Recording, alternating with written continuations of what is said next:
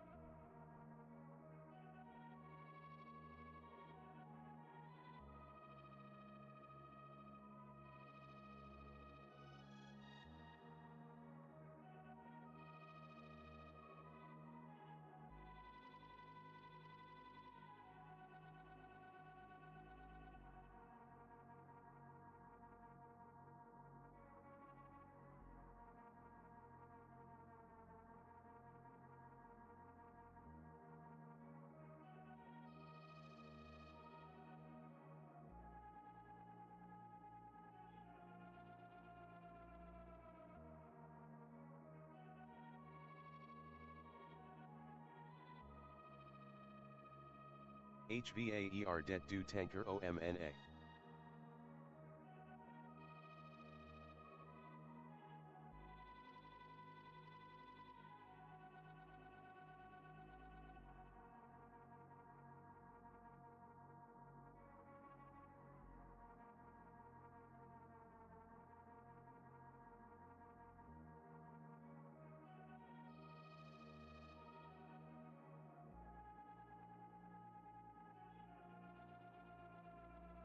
Yikes, I guess I'll do it in English.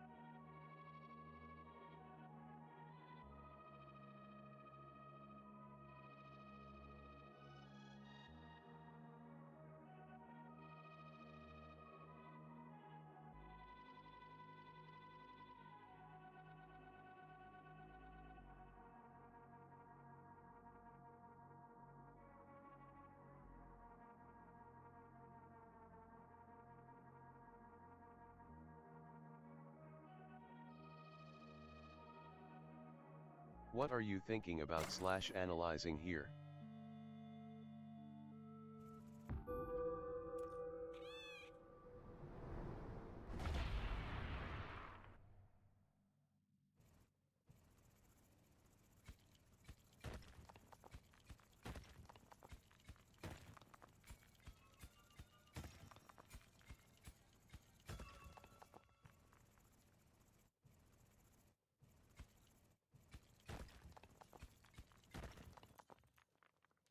Or is this a break from the game dev?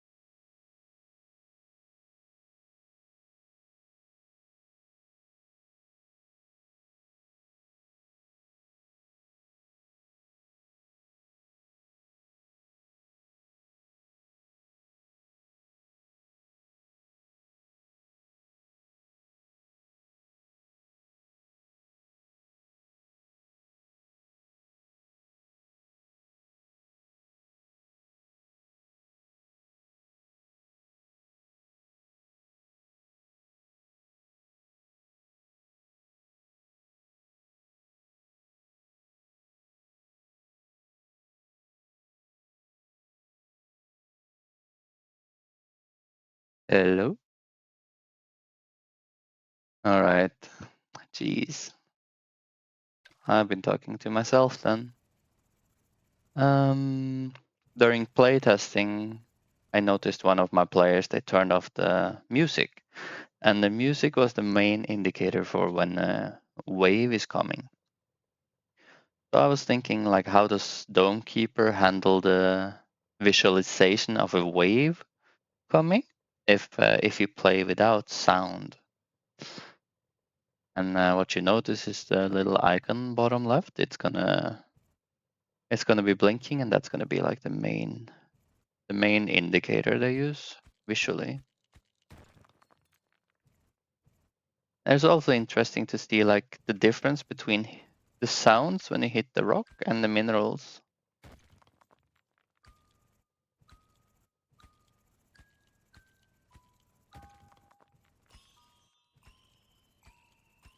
And different mineral types have different sounds as well.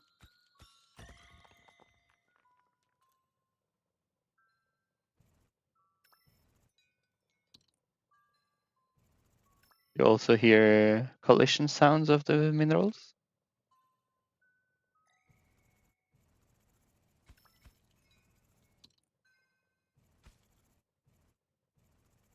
All of these things adds together pretty quick to make it feel a bit different compared to playing without these sound effects. So definitely something I should be considering.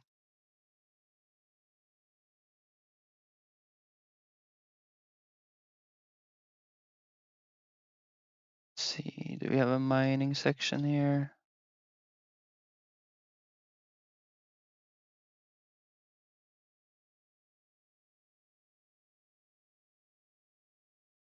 There's some mining. Yeah, you get to experience different aspects of the juice. Yeah, it feels pretty good.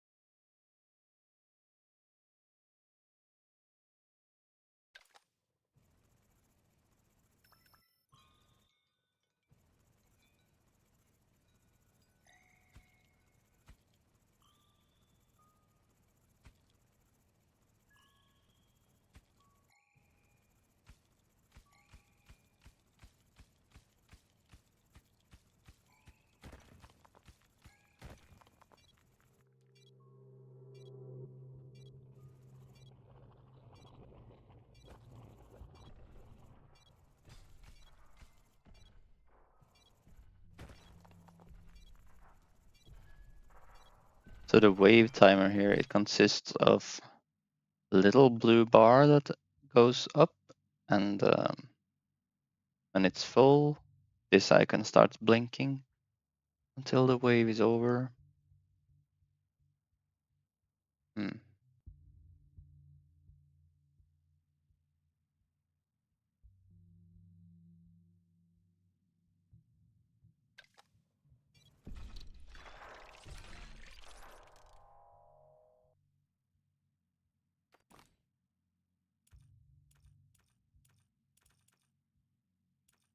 You see the yellow resource is used for mostly everything of basic upgrades. The rare resources are used for the shield upgrades and also later gadgets. Gadgets that you get, such as like a smoke that slows down the timer between waves and such.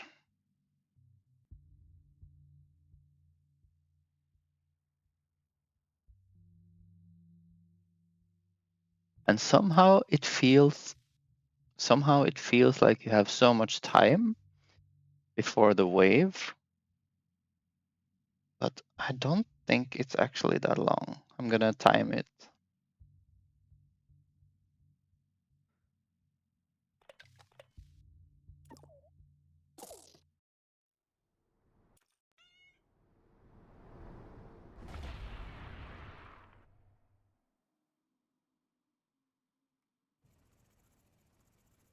I think it should be like 1.5 minutes.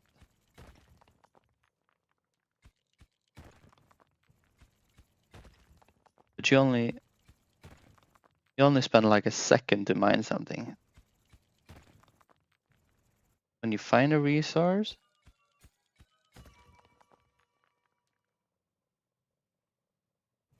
you get multiple of it. Not always. Okay. And the upgrade cost. Check the upgrade cost after the wave.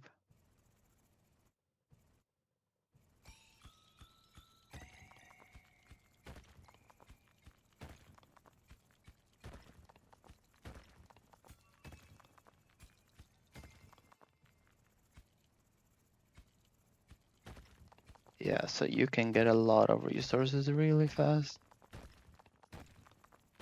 And there's different strengths on these rocks as well.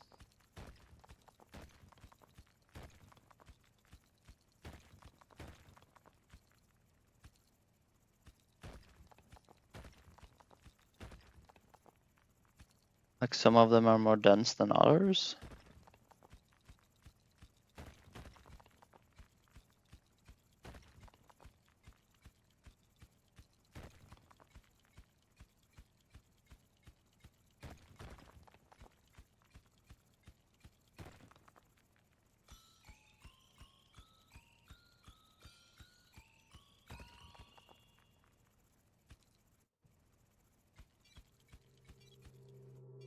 Okay, so there we go. It's about 2 minutes wave timer. That is exactly the time that I use in my game as well. But I think the mining here is a lot faster. So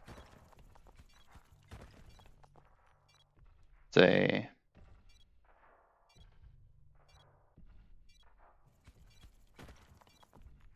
I think about a second for a rock.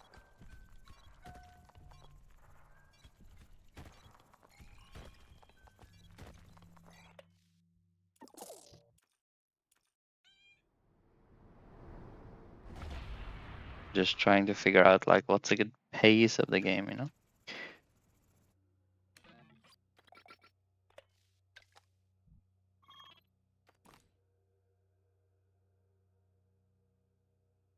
Upgrades 4, 8, 14, 22, almost doubling the resource cost, and about 2.5 scaling on things. Goes from, for example, 7 to 18, which is pretty much exactly 2.5.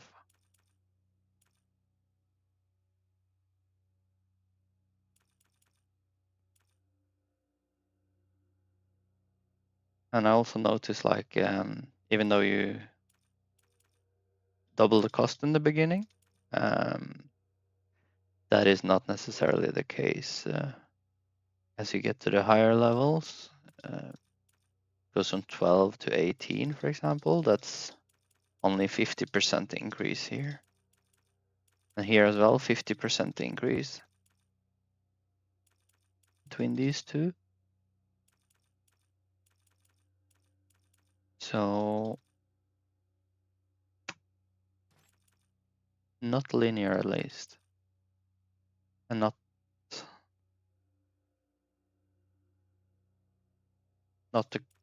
the same multiplier each level either.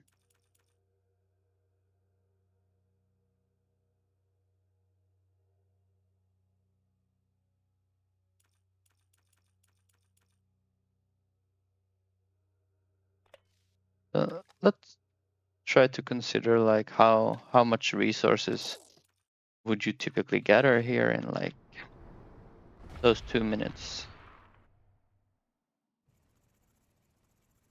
Because one thing is how fast you mine the rocks, the other is like how often do you find resources?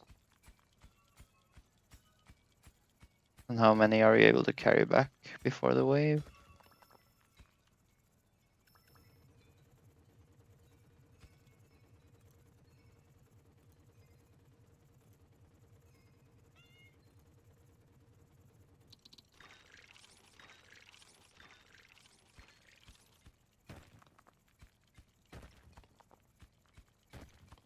The drop off of resources is also like fast here. So you have faster mining. The resources are dropped off faster.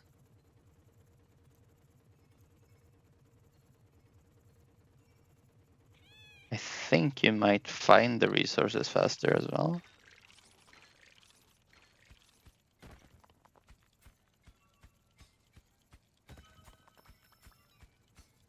I actually think this is a very lucky start though. But still.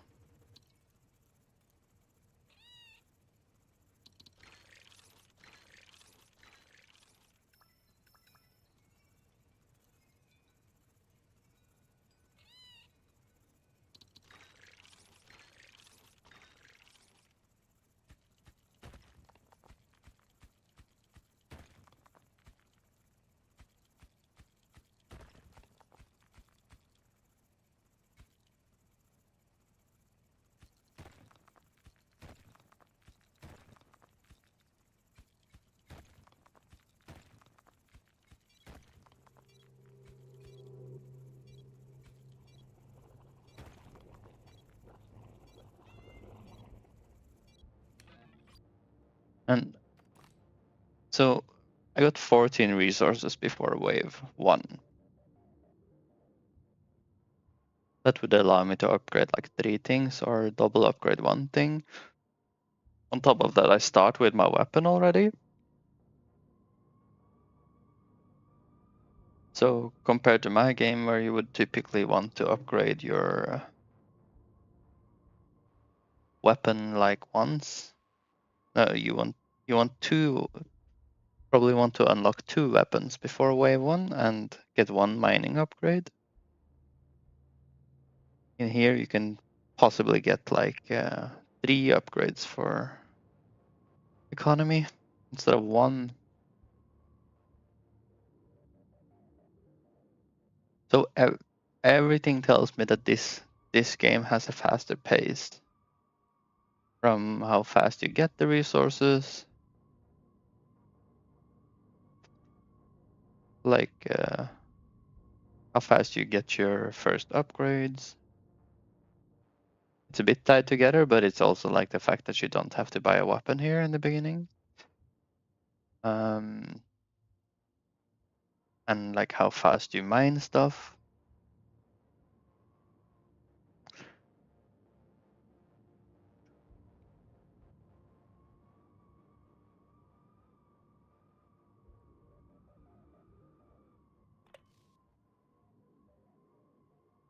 Okay.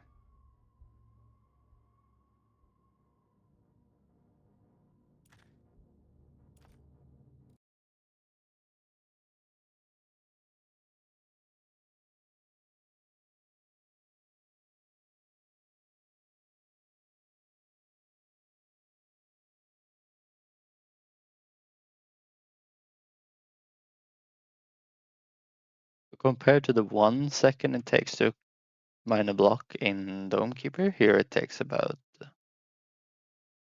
like 3 seconds for a normal one, 6 seconds for this one, I'm guessing.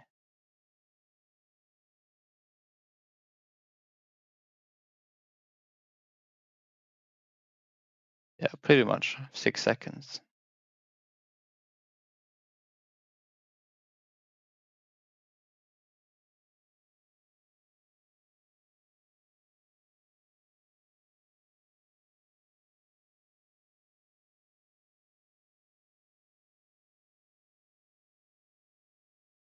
Mm.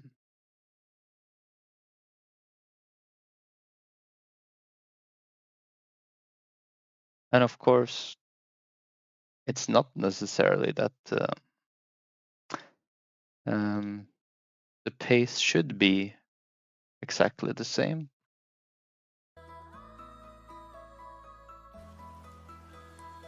In my game and Dome Keeper, of course. But my game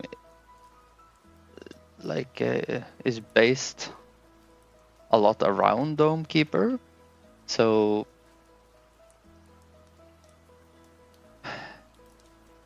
a lot of tweaks when it comes to economy and stuff like that, it makes sense that it should be similar, and the game feel when it comes to pace.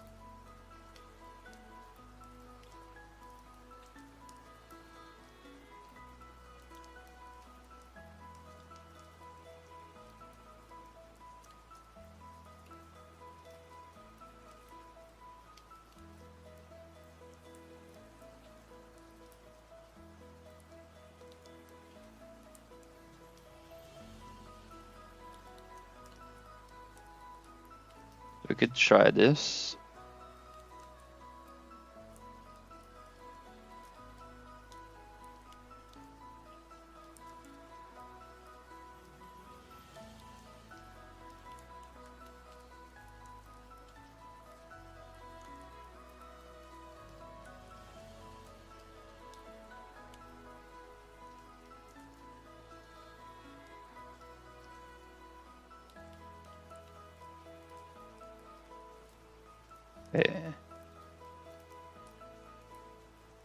Let's put the wave timer to a normal one.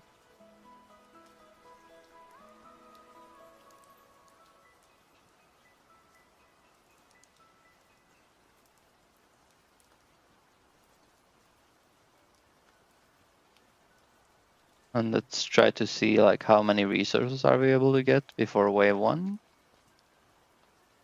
And keep in mind we should spend like 6 resources on weapons.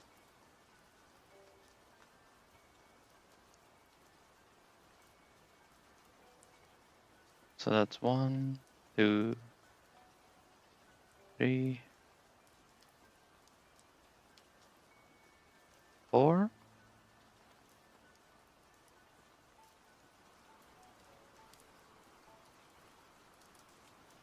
We are going to run into another difference here though, where my game actually takes a bit longer before they introduce tougher blocks. Domekeeper, you have tougher blocks like all around the start. You can see how fast we are mining these blocks.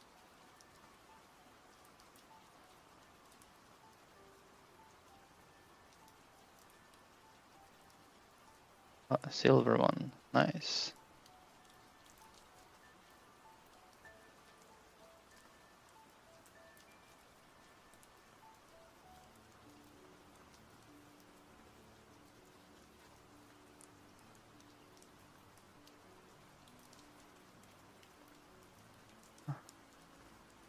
You don't do much weight, unlucky.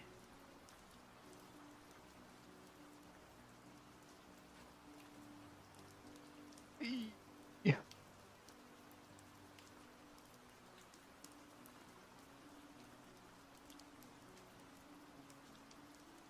Can I find a quick one? Nah. It's time for the wave. We ended up with 11 resources. Just like decent. Let's get the homing and the machine gun. Build a wave.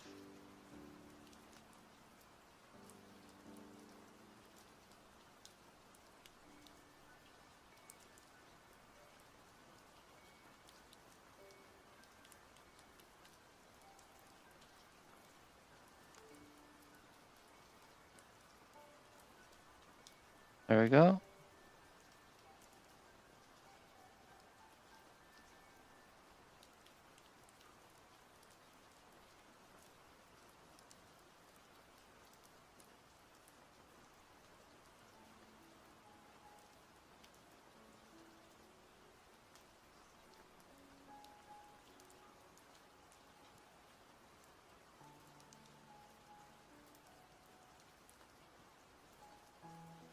Like, let's say you reach about here. This is where you immediately can go down in Domekeeper. 1, 3, 4, 5, 6. So you lose about 7 seconds to put them in the cauldron right there. And that is pretty substantial.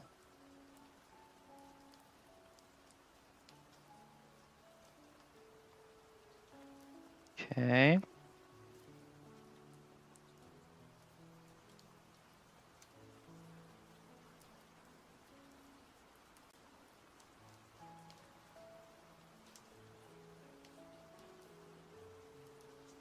Carry weight, speed.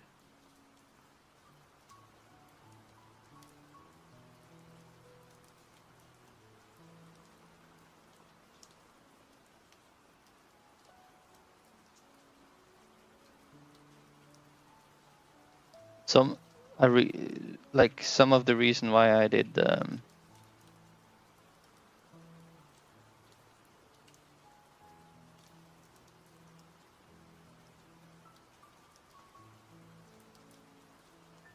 can't do. I'm a man. I can't do 2 things at the same time.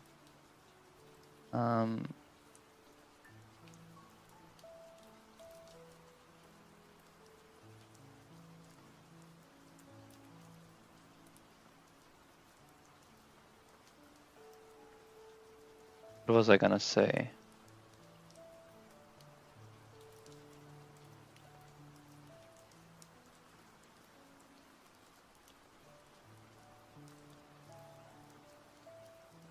Oh yeah, one of the reasons why I did slow mining in the beginning, it was because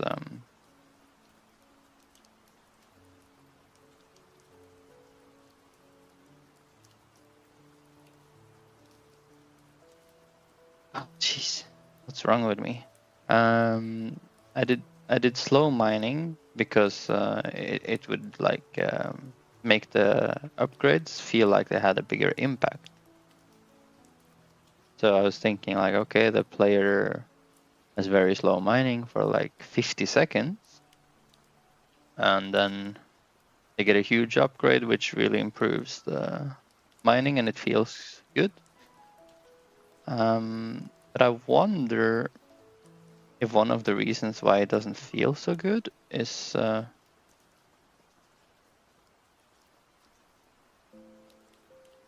just the fact that we're on a strict timeline here.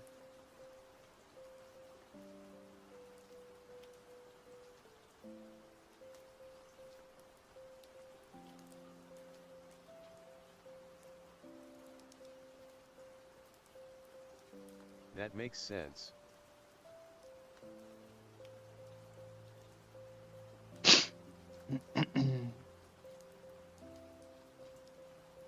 Yeah, because if you play a game like, for example, Satisfactory, where you have like all the time in the world and you slowly upgrade your automation and your economy and stuff, like an important part of that game is that it feels kind of shitty to mine manually in the beginning, and then you get more and more automation, and it feels really good to like see the economy starts rolling. But for some reason, in a game like this, it doesn't feel as good to have that slow start before the first upgrade.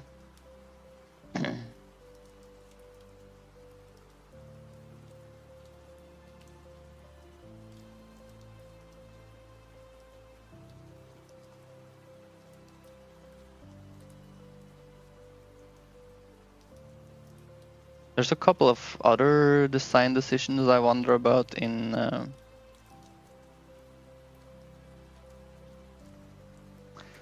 Domekeeper, like do the timer go down when Unfortunately, I have to go for the day, but keep it up. It sounds like you're thinking about the right questions. Hey, thank you for your support, Destiaccio, and thank you for stopping by. Have a nice day, man.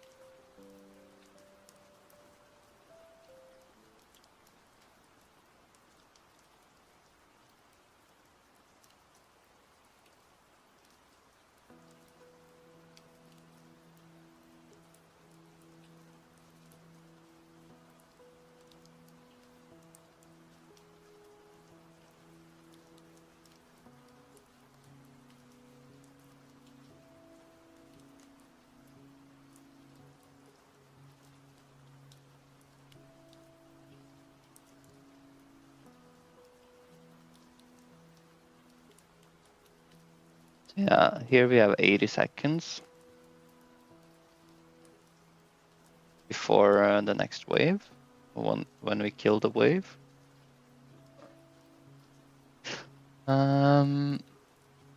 Let's try.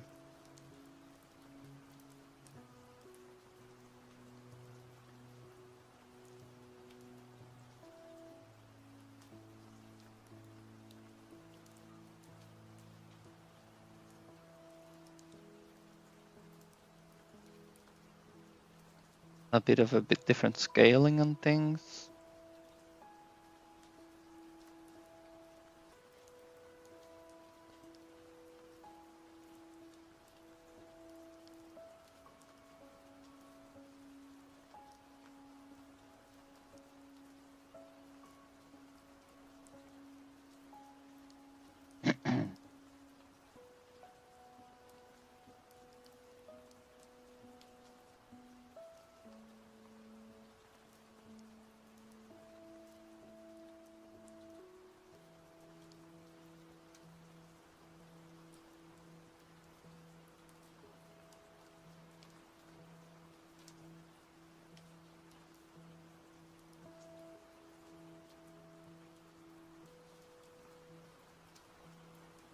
There is like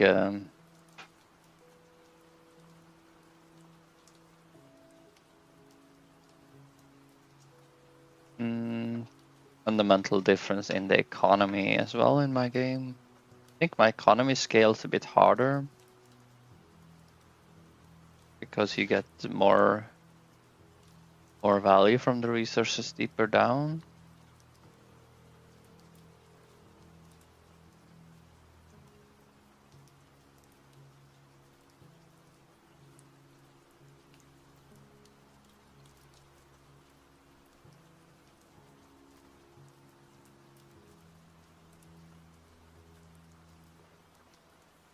Mm.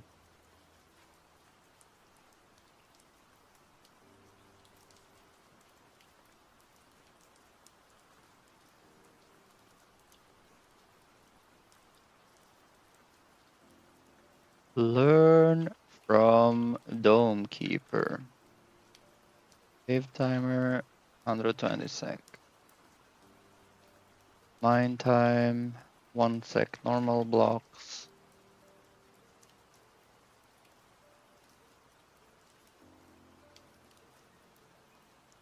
There are the rocks have different health, clustered, 3 toughness types.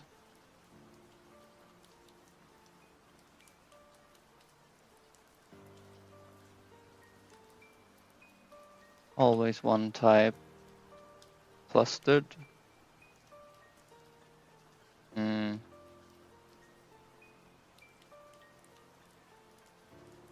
When you meet a new toughness, there's a clustered area of it. E.g. soft rock. Yeah, I understand this.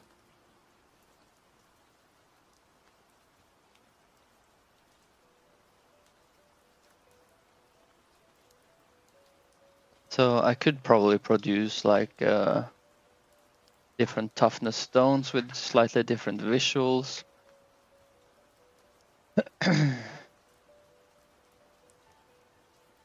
If I want something similar.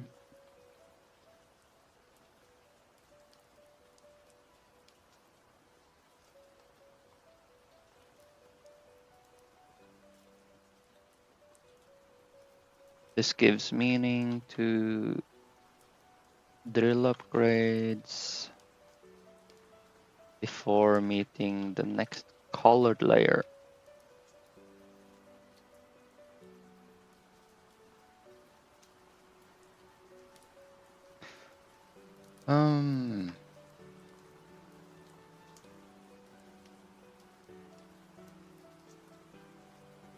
Resource frequency. Start 14 resources before wave 1. It's doable.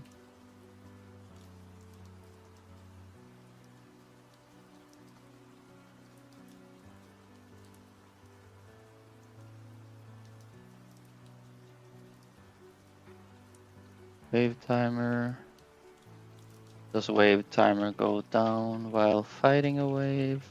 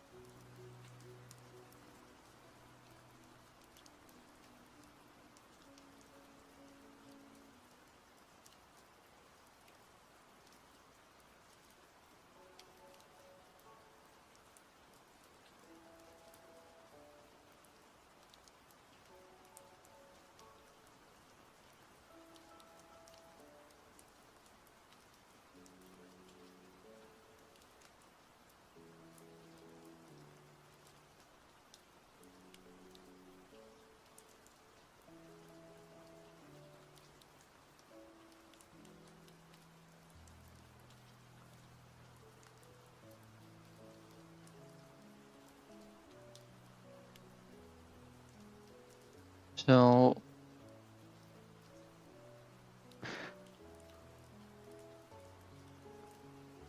what was interesting, I saw a post of someone that was thinking the waves got harder if you got more resources early on.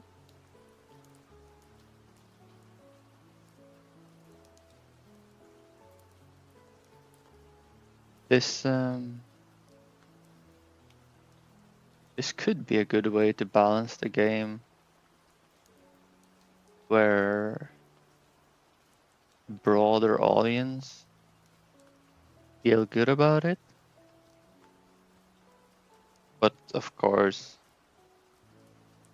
if someone is playing the game to like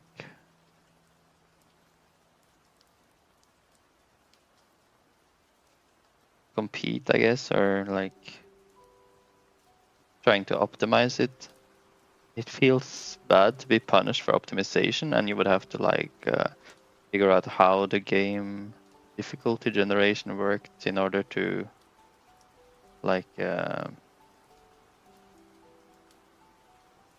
cheat it. So I suppose an alternative would be that we had a game mode where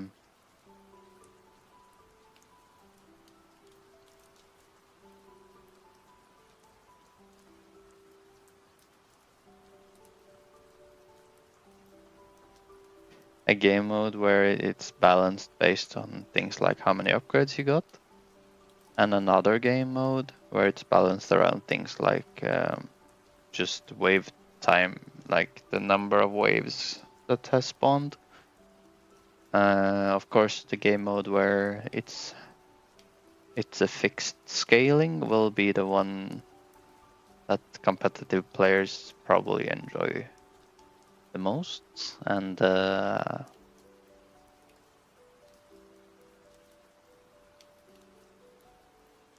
one where it scales with how many resources you got will be more of all-arounder that a lot of different kind of players will enjoy. Something to consider.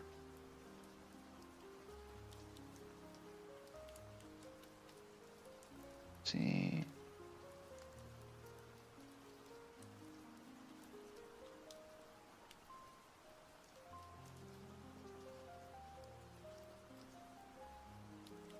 Just writing down some thoughts here.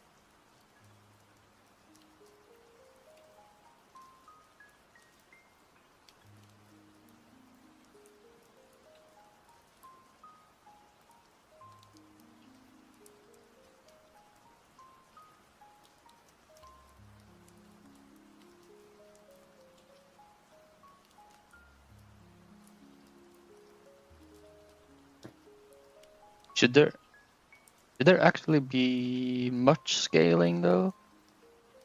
To the if you do progression based wave difficulty, should you scale a lot by wave number or nothing at all?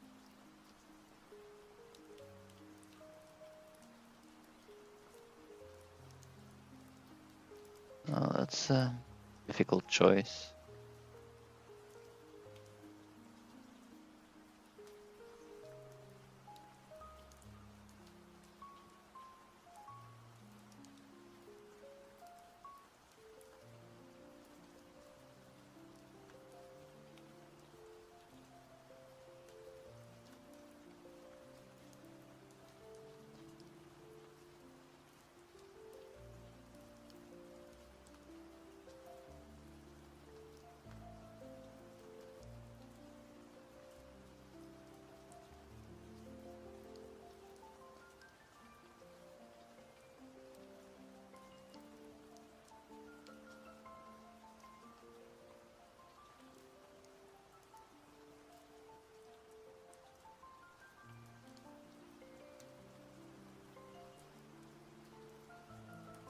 So the monsters in this game is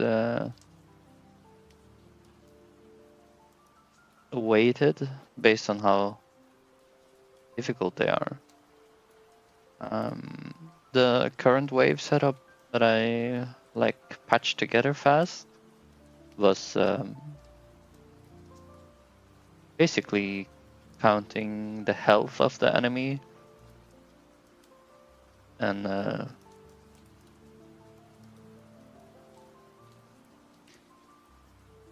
like if you have a total wave health of like 1200, then for example 6 enemies with 200 health can spawn, or 2 enemies with 600 health can spawn.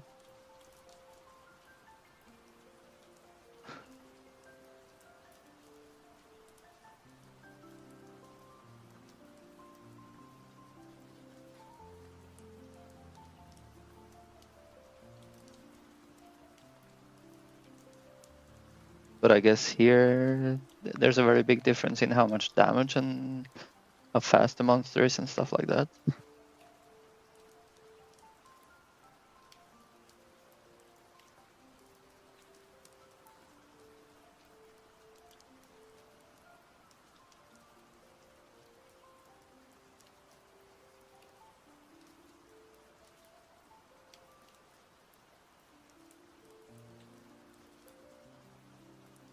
So it's affected by resources, wave count, and gadgets.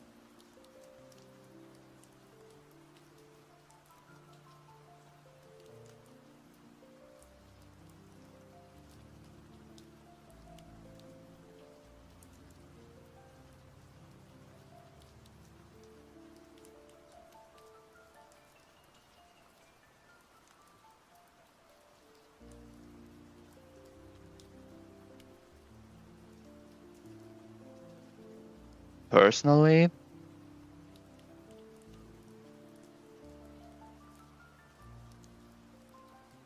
as a player, I don't like this kind of scaling.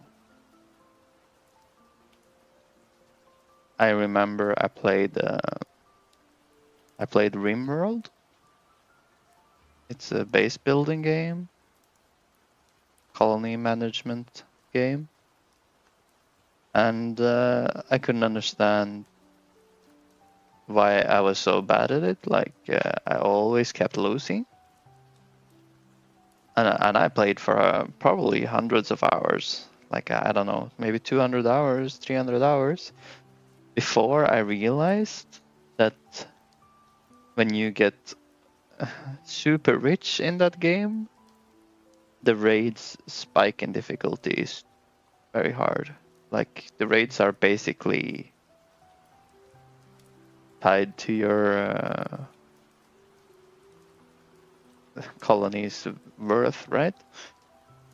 Which makes sense if they knew exactly how much money you had at all time in the real world as well, right?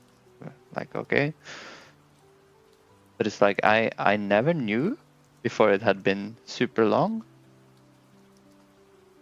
And then I realized like the strategies to like make a poor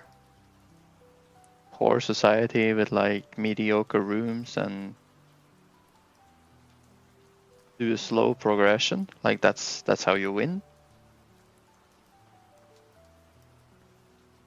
And that was super annoying to find out. Like if you get a really strong economic base going and you like snowball, then you get punished super hard for it. I did not like that. At the same time,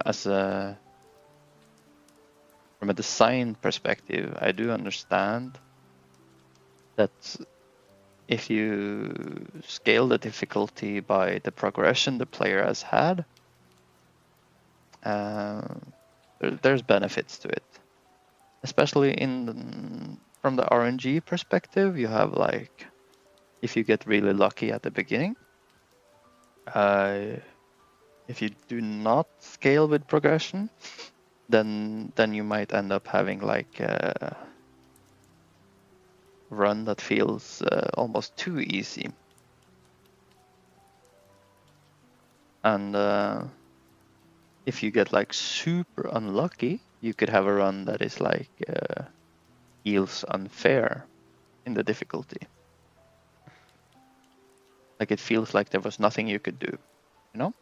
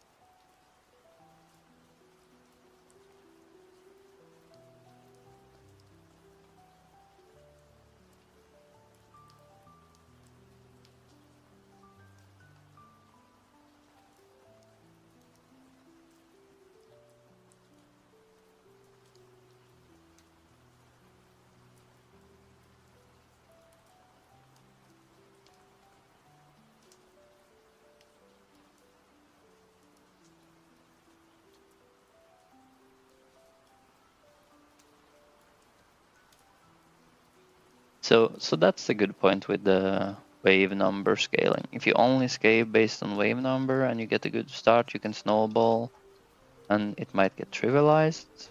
You could get behind early, get unlucky, and feel like there's nothing you could have done. If you have a mix progression and wave number,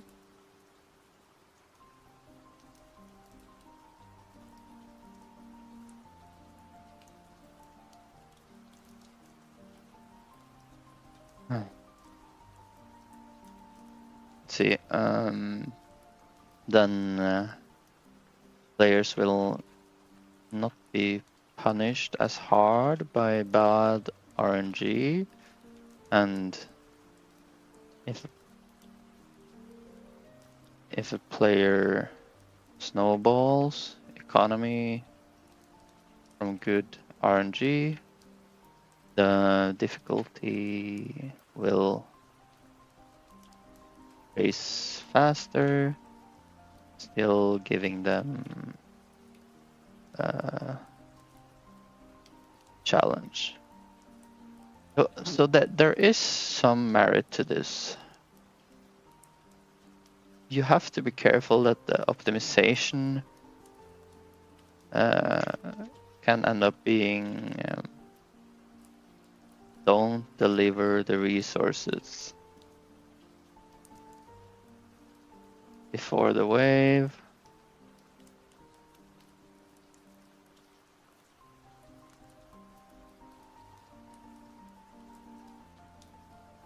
Don't upgrade your equipment for the wave.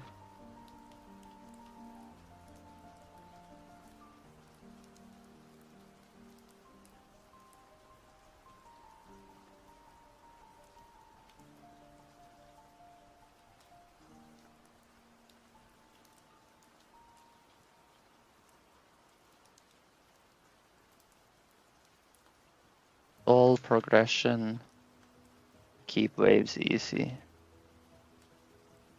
Like that would be... That's the danger. If players start feeling like the optimal way to play is going to be to cheese it like this, and that's the danger of like a system that's, it looks like Domekeeper at least partly has in place here.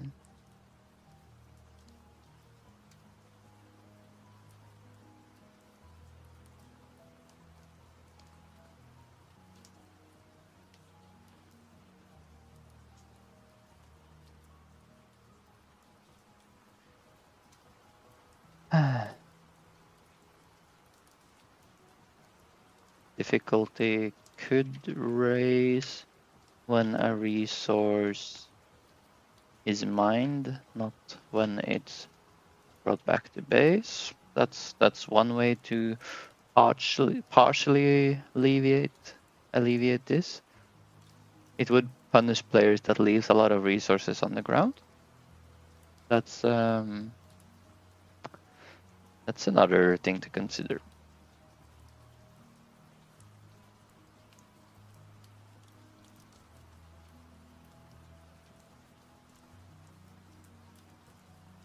But it is a very weird thing to do if you mine a lot of resources and you don't bring them back to the base, like especially valuable ones, right?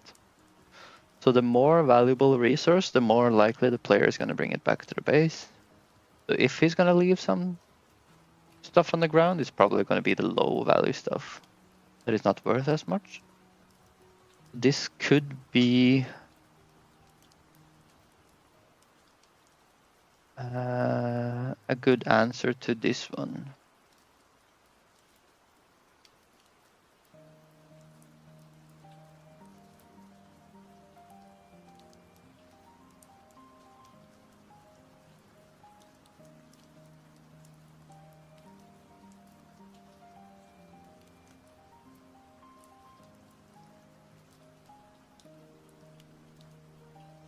Don't upgrade your equipment before the wave. If progression is based on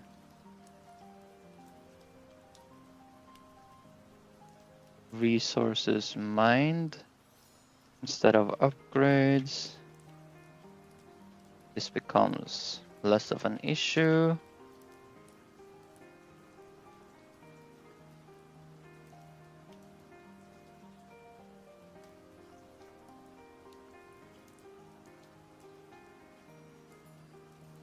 This is not an issue.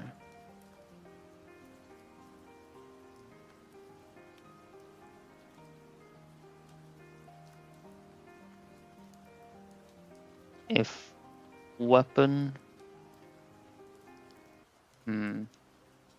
So what does this mean? This means if you go heavy economy,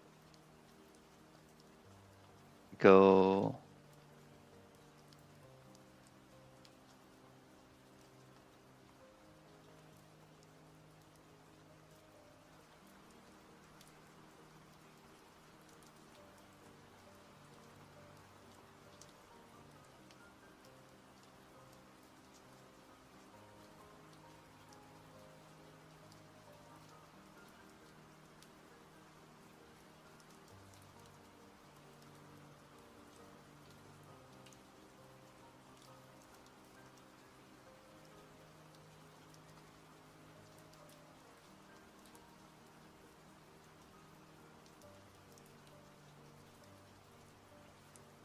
so even if difficulty is based on the resources dropped when mining, if players figure that out, they could start like stalling getting the resources or like mining the resources. So I think the trick is a mixed system mixed system to such an extent that if the players stall on purpose, they will be punished by the wave difficulty's natural scaling.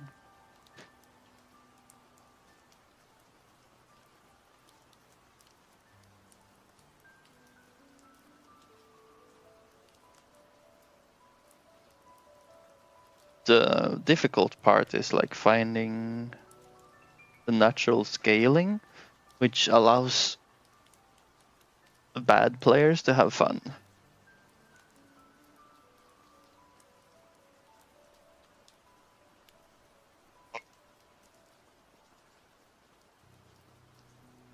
This is where difficulty comes in, right? If you have a difficulty setting, which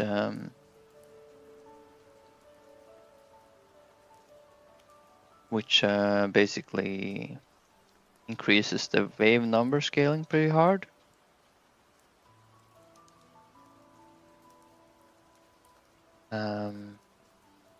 then the players that are not so confident can sit at a lower difficulty and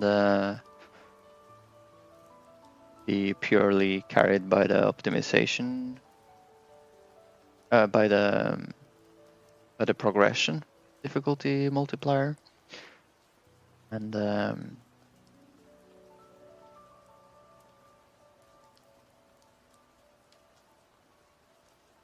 players who want to challenge with the harder difficulties can then use a system where progression has a very low impact compared to the wave number scaling. And the wave number scaling is very hard, like it increases very fast.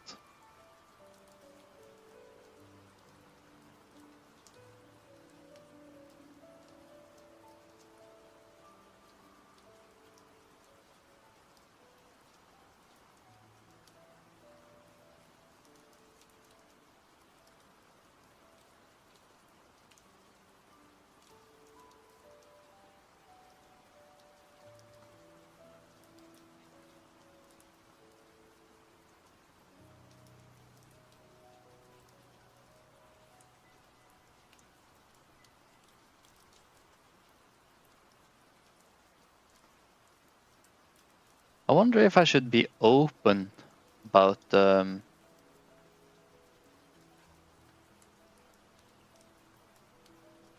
play styles, like actually say, because that was one of the annoying things about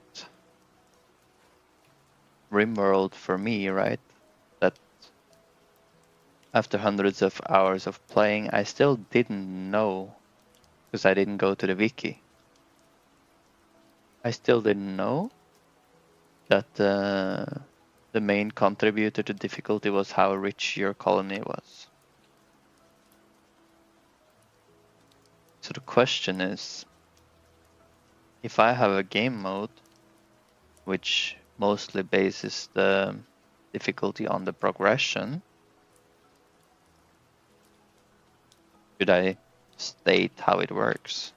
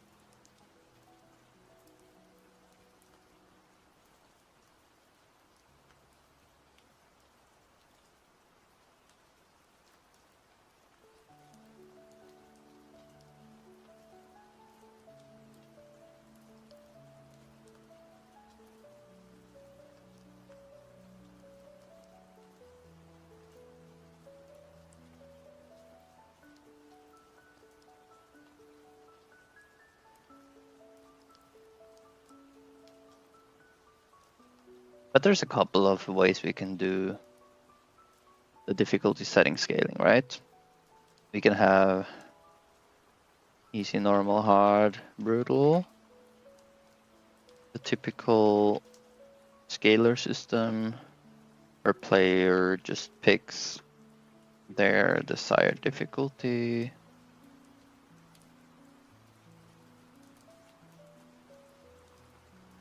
And then we have like Ascension, which is very normal in roguelikes, where you could do stuff like let the players beat the game once, unlock Ascension 1. This makes the game more difficult and may change certain elements like ore spawn rates, enemy scaling, etc.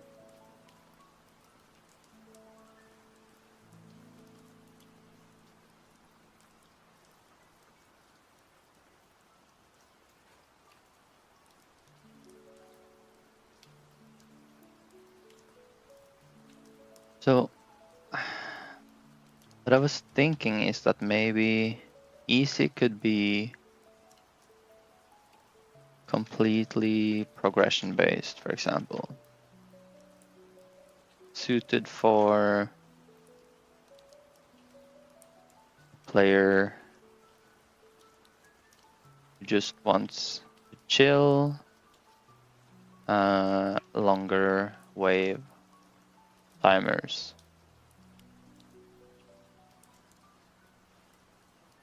So there's I'm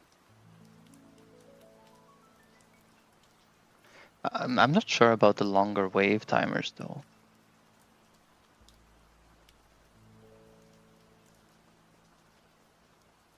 Even if a player is not experienced or skilled, they might still enjoy the intended frequency of waves. This could be another setting.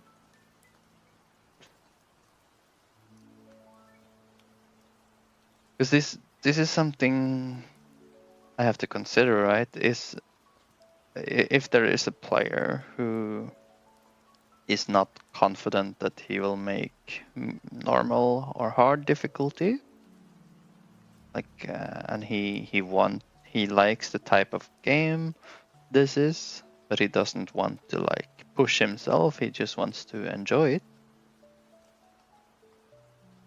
That doesn't mean that his favorite part is not the fighting the waves, for example. Like that could be his favorite part of the game, right? Even though he's not after a big challenge.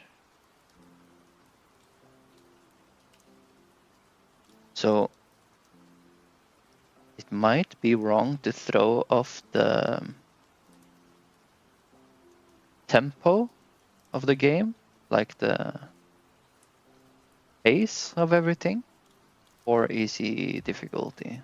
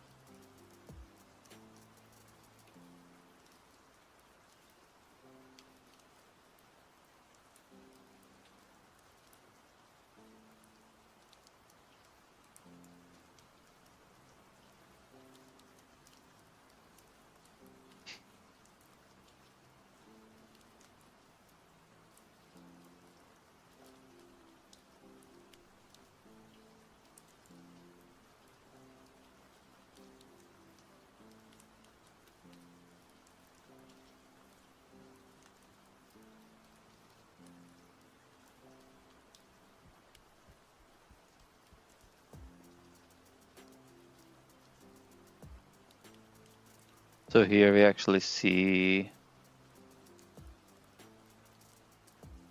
what I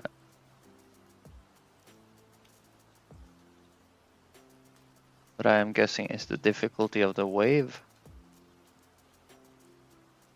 A minimum of 15, but it's 0.15 multiplied by cycle times 2, 11 plus loadout. What is loadout here?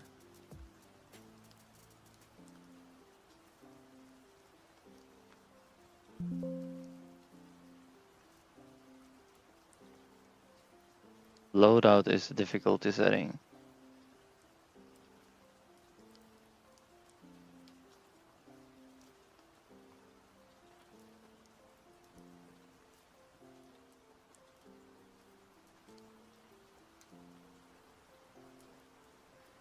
So it scales from -9 to 13.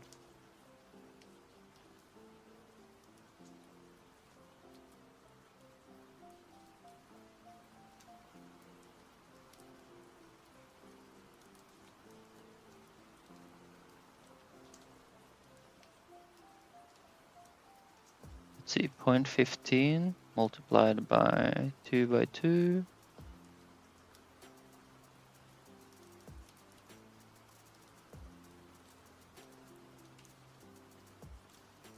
Different 15 multiplied by 10 by 10. 15.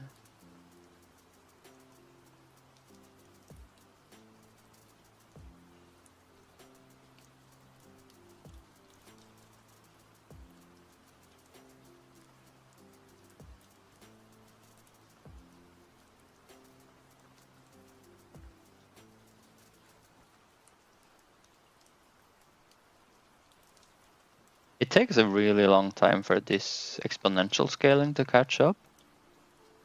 So it is primarily linear scaling.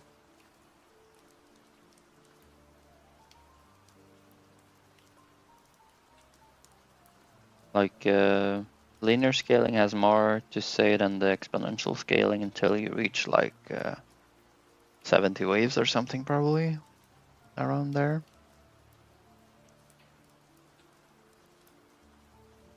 Which is an absolute crazy amount of waves.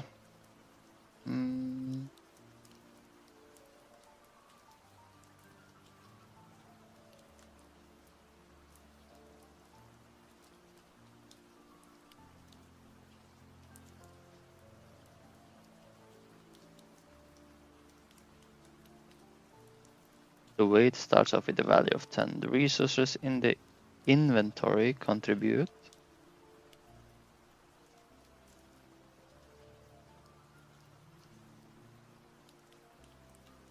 Eight is added per gadget.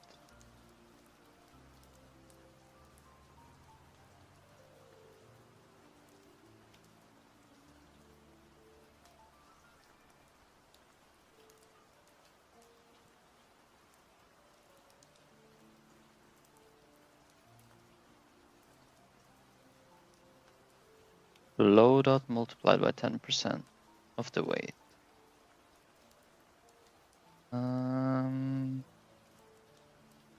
Okay. So normal difficulty is 20% easier than brutal, but it's also here, so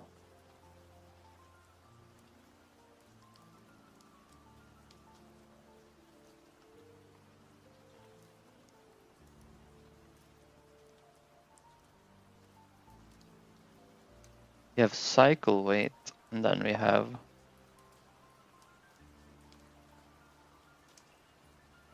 run weight, I guess.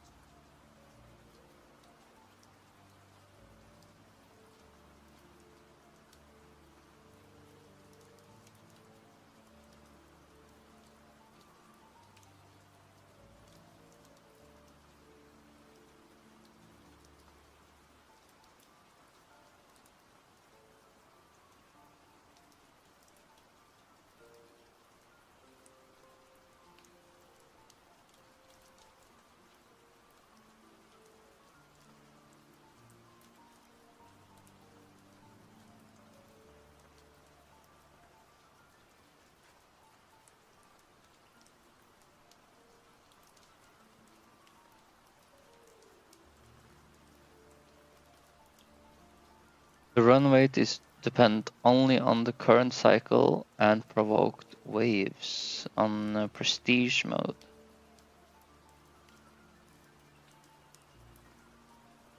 Round 2. Open cycle.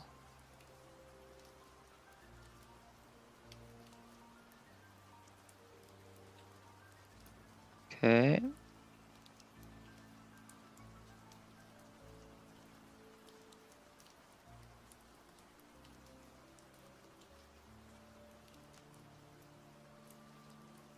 You add this with the strength of the wave and multiply it by the strength of the wave, okay?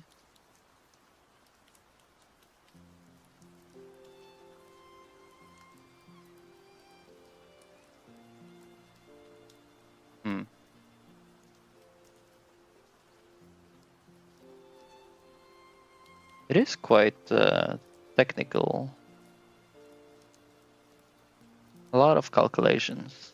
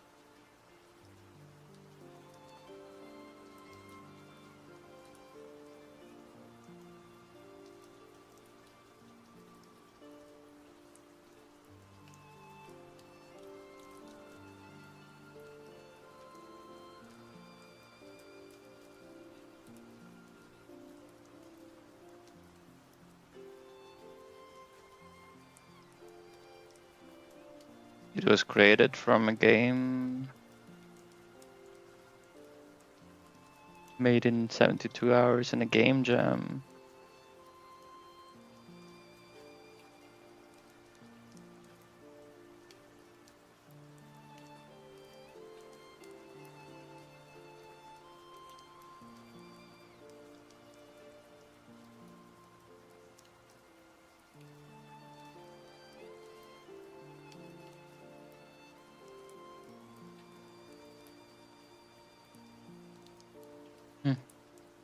Interesting.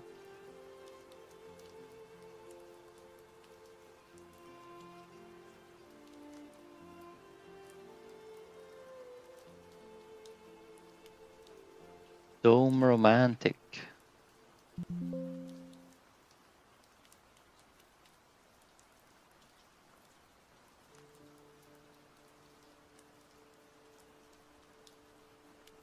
Here it is, Dome Romantic.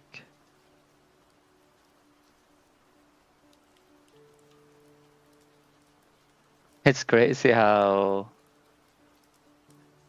similar it kind of looks.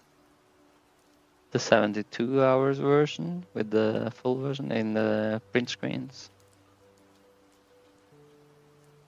Like to have such a good prototype in 72 hours is crazy.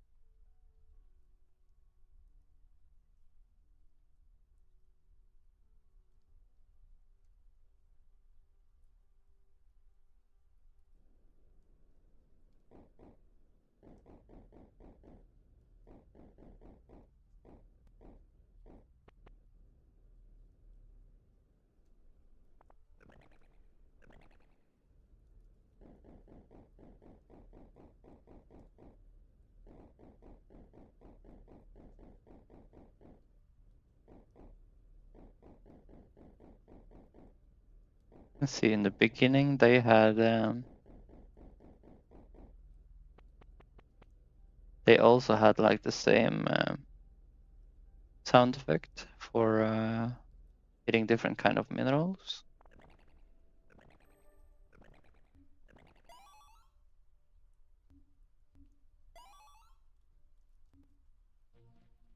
Huh. Interesting.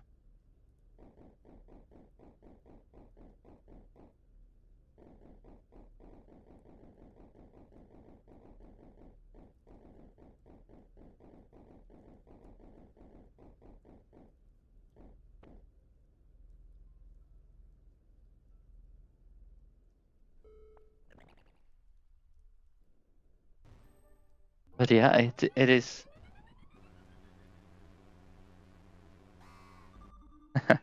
It is kind of crazy how similar it is, I think.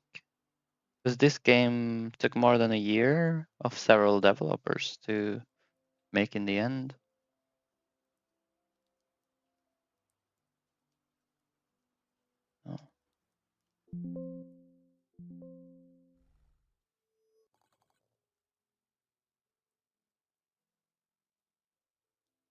Oh.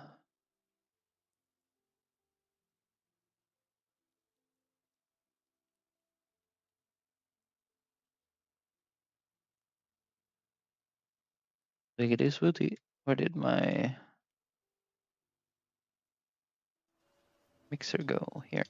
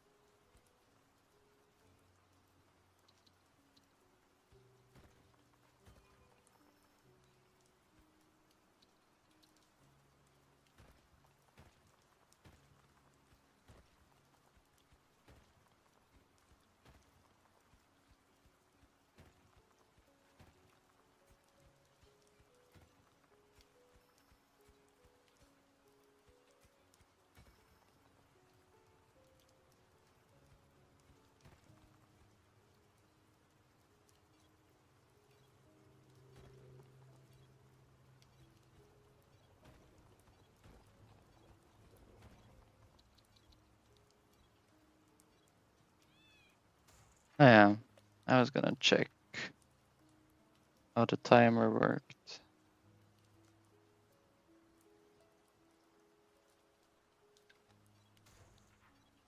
Gonna let him bash the dome for as long as I can.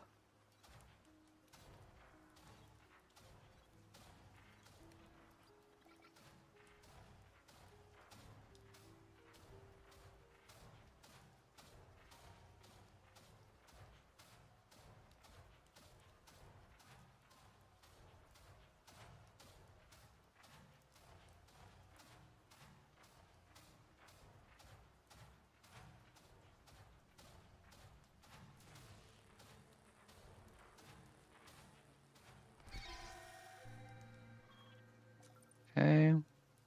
Now we're gonna try, that was about 50 seconds, so let's try to see how long until the next wave arrives.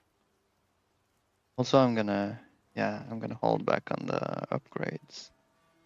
See how big of a difference wave 2 is without them.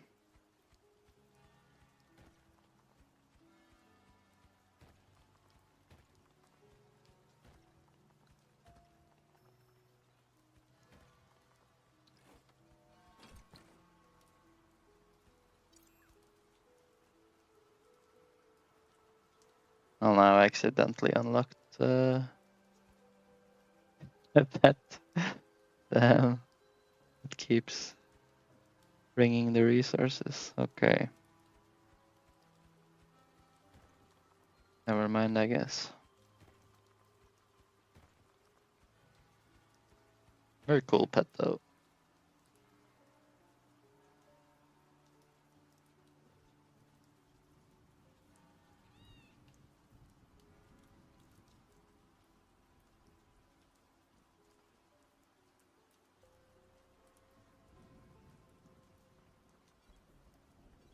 Okay, there we go. 212. So I think the timer goes while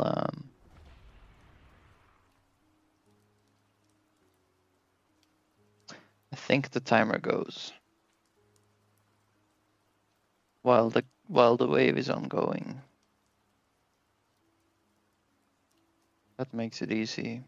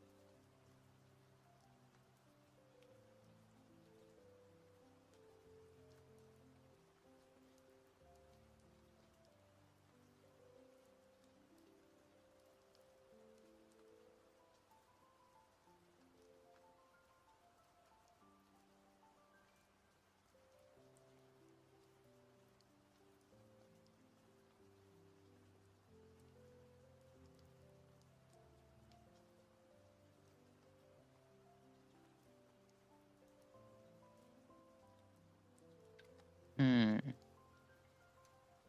So on top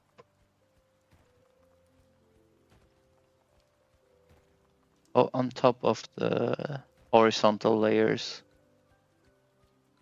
having tougher blocks, they also have different sounds and stuff. Interesting.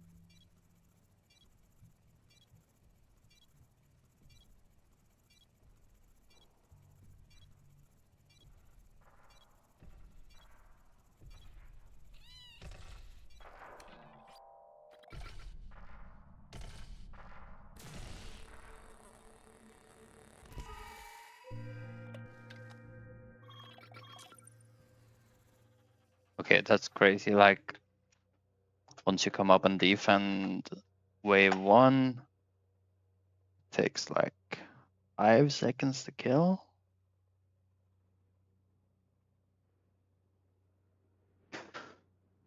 That's really fast. That's might be.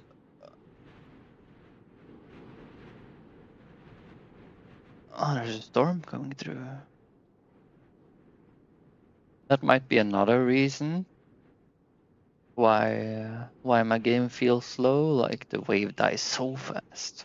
5 seconds in the beginning.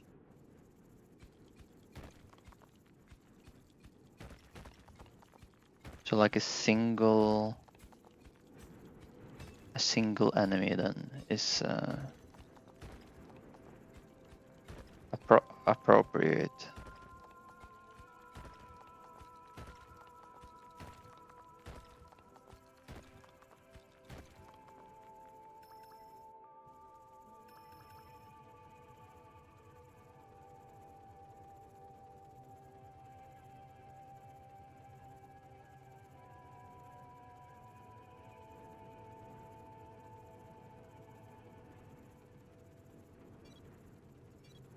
Ah, wait a moment. Now the wave arrived after 70 seconds. So interesting. The first wave was lower than this.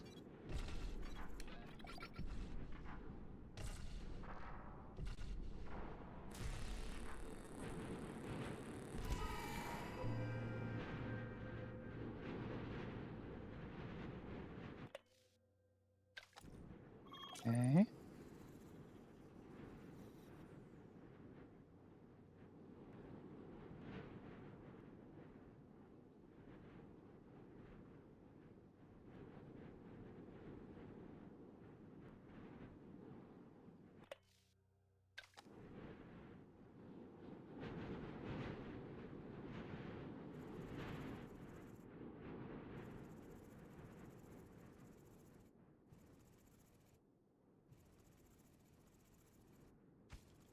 Is there music in the game?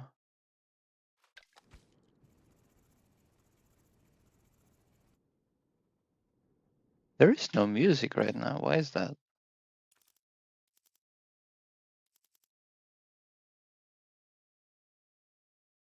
Frequent number of cycles without music. Ah.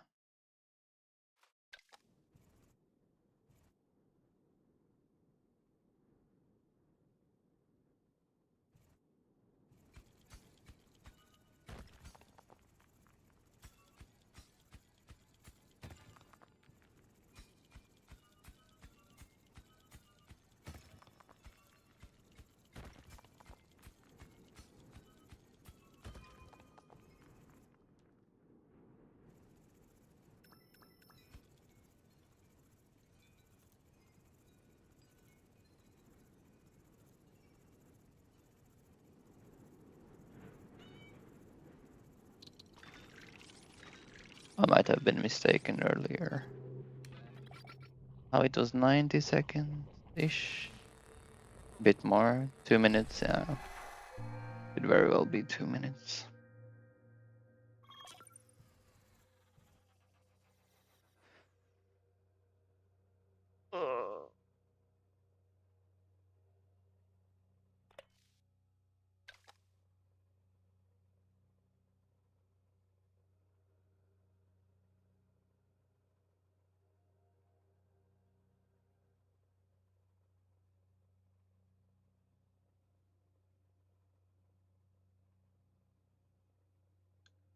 Man, your game looks quite different all of a sudden. Yes. I turned it into 2D. I named it the Dome Keeper.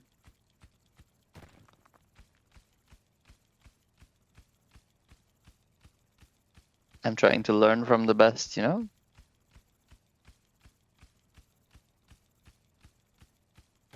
They also use a crack system. I didn't actually think about that.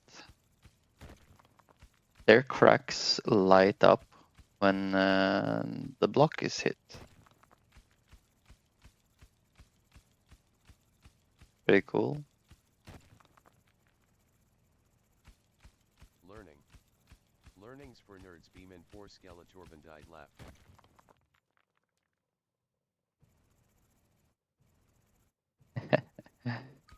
Okay, we can call it stealing instead, if that's better. Stealing how things work. Okay, so this wave is also. If I hire, I'm looking for nerds then. LOL.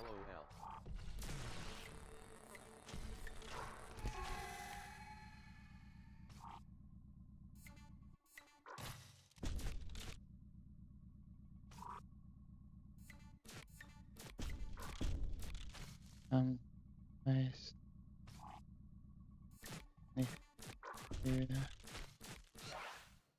Okay, so that was about 30 seconds wave.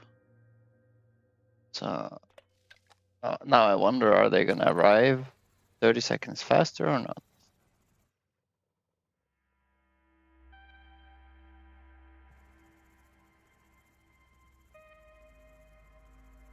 Now the music is back. Keep your dome LOL. You do know you can hold down the shoot button, right? Yeah, I was trying to delay the wave, like have the wave stay alive for a long time, and I wanted to see if the wave timer would get reduced or not.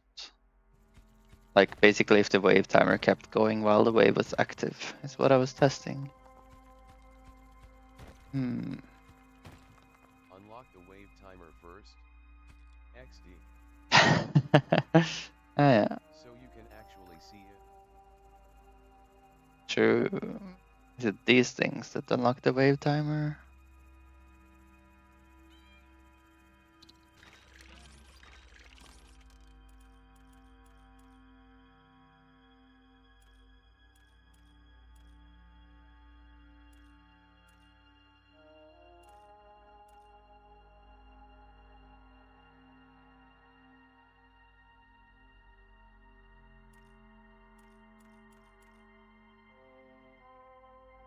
There's no actual timer, I guess.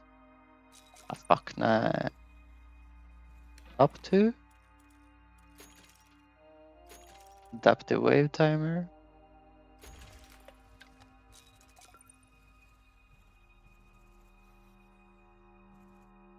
Yeah, I guess I can see. If I... Well, my dome is gonna die though if I keep the wave alive too long. But let's try to follow if it starts going down when the wave is here.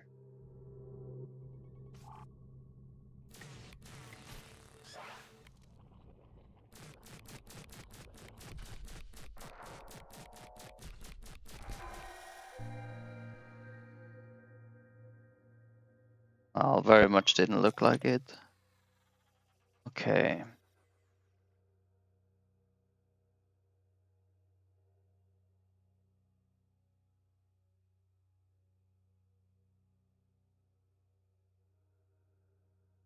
So that's another, like there has been, I've noticed like a snowball of things that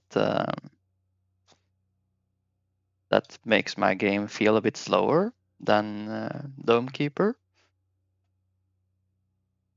So it was like slower mining at the start. You have to buy the weapon while you start with it in Dome Keeper. So there is like 2 tempo disadvantages in my game already, and then with the wave timer going down during a wave, and my waves last longer. All of these accumulates into like making the time between waves feel way too short. Even though after the first wave, it did seem like they have a shorter timer.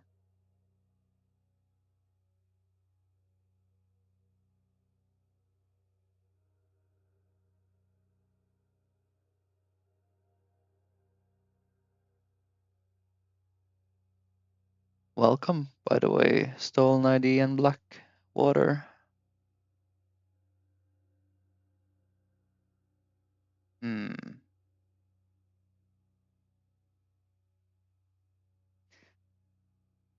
Roguelike mining survival. That's the genre name. Roguelike survival or roguelike mining survival.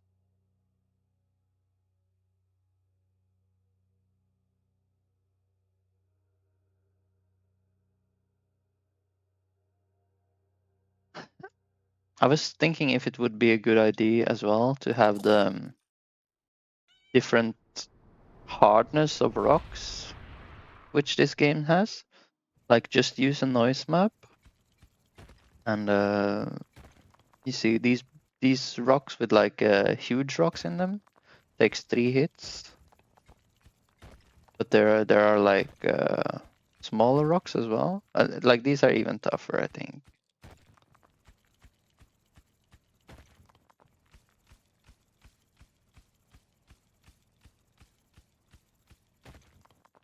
Yeah, so there are several like denseness of rocks.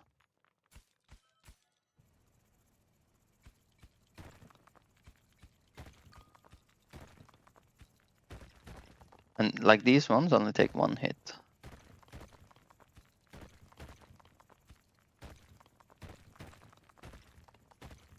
I think one of the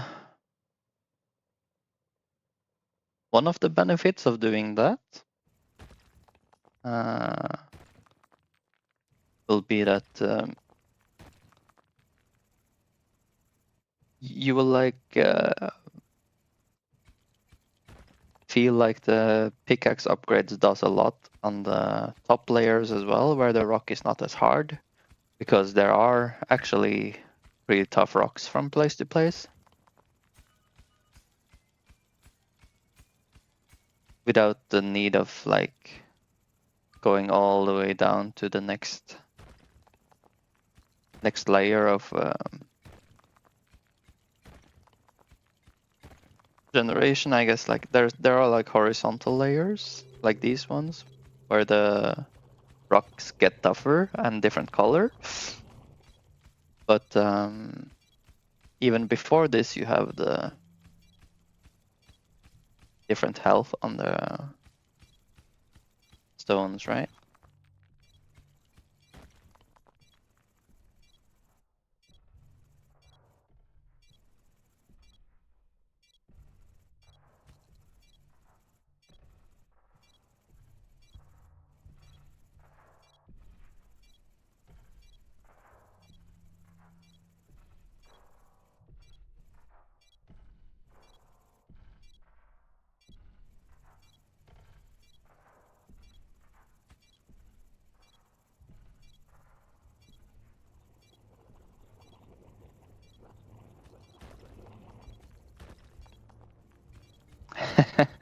I was wondering how they did the animation downwards, but they literally just spawned the drill at his feet.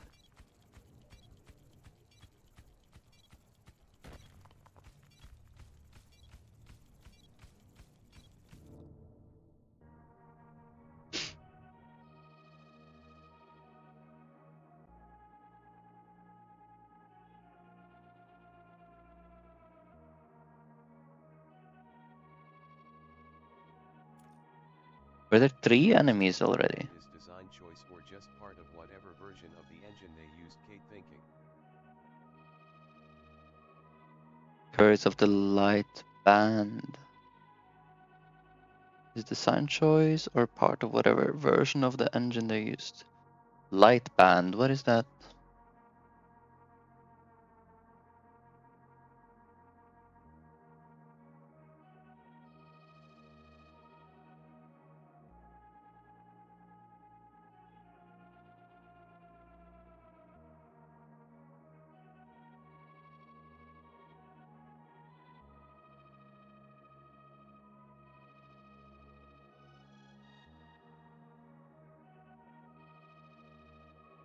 light around the player.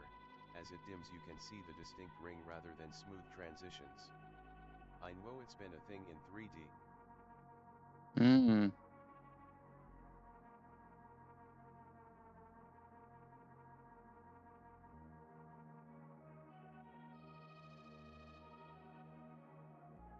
I see.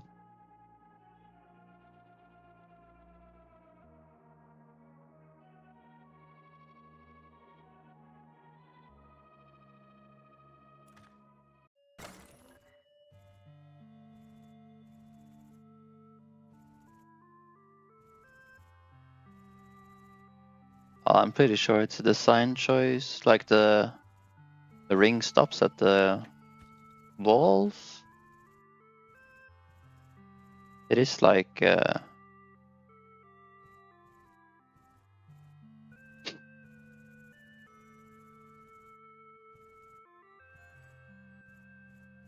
it's like a omni light, which is Light occluders ONT he tiles. light occluders on the tiles. I don't know exactly what the occluders are, but I guess it's blocking and absorbing the light.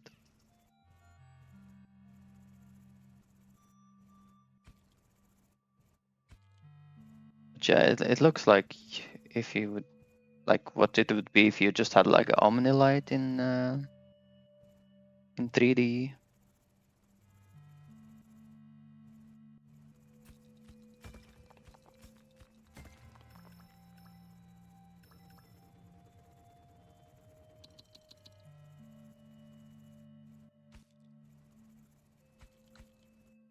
Did you also notice the different sounds when you mine minerals or if you mine rock?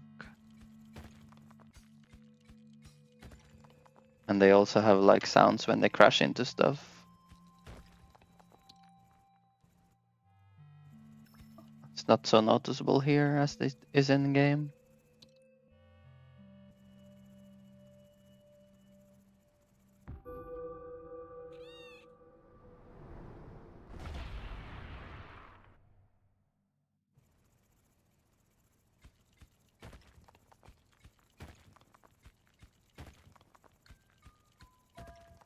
You hear that? And you hear when you drop them as well. And they also have like different sounds for different resource types.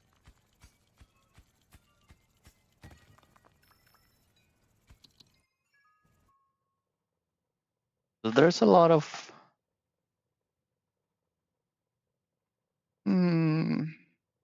there's a lot of sound juice when it comes to mining different things and picking up different things and dragging them and everything.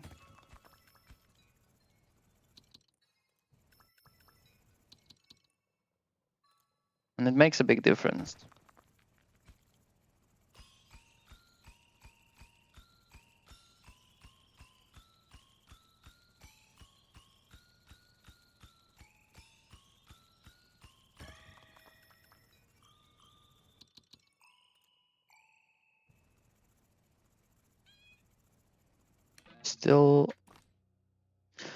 Still not convinced whether I should use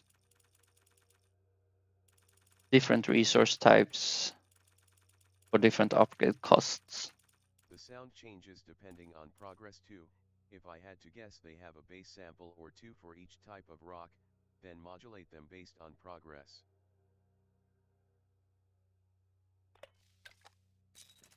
Ah, really? That could be true, but they also have like a pretty huge pitch variation. Could be that you heard as well. But dun,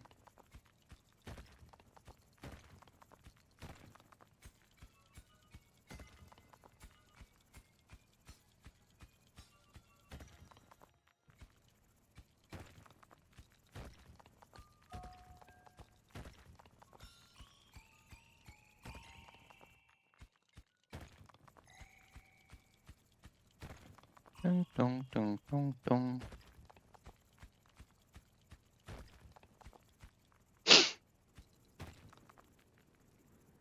Could very well be.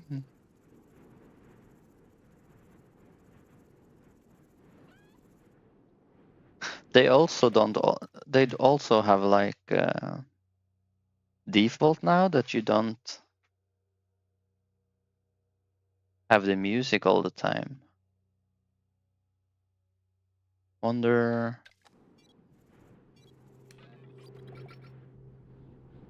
if they felt like the game sometimes was just felt better without the music.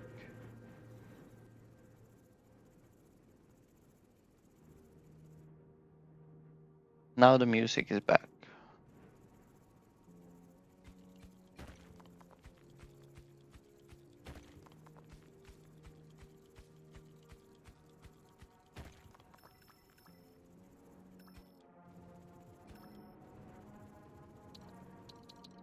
This was something I was considering in my game, like if you are going to pick up a lot of resources and you have to be selective, it's not going to come up very often, but it might get a bit annoying to like pick up the correct resource.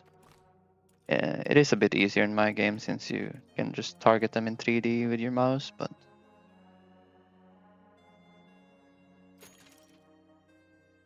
can't really use mass pickup if you want to do that. Oh, I guess you can actually also drop specific resources in my game by interacting with the pebble.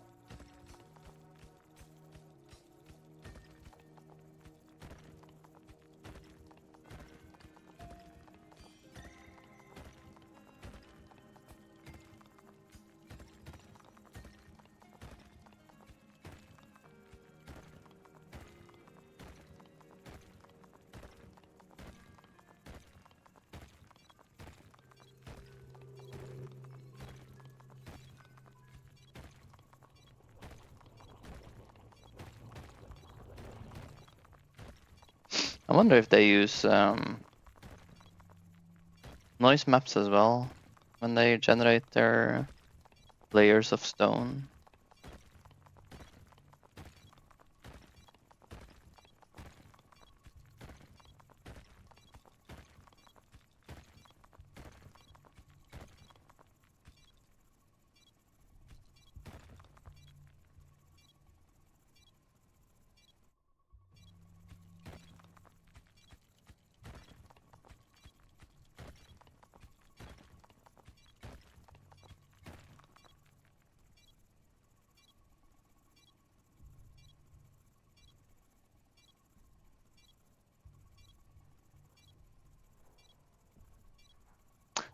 Another huge difference in this game is how you have like limitation on the width. So you have like the over here somewhere you're gonna have rock you can't break, and that's gonna be the case also in the mine itself. There's sections like this one of rock that you cannot break.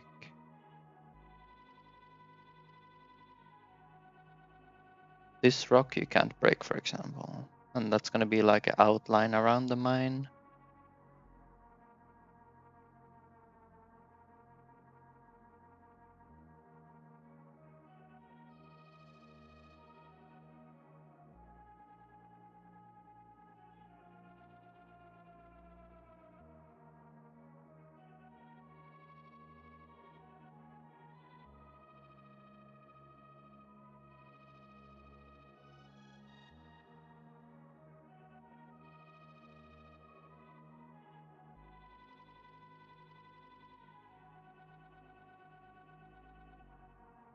To the placement of these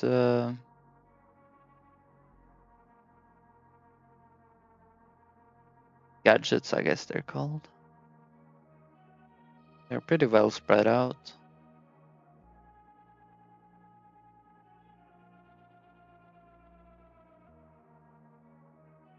The ores clusters as well. They get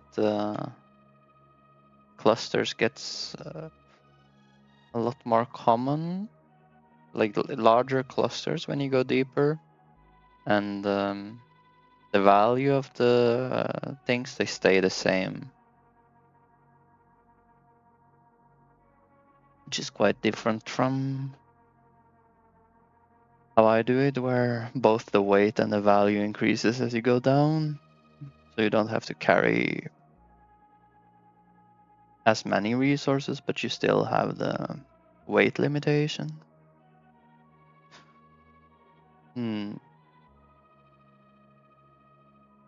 I think I might have to keep my system as it is when it comes to the weight scaling together with the value scaling. If I'm gonna allow the player to go a bit further when it comes to upgrades, like I don't know how the mid game end game is gonna look.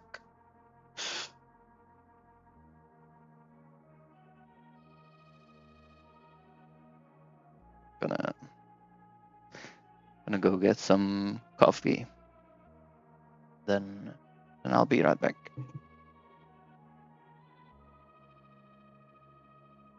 Coffee.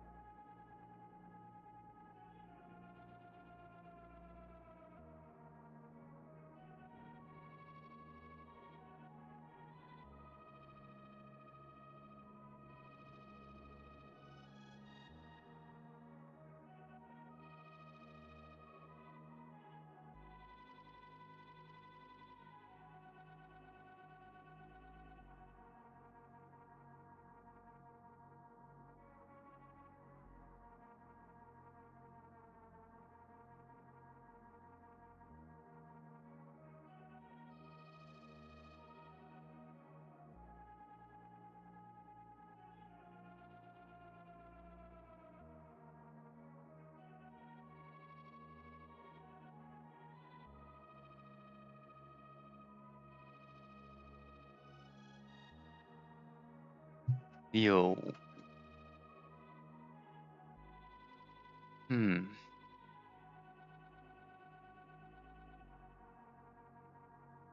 I wonder if the first iteration of the game had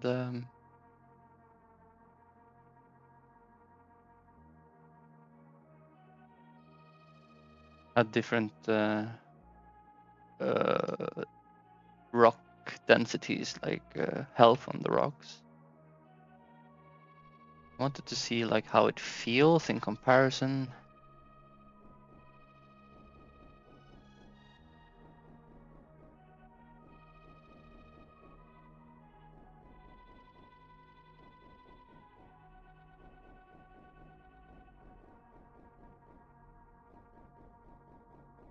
Yeah, it does have it.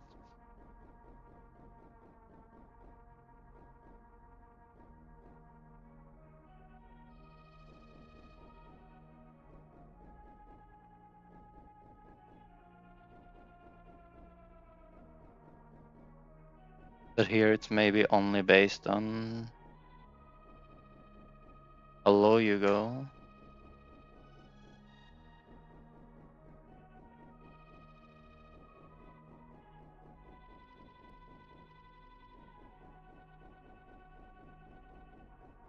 Yeah, it seems like it.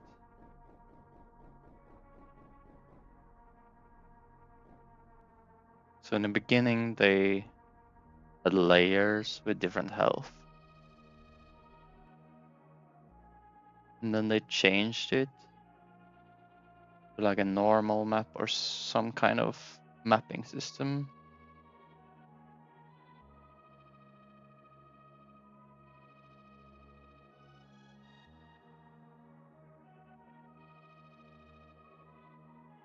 But on top of the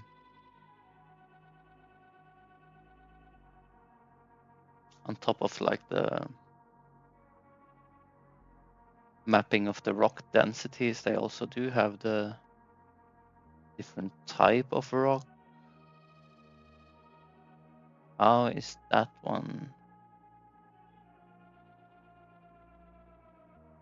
It might look like it's distance based from the entrance. So you see here, if you imagine like a half circle, you can see like the brown go here. See like the purple go somewhere like here. This one doesn't make sense though, this blue one. But it's a sort of an outlier. You see the blue one starts a lot earlier, far on the left side. And it follows like kind of the half circle as well up here. The distance from entrance is basically what is setting the different colors here.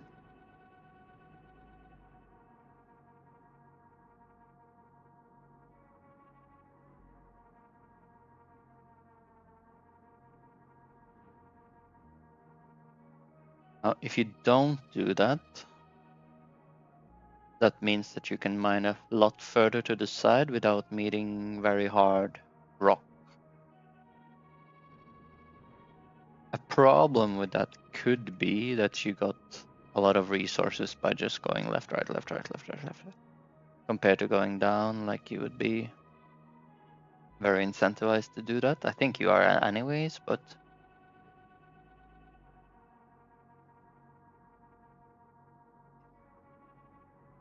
it is kind of resolved by having denser resource packs further down. I wonder why they do it. Maybe it is just to make it feel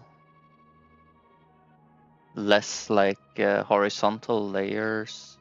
Maybe that's the main reason. Like instead of having like actual layers of rocks with like different different toughness. They instead have these curves, and when you're down here and you're mining, you're not necessarily thinking about this half circle thing. It feels like you just enter an area where there is another type of rock. It doesn't feel like you're entering another slice of cake or what you want to say. Like it feels like it's areas where there are different kind of rocks instead of just great layers underground. And like this as well, certain sections which around the threshold where it deviates slightly. Like here, the purple goes a little bit up into the brown, makes it feel more dynamic.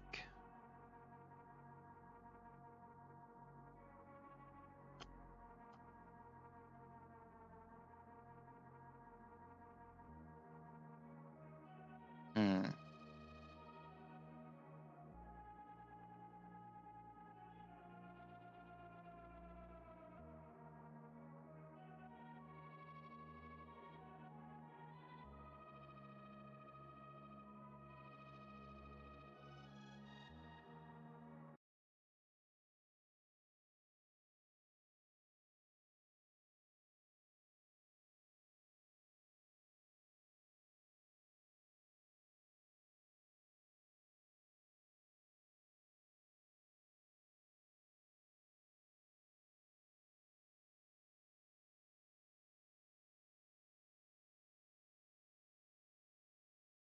There is a lot of simplicity in this game.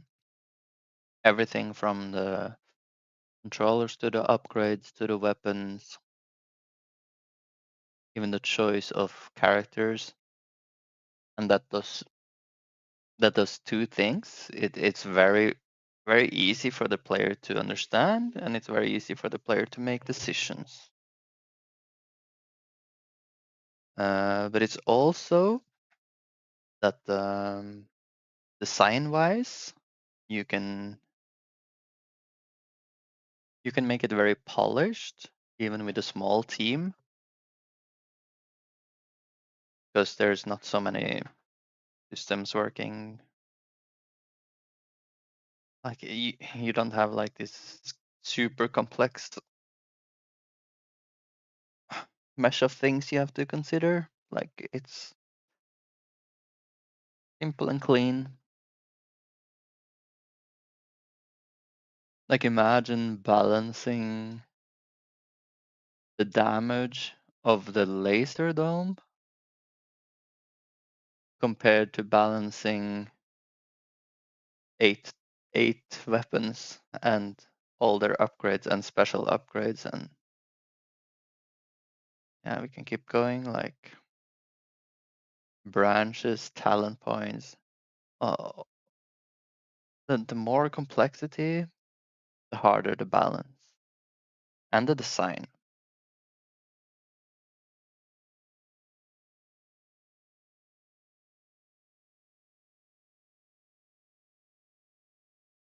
I think that's partly why they chose to do it like this.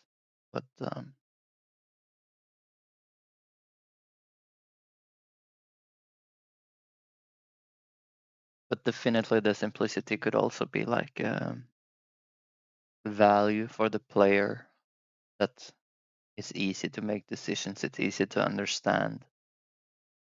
Very chill game without much thinking.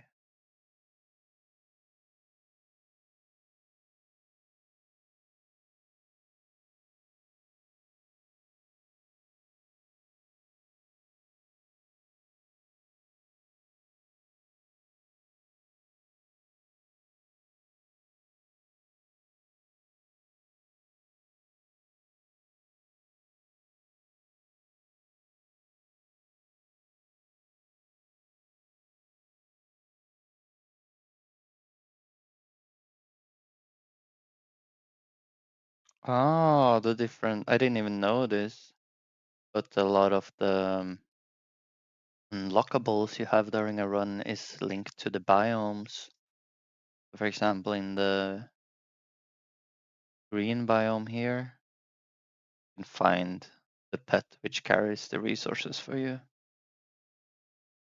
Very interesting.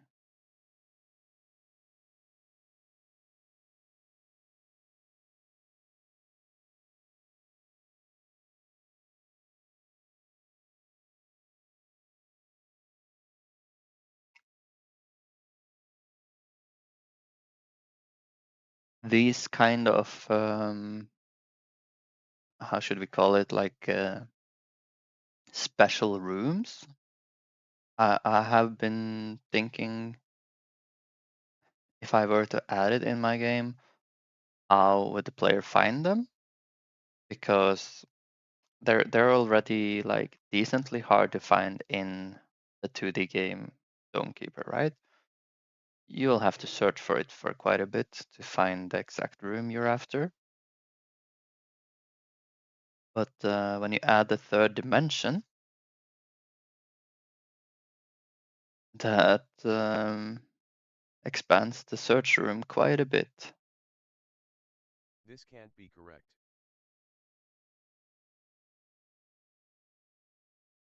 Which part can't be correct? 3 pixels of vision?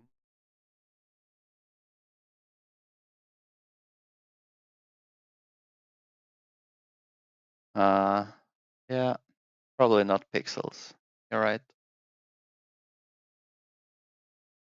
It's probably like meters or whatever unit is used in the game.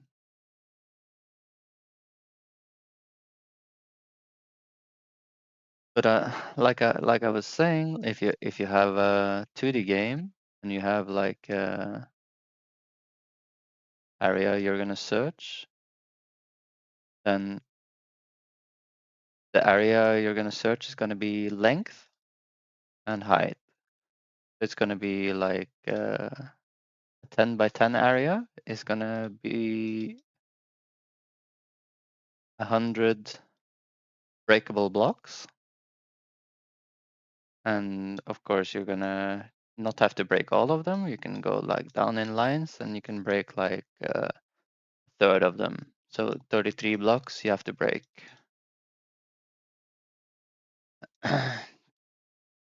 But in like in like a 3D game with the cube here, it's gonna be length, width, and height. So we're gonna end up with like 10 by 10 by 10, and it's gonna be 1,000 blocks. I guess instead of seeing 1, 2, 3, 4, 5, instead of seeing 5 every dig, no 3. How is it? When you dig into you discover 3 blocks, right? The sides and the forward. When you dig in 3D, you discover the sides, the forward, and up and down, you discover 5 blocks. So if you dig optimally, it's divided by 5. You have to break 200.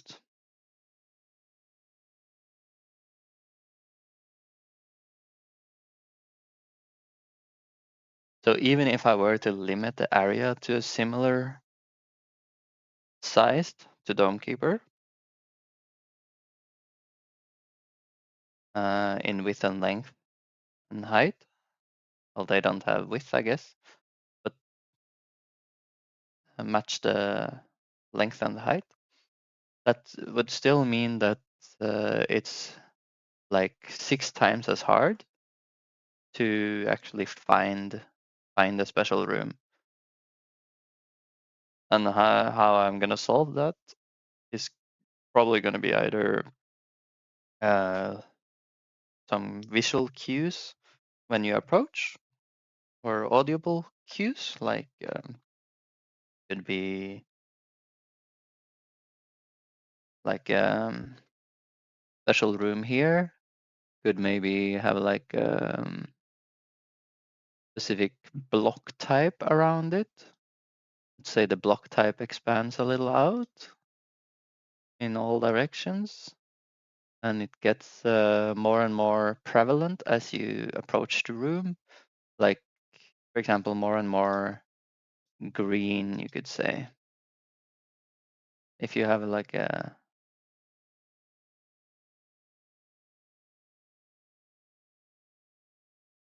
let's say you have a green biome or something. Let's say you have a little bit of green on the stones at the edges, and then there's more and more green, the more towards the center you get, right? Then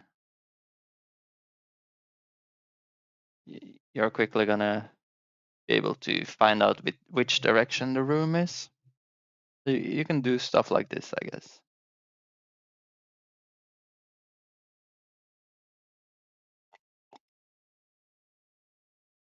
Because I think that mining and discovering like these rooms with the hidden technology in them is a fun part of the game. It's very hype to find special rooms like this.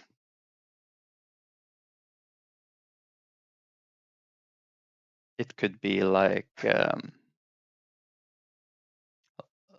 lost technology from previous attempts of digging out the planet, stuff like that.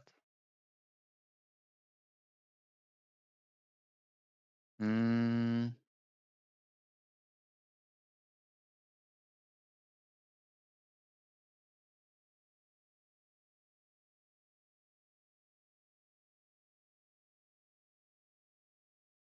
this is only two I have.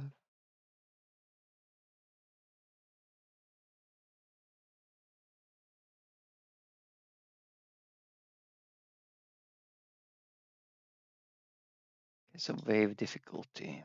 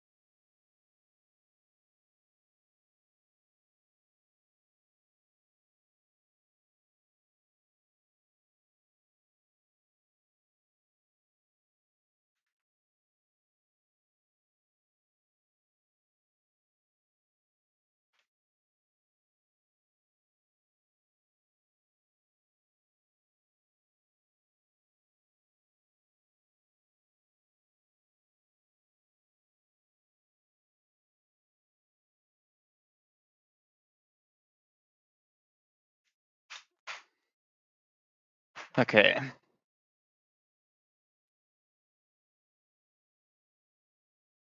Another consideration is, am I gonna keep the mine endlessly large sideways?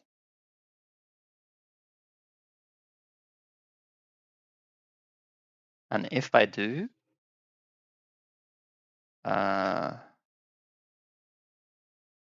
what should be the thresholds for the technology rooms to spawn?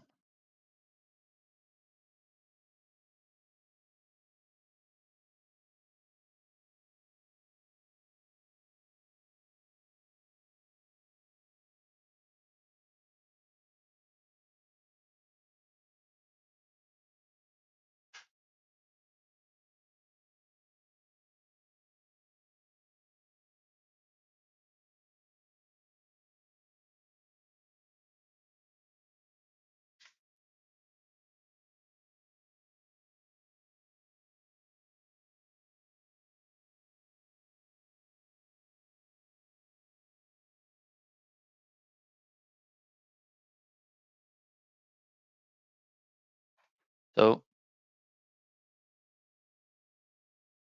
with an endless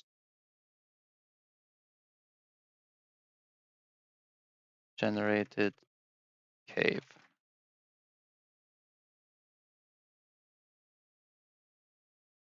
the rooms can't just be placed endlessly, potentially really, really far to the far away from the center, and the player will never uncover them. Cover.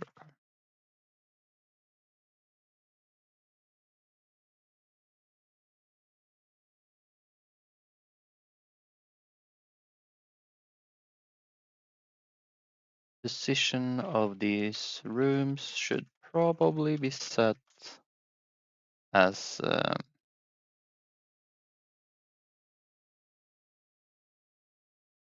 random float in range minus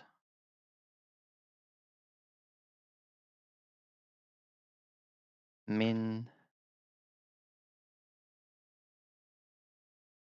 spawn vector 3 to max spawn vector 3.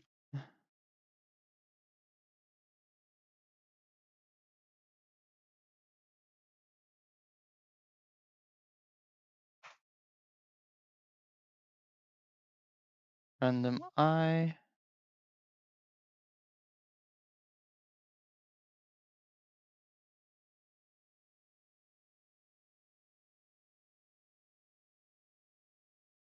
World voxel position, I guess.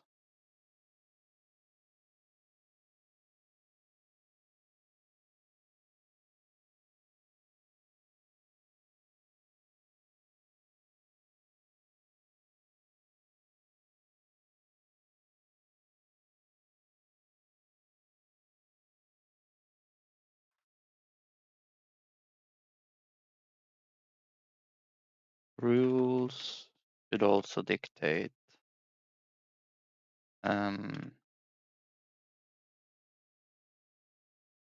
should also avoid special rooms spawning too close to each other.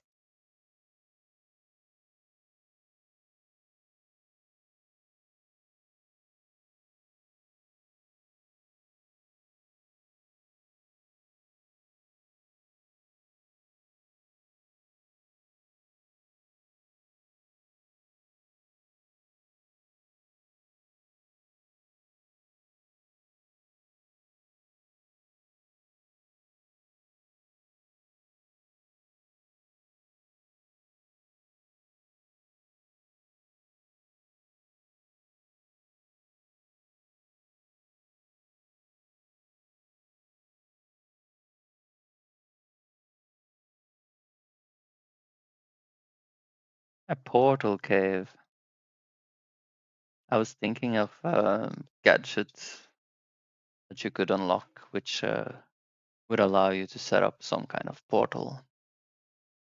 But only for the resources. I was thinking the player could go through.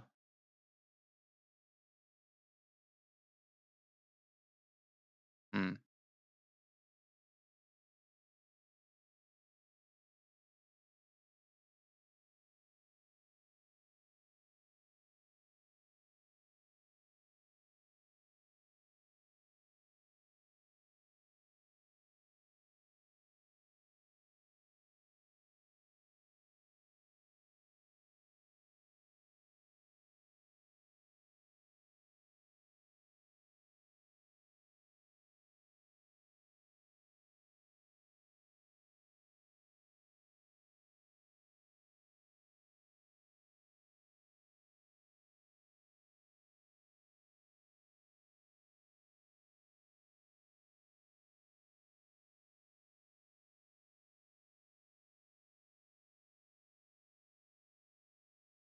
This is really cool. Pet.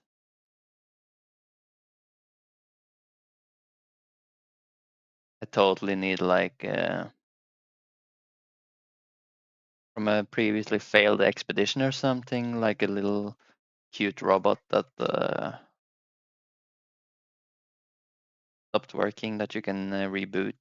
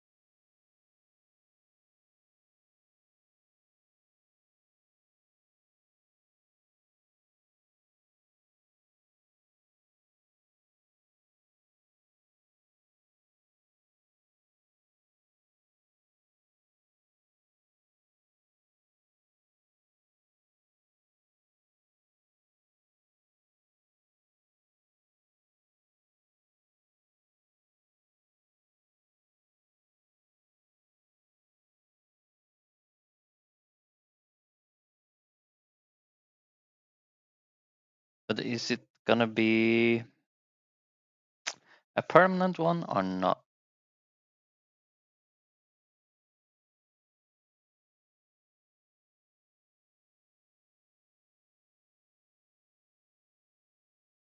The more permanent upgrades that I have,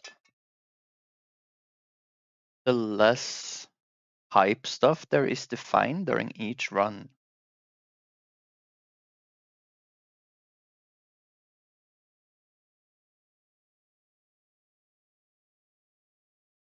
So there could, of course, be a select few things that you unlock, which you can always start with in every run. But I should be careful that there is enough exciting stuff to find still in the run.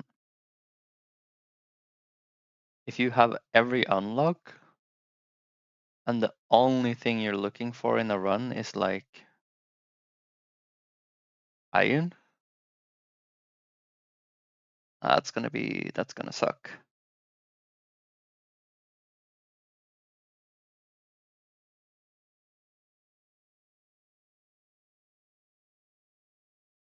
I think.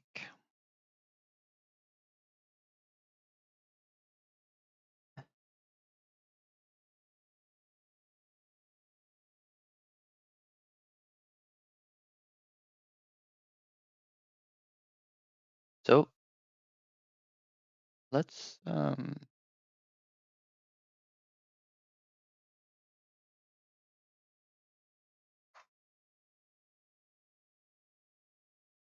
These are not aligned week 9, week 10.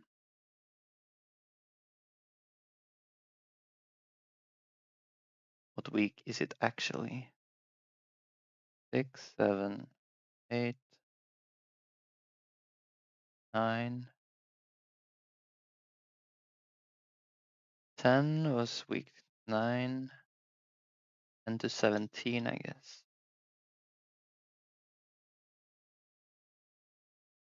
No. 9 to 15. 9 to 15. That is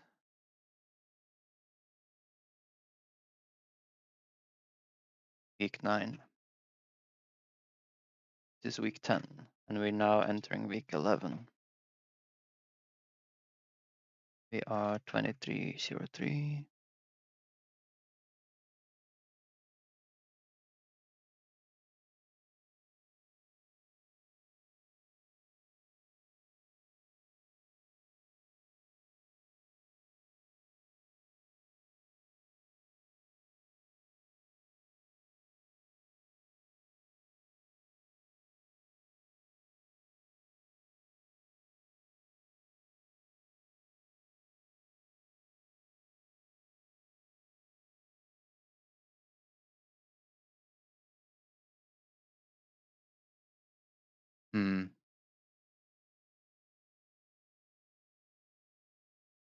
If wave timer is not reduced during ongoing wave, there are a couple of considerations to make.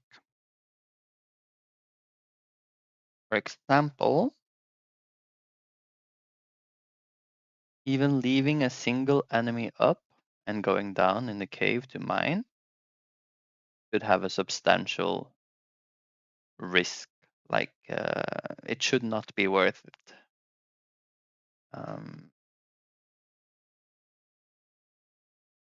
So I do have some upgrades for the dome. Currently regen is one of them. I think I have to, if the wave timer is not reduced during a wave, I think regen has to go. Or enemy damage has to keep scaling the longer they hit the dome. There has to be some way to force the player to not leave one enemy alive and go mining to abuse the system.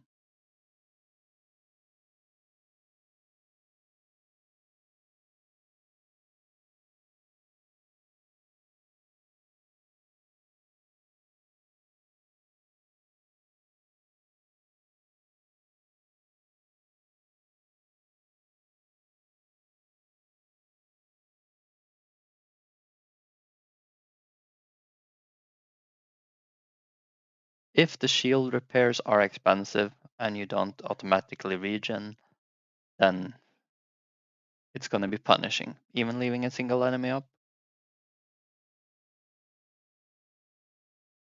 Enemy scaling damage over time when hitting the dome.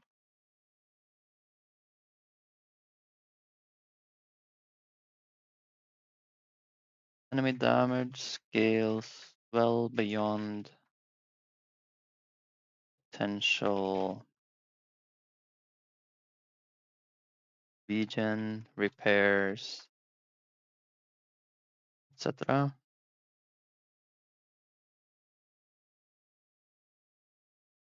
No other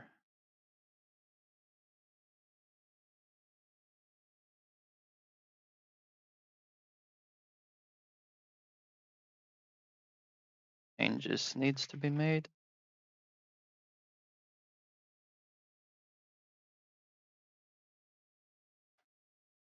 What we have to be careful about here is that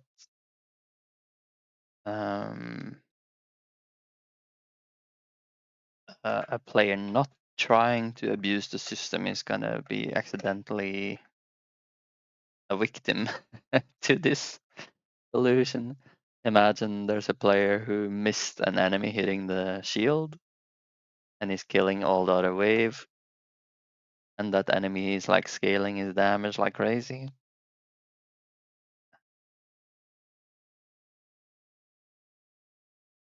That's not good. That's dangerous.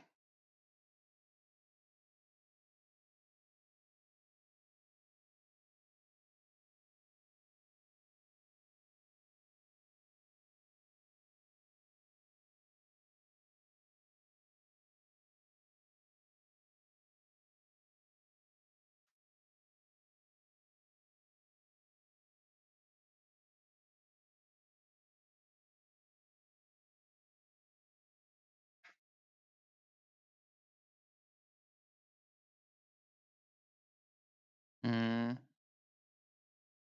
So this is maybe the best solution. If you don't have regen on the dome, you have to pay to repair it.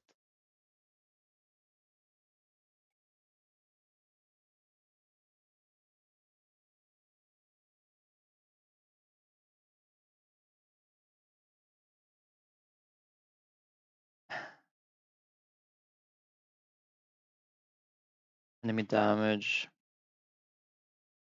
base damage would be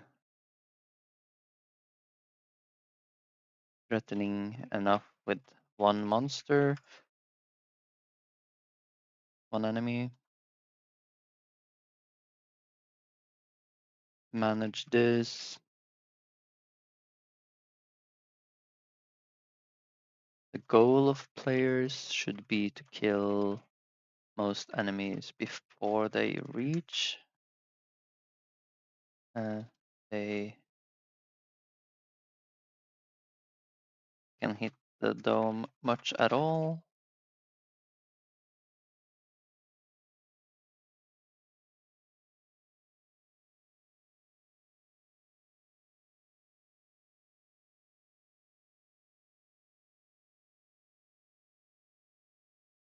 This is becoming more of like a brainstorming thing right now.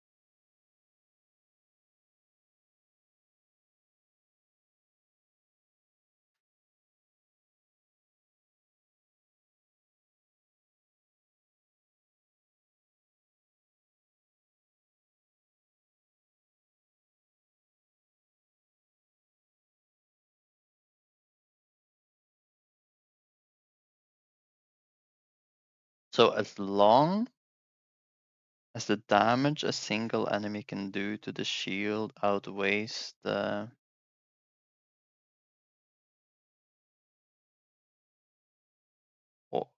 money you can get to repair the shield,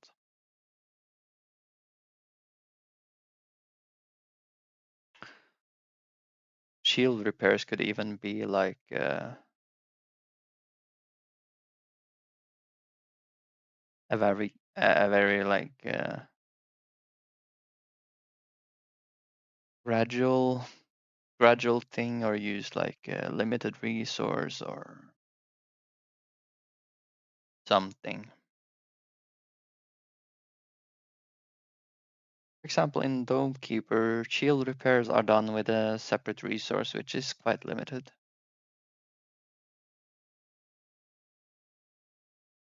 And I imagine parts of the reason why they do that is to avoid people like mining during waves. I also feel like in Dome Keeper you have no monsters you can really leave up for long.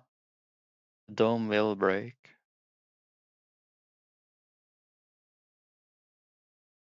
So they have the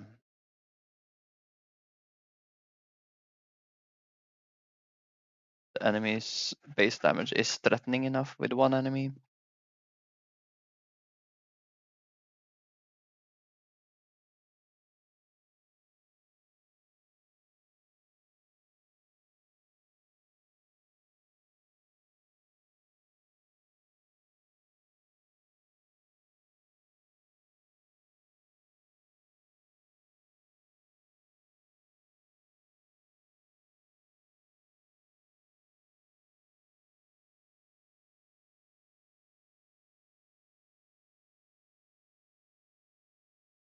Hmm.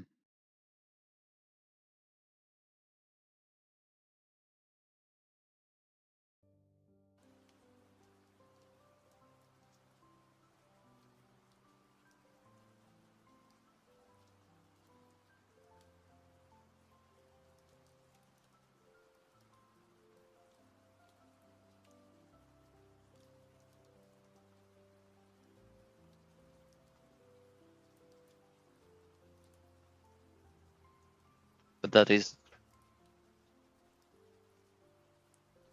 just, it just comes down to balancing the enemy types and their damage and everything. It is completely doable to have the wave timer start when the wave is over. So let's see.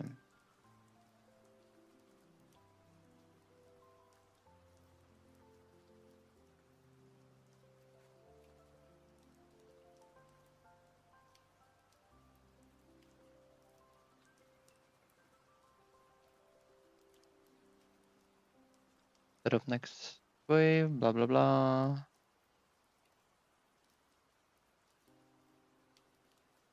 Where do we reset the timer?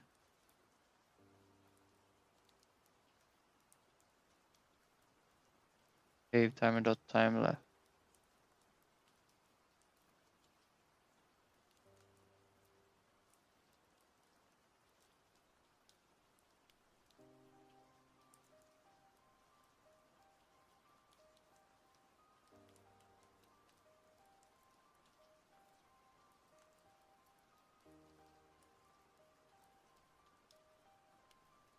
Wave timer dot start.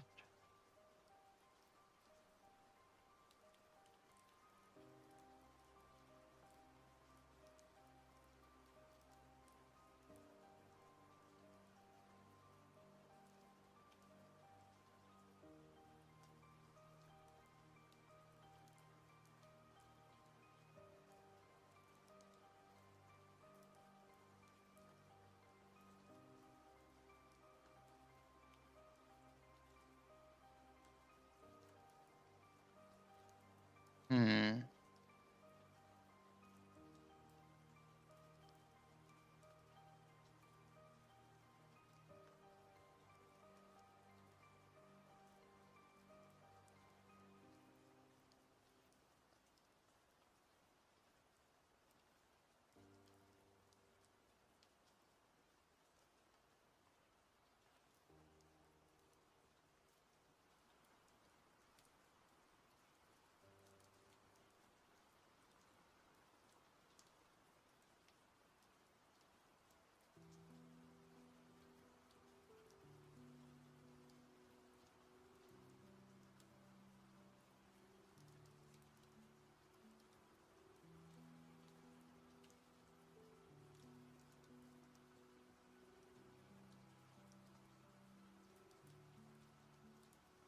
UI update timer.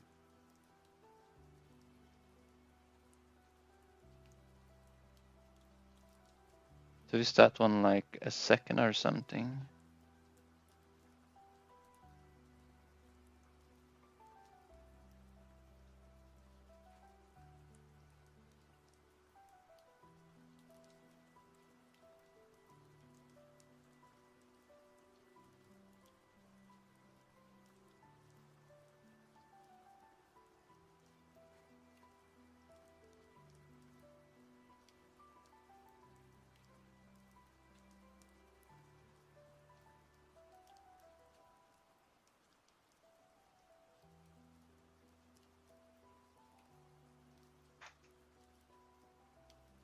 Should do it instantly when the game starts as well. What is the timer here? Enemy, spawner, UI update timer. It's 1 second. Works pretty well except for the first second tick, like you see 120. It goes from 120 to 118 in the beginning. Other than that, it seems pretty smooth.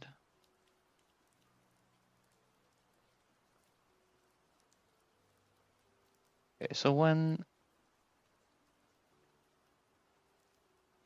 is the wave timer just looping? It's not a one shot.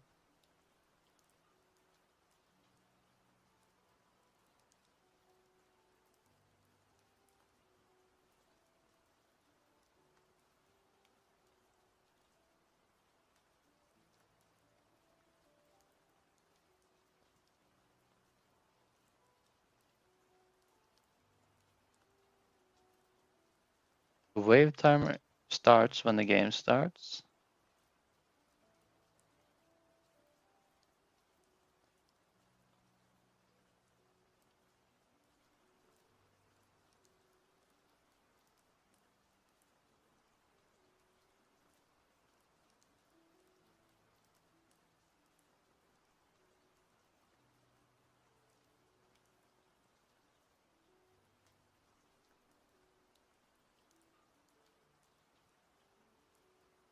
Okay, what if we make it a one shot?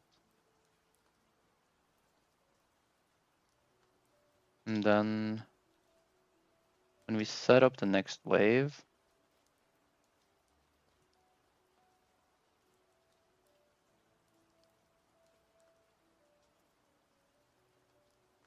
what is the earliest return? It's here.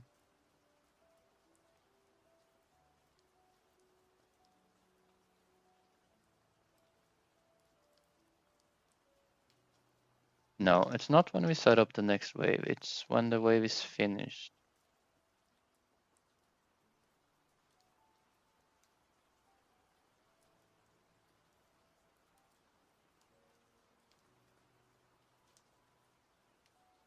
Wave finished.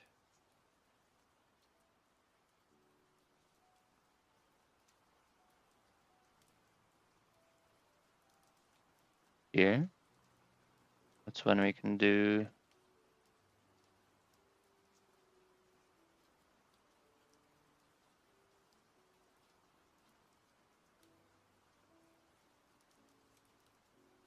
wave timer start wave cooldown.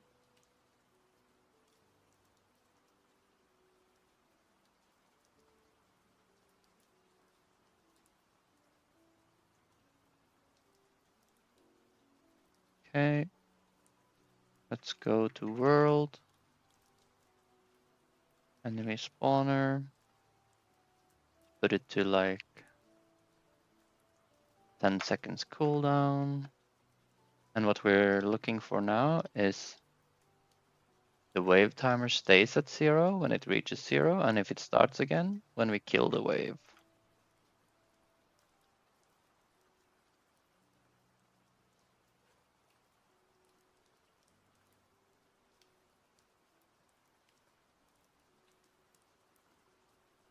If it stays at 0,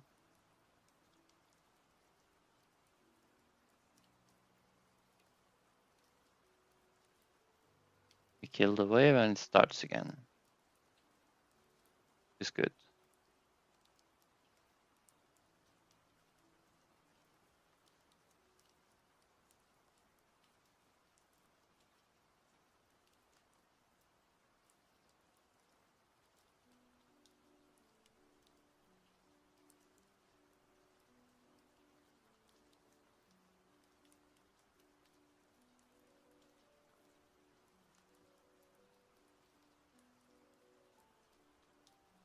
Just a bit curious if it's correct for the boss, to be honest.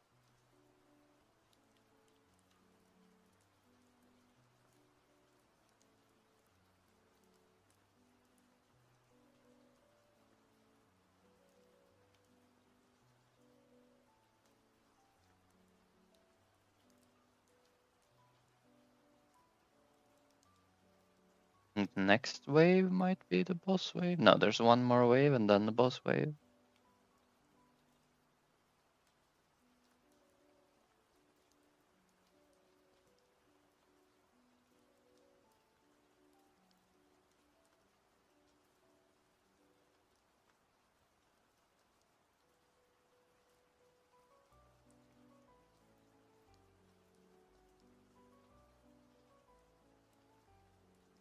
Okay, so now is the boss wave.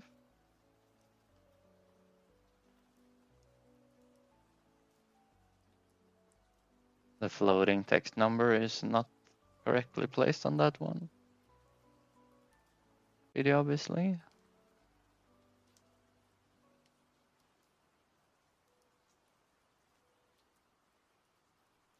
Okay, so the boss wave is correct. Nice.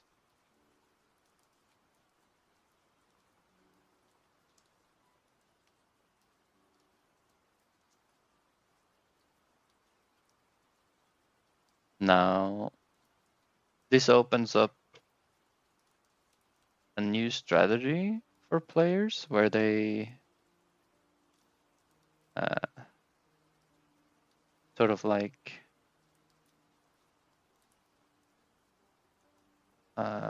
wait a bit with weapon upgrades, focus on economy upgrades, and allows the shield to take a bit of damage early on.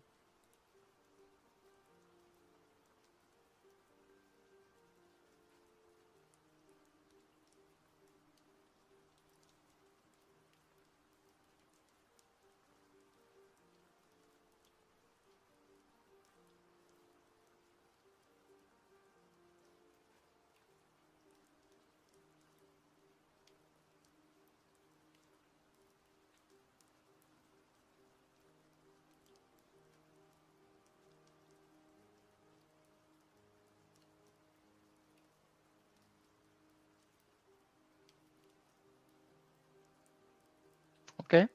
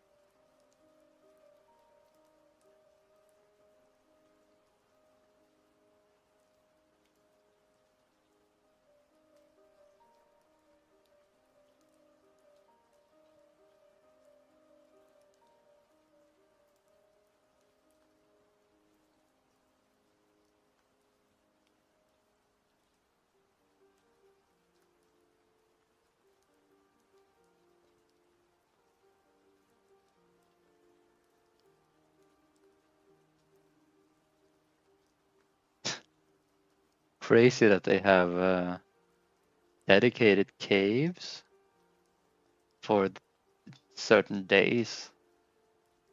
Lunar New Year cave. Actually, I think I have the Drillbert mode. I played during April Fools, I guess.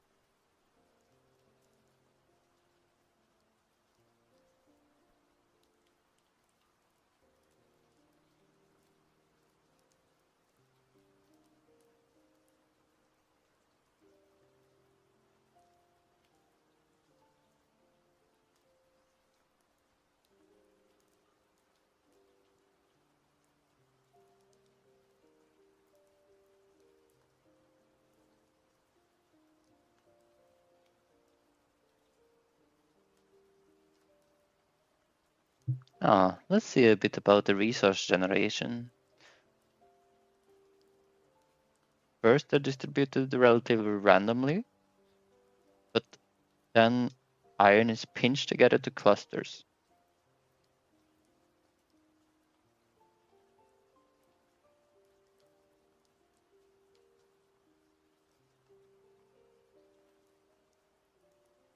Oh, really?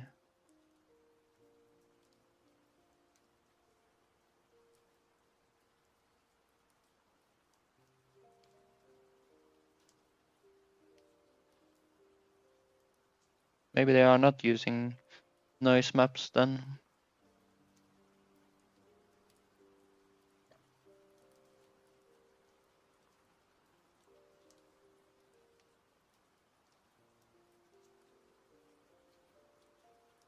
So color and pattern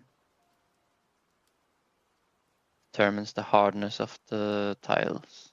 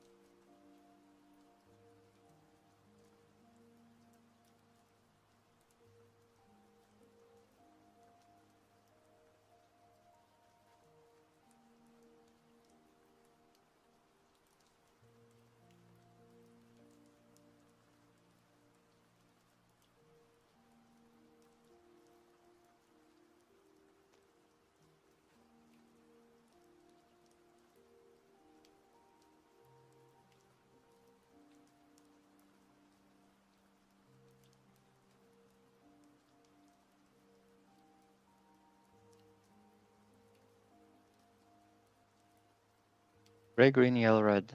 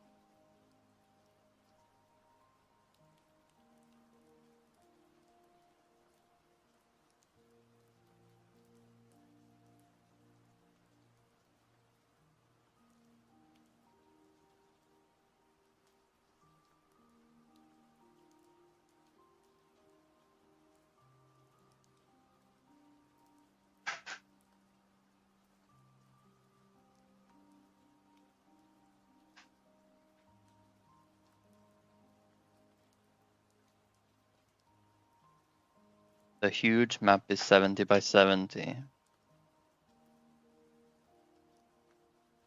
70 by 90. So that's like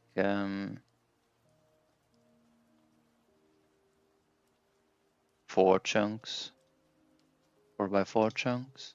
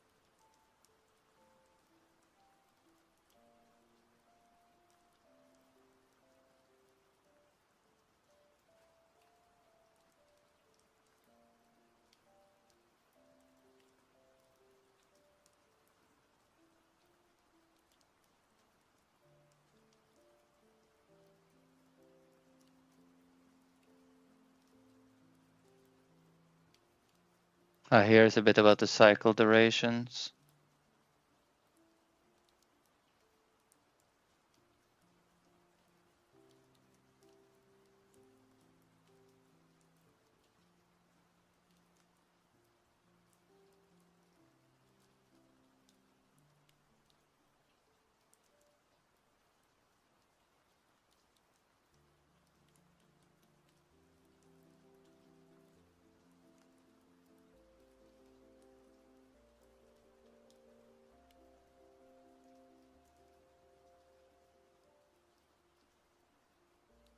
This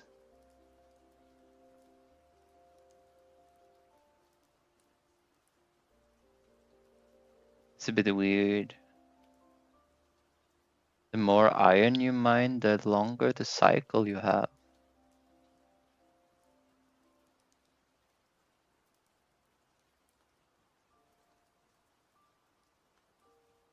The cycle length is based on how much iron you mined?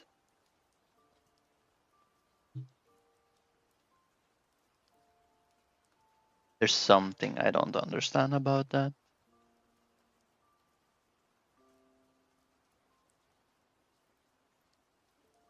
In my head, this doesn't make sense. Imagine you have a lucky beginning. You hit a lot of iron early. Then this means that the wave timer is the cycle duration is gonna increase fast, right? So let's say that you are immediately able to mine like 15% of the iron, like in one or two cycles. This gives you like 10 seconds more each cycle.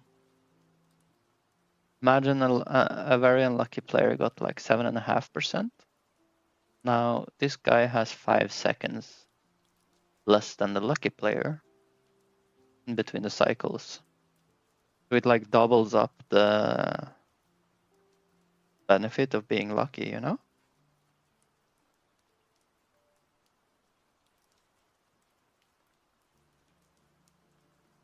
It's very weird.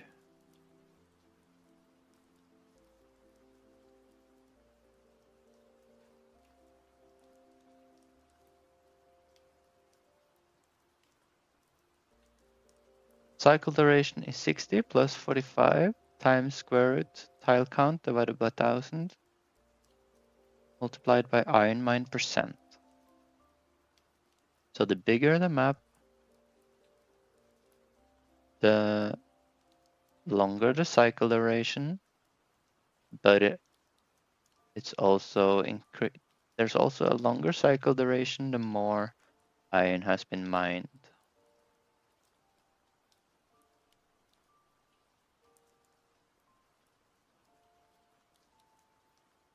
Iron mined is the average percentage of the iron mined across all layers, rather than the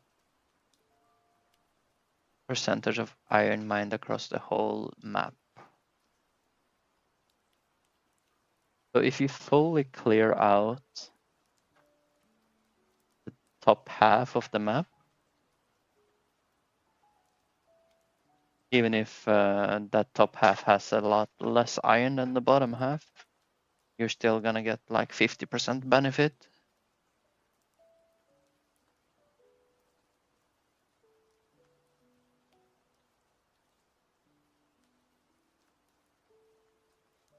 I do agree that scaling the time between the waves is good. You will have longer travel time as you go deeper in the mine and things like this.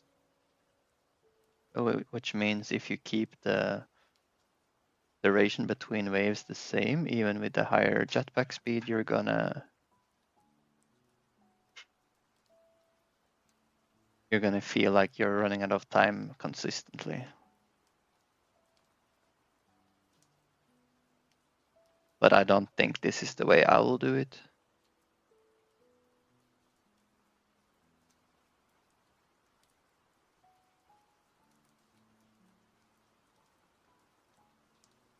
Let's see. Wave strength is based on the current cycle, the total amount of resources mined or created, and difficulty. Okay, so that was what I was thinking as well. As soon as a resource is mined, you add it to the difficulty, right? Instead of when you put it in the base. Otherwise, people will just not deliver it if they figure it out.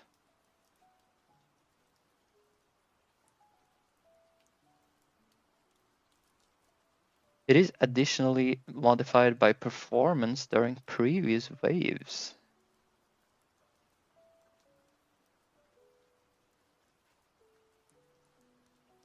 That's interesting. So if a player sucks at killing the wave, he will get easier waves or what?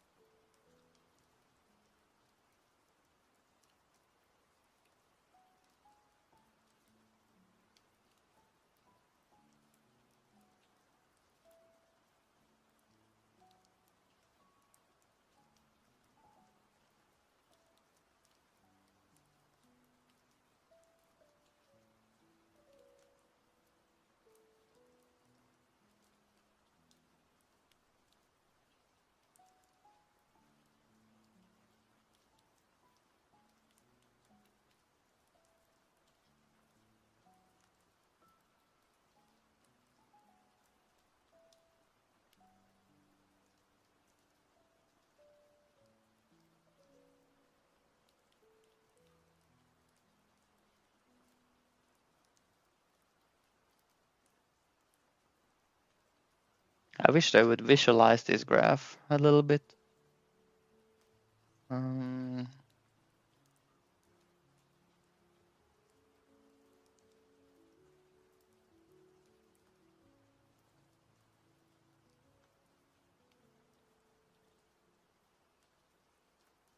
if this is the actual calculation, this is very different than the one I read about earlier. The fact that you have exponential scaling of the cycle like this.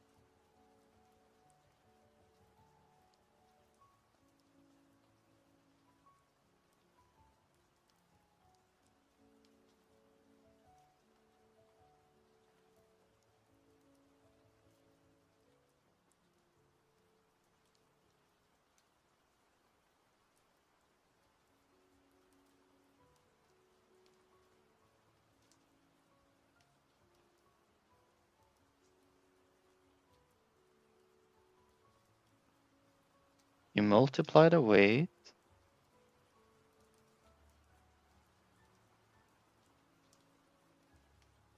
by 1 plus loadout difficulty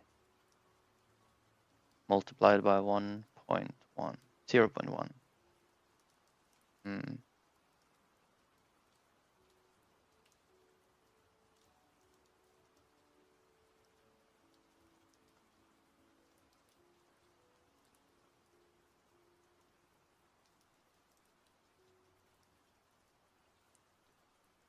So like 0.8 is the lowest modifier because the loadout difficulty, the normal one was -2. -2 times 0.1 is -0.2, which gives the total here to be 0.8 as the lowest. And the highest one, I believe, was 2, which gives 1.2. The difference between those is an increase of 50% difficulty.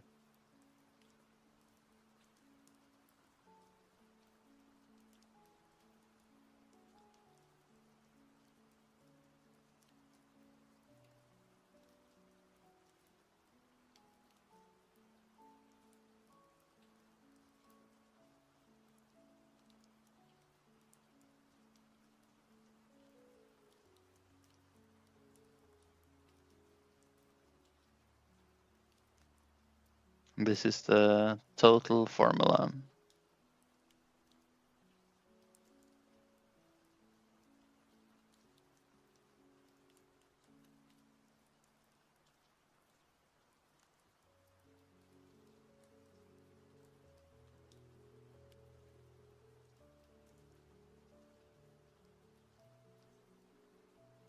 Okay.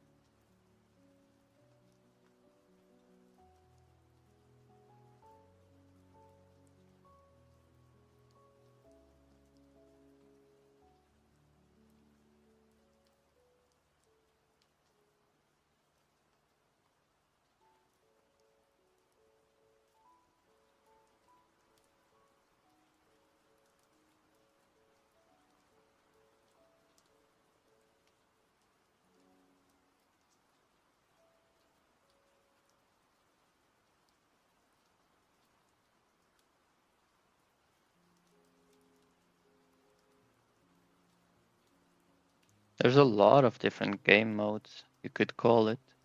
Like the missions, they have different setups and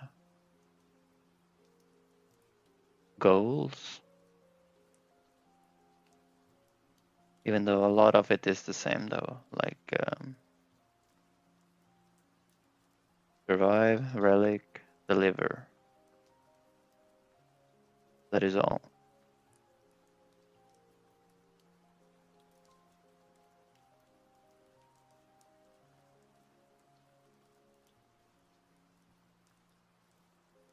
The parameters for the difficulty of the waves and what you start with and everything is different. Which is kind of fun.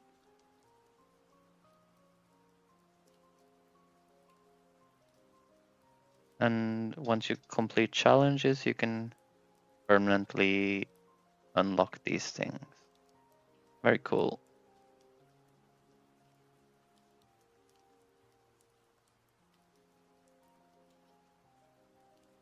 Mark the center of a mine with a vertical line. Yeah. Even in 2D, it could be difficult sometimes, I guess, to orient yourself. Like, where is the middle?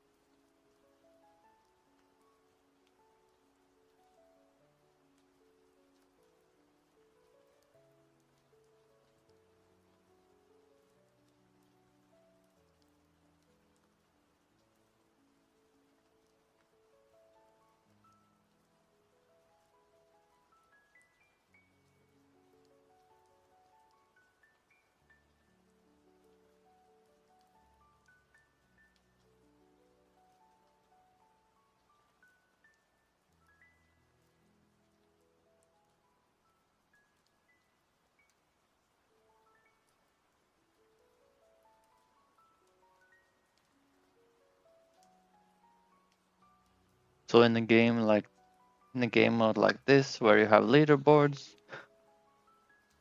this is where it would be important to have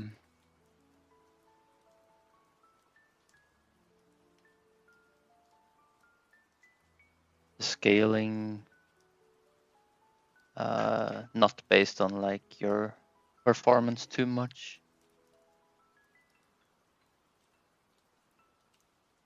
No cheesy business on the prestige mode at least.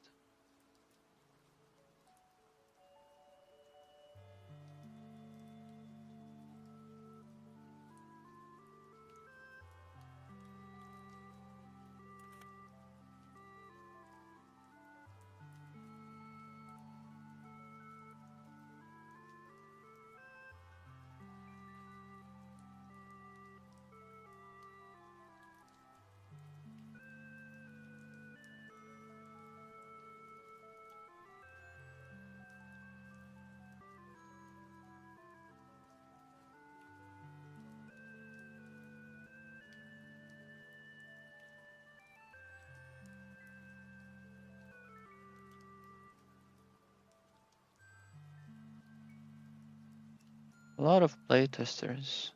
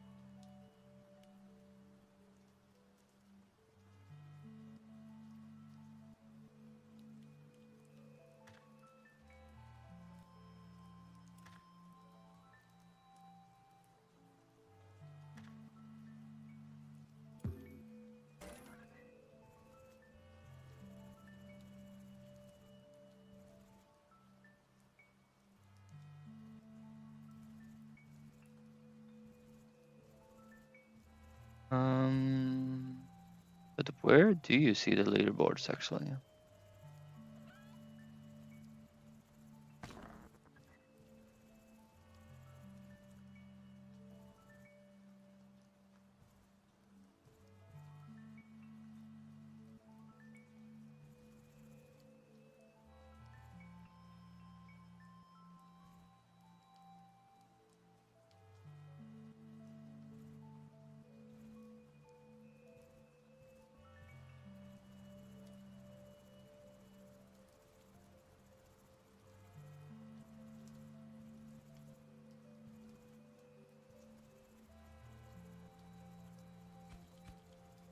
Where are the leaderboards?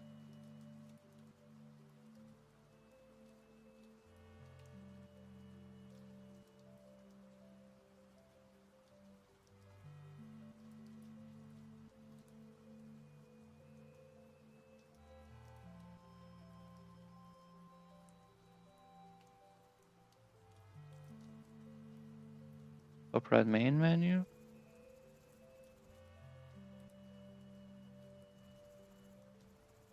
Set up a game mode fully?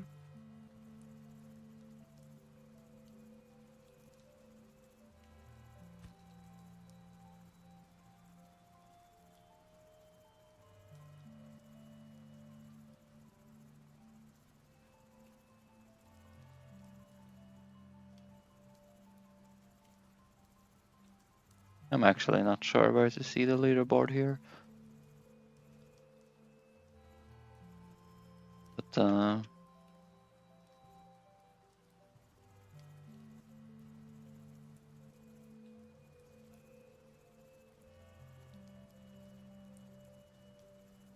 yeah, I imagine there's a lot of cheaters when it comes to these leaderboards.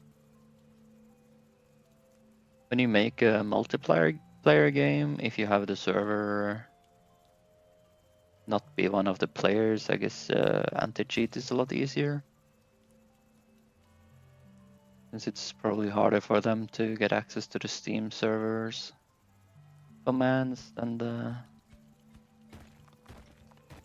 just configuring the game files.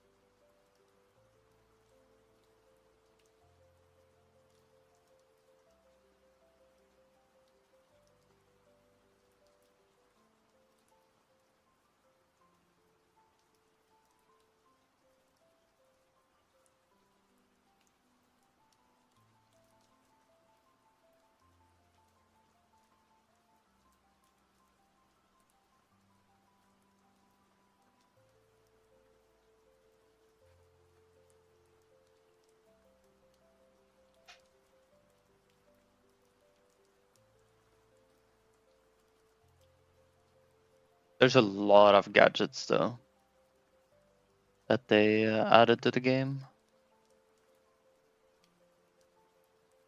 I guess they just added a little by little as they develop further. But this game is not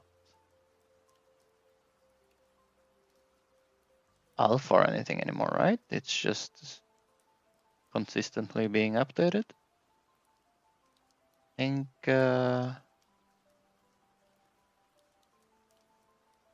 13th of April is multiplayer. That's 1, 2, 3, 4 weeks. 1, 2, 3 weeks. 3 weeks from now.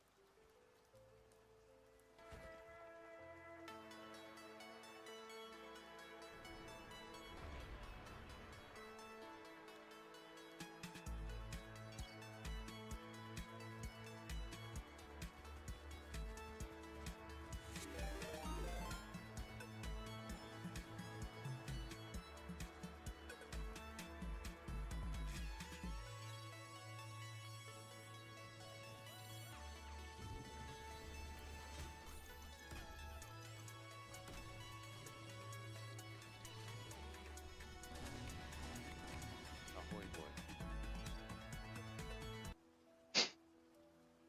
Yo, Robotic Head. Hello. Thank you for the raid, man. How are you doing today?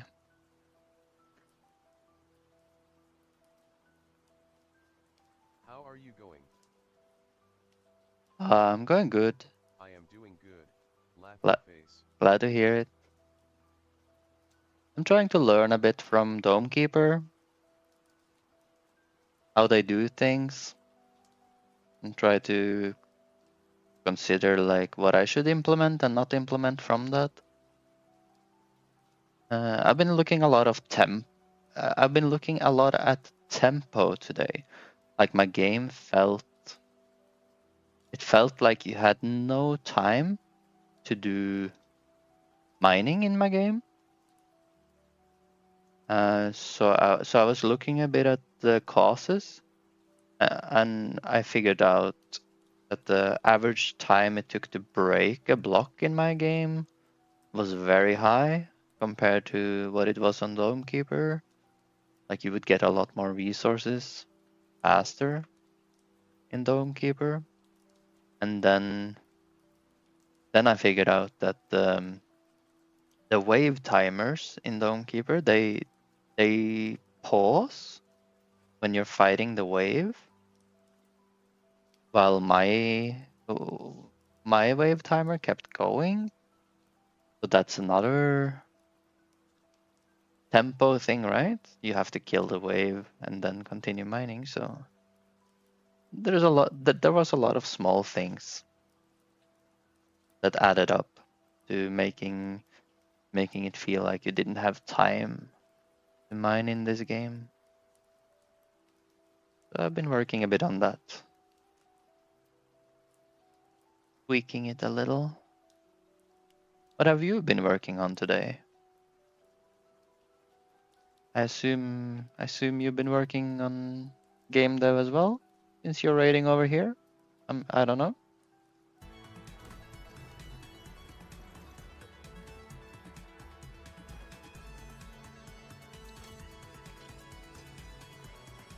Nah.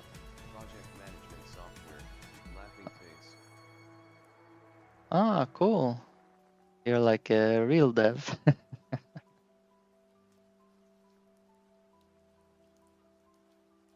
Been working on a shell component library that will be used in near beach. We are all devs here. Laughing face. I see. It's just I program boring stuff.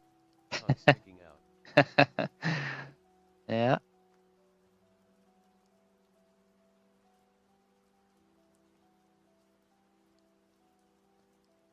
Well, if you do some game development as well, I suppose having a normal programming job will be a benefit.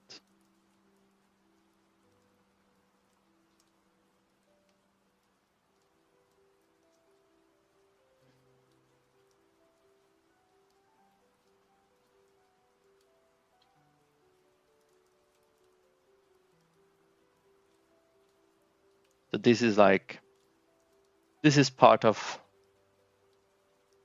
fun stuff to add, like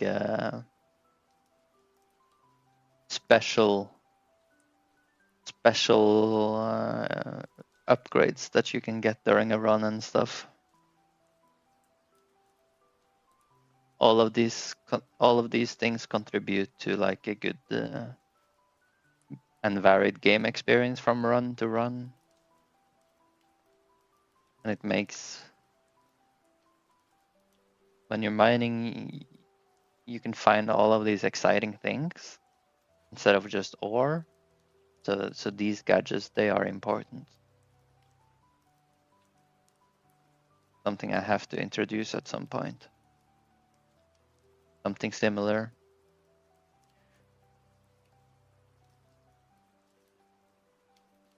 I've been thinking a lot about how the meta progression should look in the game as well, if any. But hard to tell in this early stage what's best.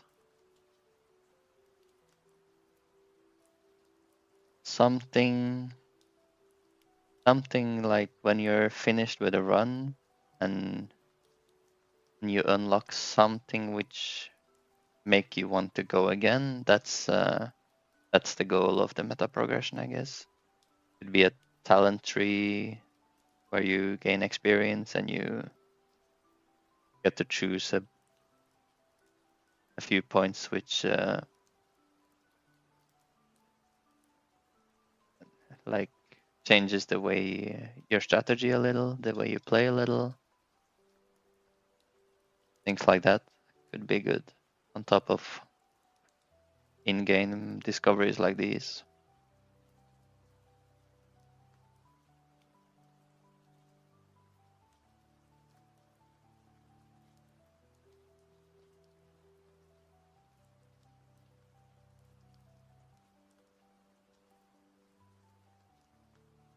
DPS.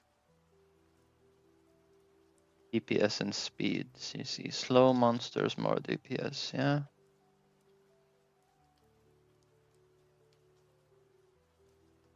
Monsters that are harder to kill, lower DPS. Like they're moving around fast. This one is ranged.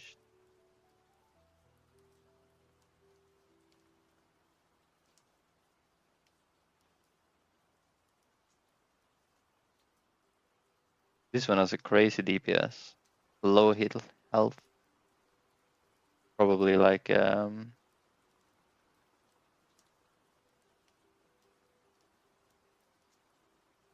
high priority target, I guess.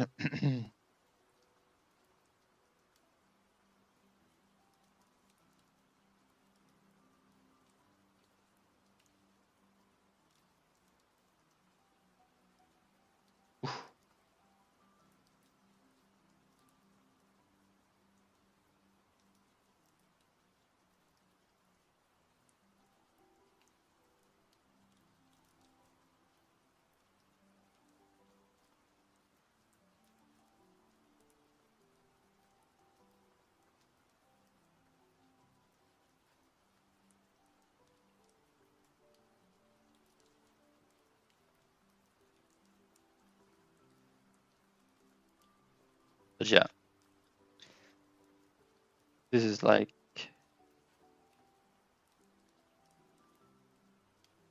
very logical balance where you have like a slow enemy can do a lot more damage than a fast enemy. Players can have the chance to kill him before he starts damaging the dome after all. Like a low health enemy might have higher DPS than a high health enemy because the player is able to kill him before he does too much damage. An enemy that is good at avoiding hits might have lower DPS because on average it will take longer to kill him.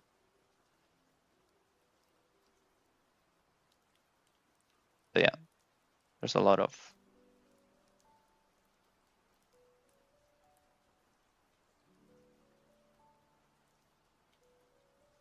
considerations here.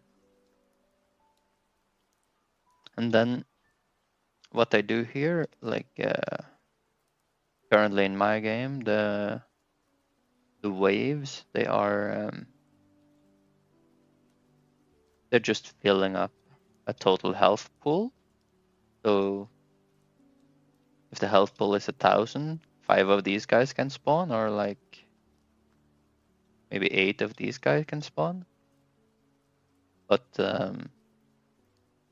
instead what I do here is to use weightings.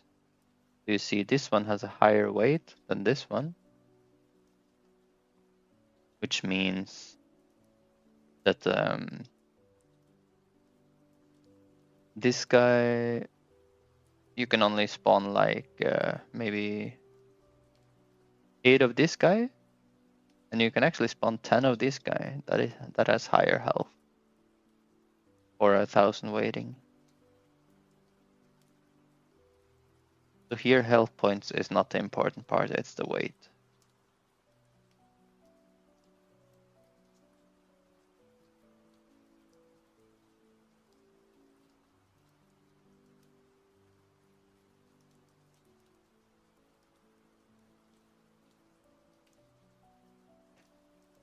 The weight is like the danger, I guess.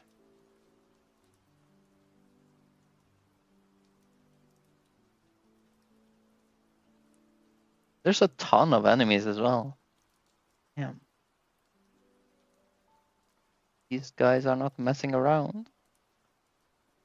They put a lot of work into this game.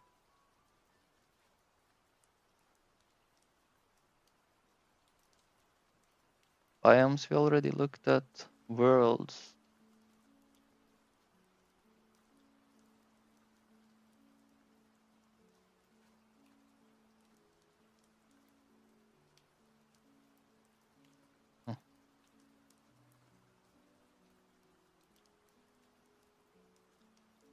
Okay, so there are certain monster types connected to what world you're in. Okay, cool.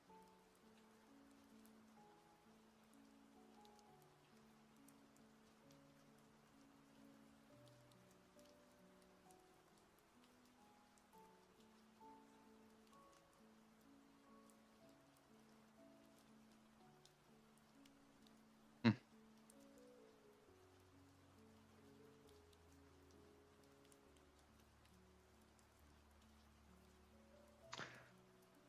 I'm learning a lot from Dome Keeper and how they do things.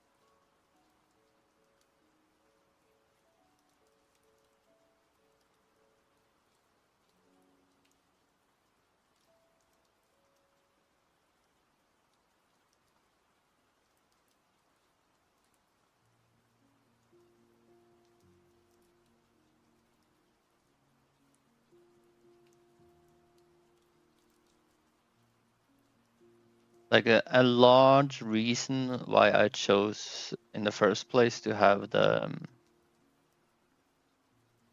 health of the enemies be like the sole decider how many enemies I was gonna spawn was the fact that I was thinking the player should be able to finish the wave within a certain amount of seconds, because the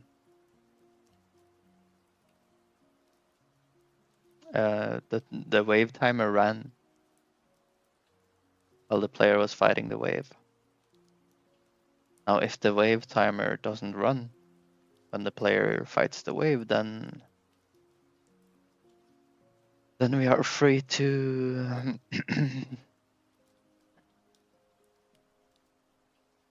to add more enemies health, total health, and let's say that we have like a really big slow enemy which deals a lot of damage, has a lot of health.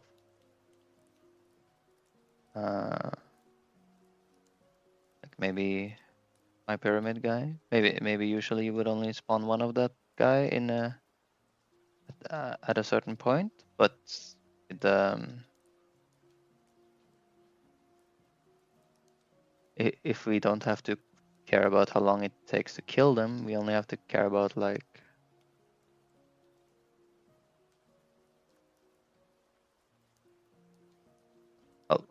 how you have to care about how long does it take for them to reach the dome and do substantial damage to it.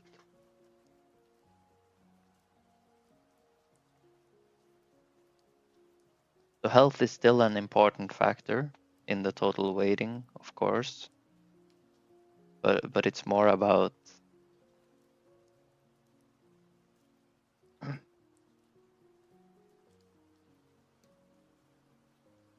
it's not about how long it takes to kill them, it's about how easy is it to kill them before they destroy our dome.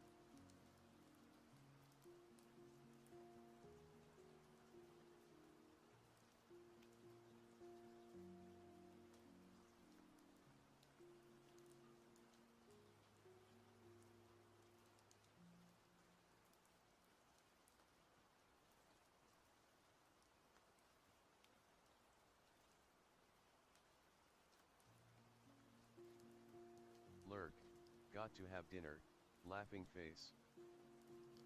All right, man. Thank you. Thank you for stopping by. Have a nice dinner, man.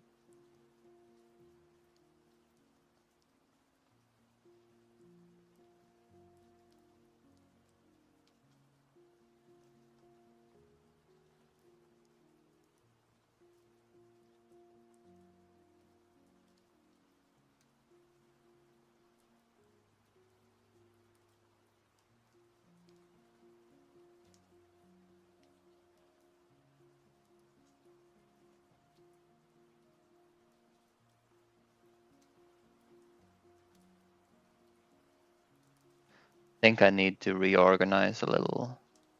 Like, this brainstorming section is getting long and it's getting cluttered. I need to make a new section for brainstorming. And in here, I need like separate sections for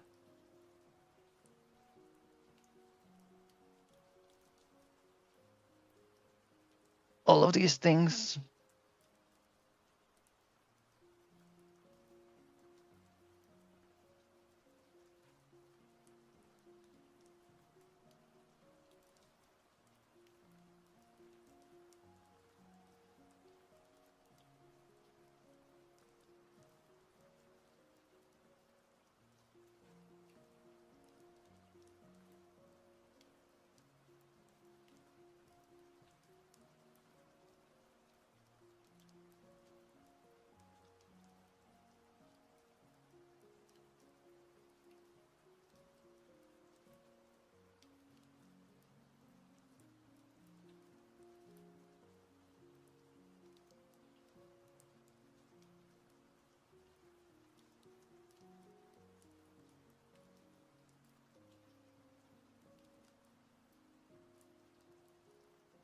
So let's say we move these weapons, for example, in here, weapons like that. And then we take,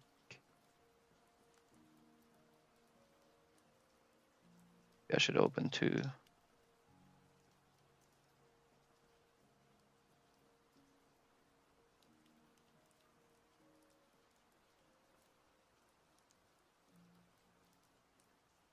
Weapons.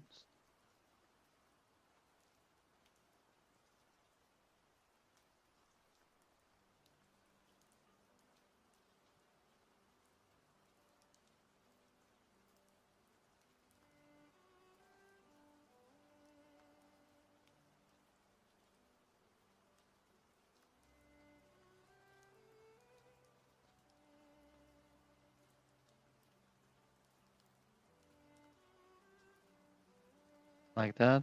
If I now click this, doesn't work. Unlucky. Have to remake the lists. Shortcuts.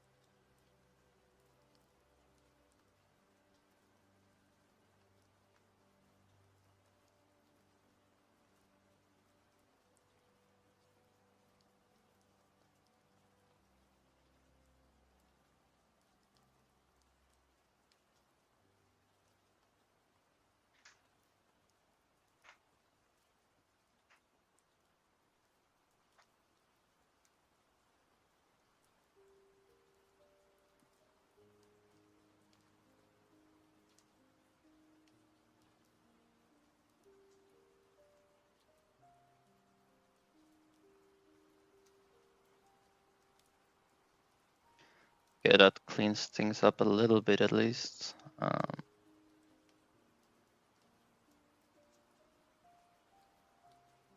Game mechanics, game design.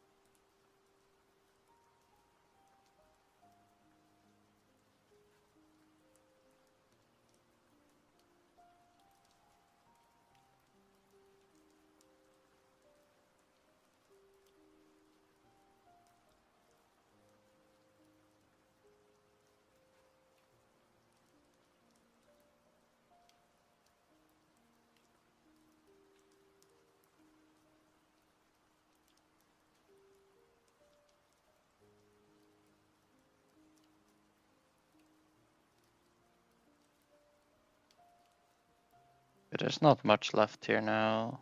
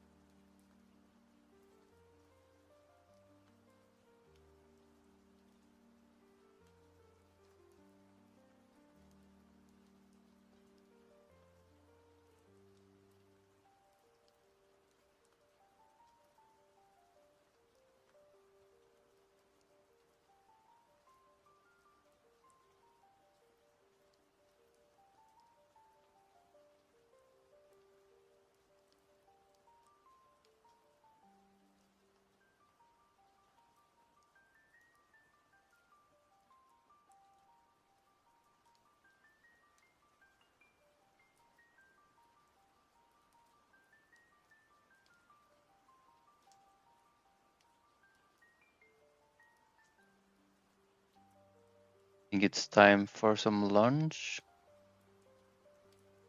At least a proper break.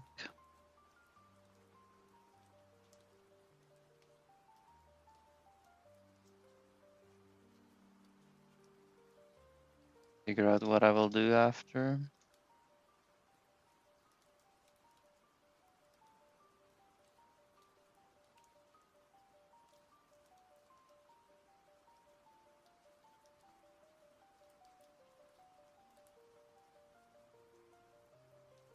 Could maybe help do a couple of levels with the new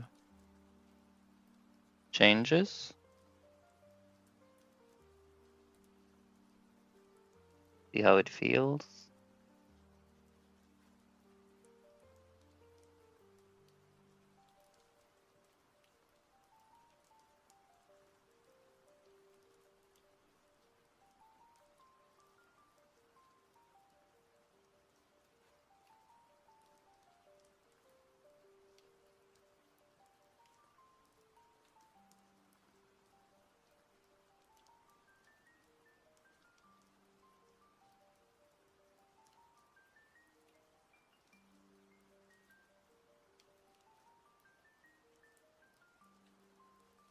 If I'm gonna start playing around with trying to figure out what to do after lunch and stuff, now I'm gonna be stuck here for a while.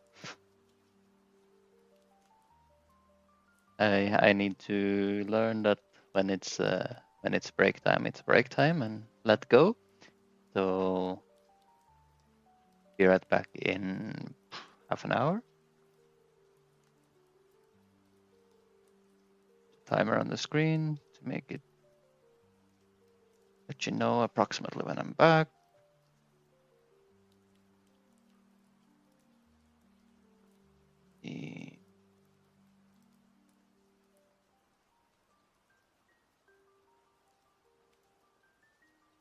The timer here.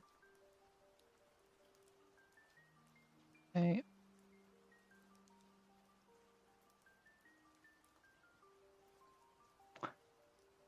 Do a lunch break.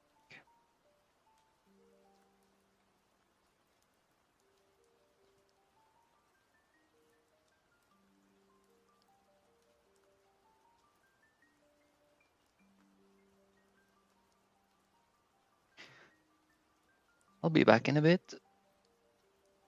Thank you for watching so far.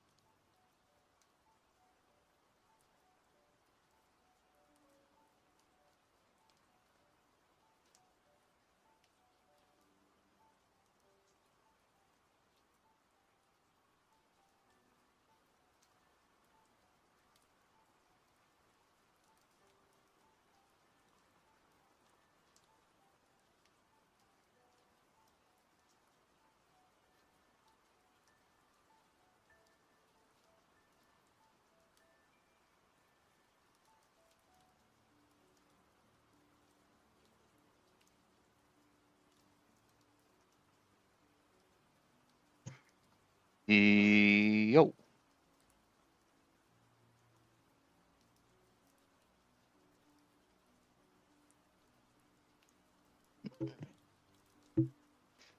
I just got news that from Thursday or Friday, I think Thursday, my friend was gonna try my game.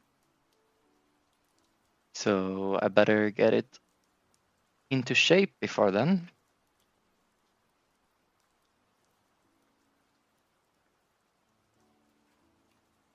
Let's do a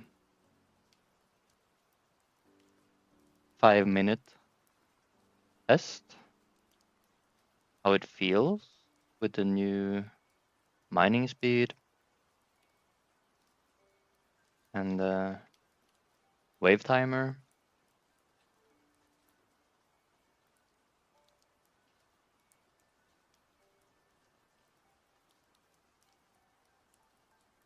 I'm gonna put the slightly less lucky start. I want to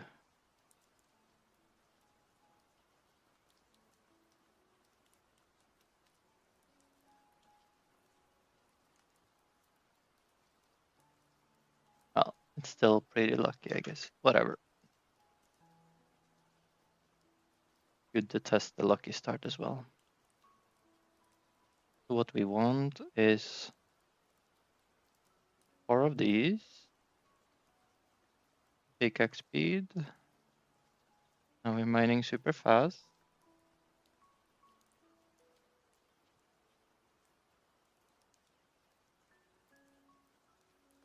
Hiya, got any tips or resources for someone that wants to get into game dev by using Godot?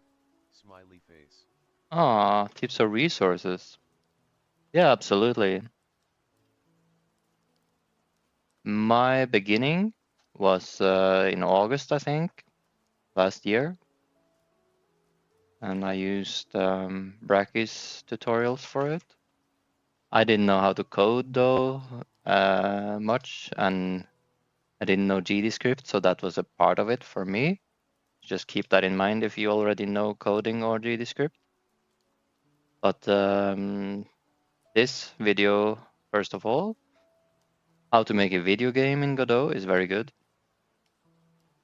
Then if you don't know GDScript or you want some tips and tricks, go check out the GDScript tutorial. Definitely it is. I've watched the more recent vids from Brackeys indeed.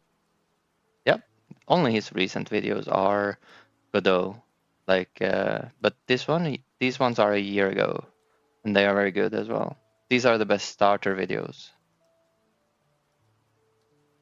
While lighting and making a 3D game, if you're interested in those things, you should check them out. But you could wait. You could potentially also wait with these two until they're relevant, of course. Same with VFX. But these two are like the how to make a video game and how to code in GDScript is the baseline you're gonna need. When you learn, I think ChatGPT and stuff is a bit better than before at explaining and working in GDScript, but it might be a good idea to make a little like always check the most recent documentation of Godot 4.6 before using any like Do you prefer chat over Claude? I think most people say Claude is better, so if you use Claude, just use it. I always use ChatGPT, and I'm used to it, and it has been very helpful for me. It's especially good at explaining things in a way that I can learn from it. So I don't mind ChatGPT.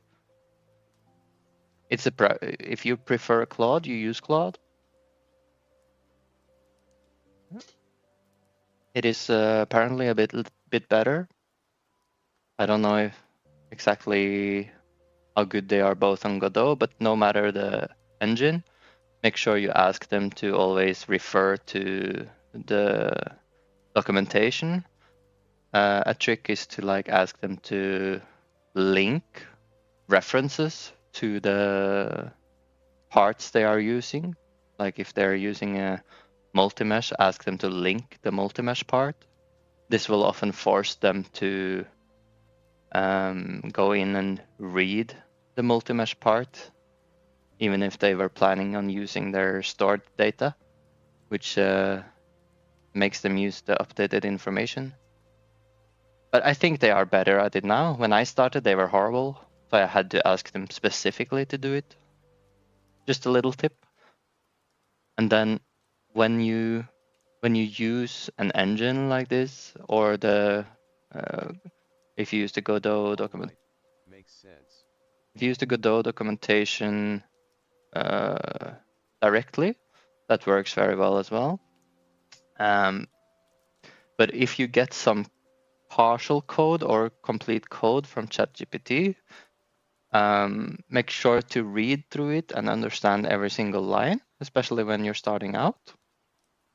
And if what's great about using AI for these things is that when there's a specific section you don't understand, the AI will be able to explain how each piece of that code works. You just have to be very specific on exactly what you're asking.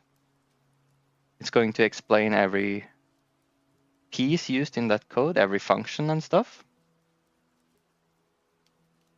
And yeah, that's a very good way to learn. You just have to make sure that you take your time to go through it. I thought most devs were against the use of AI when learning. Probably. I used AI when I went to my most recent class in school, and you are extremely dependent on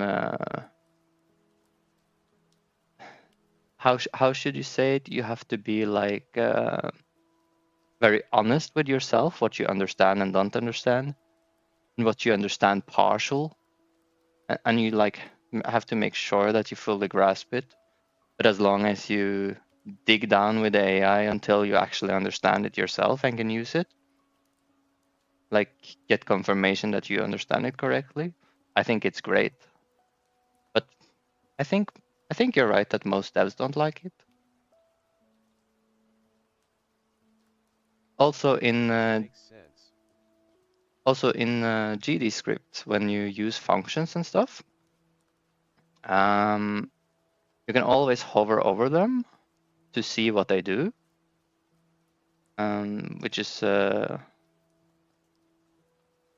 very good tips. You can control click the functions as well to get more information. Problem with this is that unless you are very used to reading documentation, like this is probably what the old programmers are used to do, reading documentation straight like this. If you now don't understand this properly, you can't ask the documentation. Sorry, I didn't understand. I didn't understand quite the transfer mode after you read about it. I didn't quite understand it. Like you can't ask the documentation this, but with an AI, you can discuss it. You can say like, okay, transfer mode unreliable. As I understand it, it works like this and this and this. Is that correct? And then maybe they explain it a different way and help you understand. So that's the good use of AI, right? The dangerous use of AI is when you get like 50-line code. Yes, agree. If you get like 100-line code, and then you say like, yeah, this makes sense. I think I understand it mostly. and then you just move on, then you didn't learn shit. So just make sure that you understand it properly, the code that are given to you. And what I often do is that I write pseudocode or complete code in my question to the AI. So I basically finish the code and then give it to the AI. And I ask if this is a good implementation, if it's best practice, or if there's a better solution, things like this. So I try to make it first and then I give it. If I don't know the syntax, then I do the pseudocode, where I just write every step the code should do and have it help with the syntax. Anyways, I think those are some good starter tips.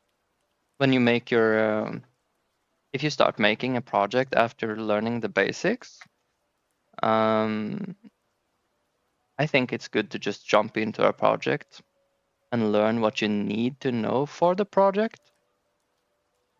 If you watch a lot of tutorials about random stuff on YouTube, you might end up in like a rabbit hole of just watching tutorials over and over, and there's no way you're gonna remember all of that.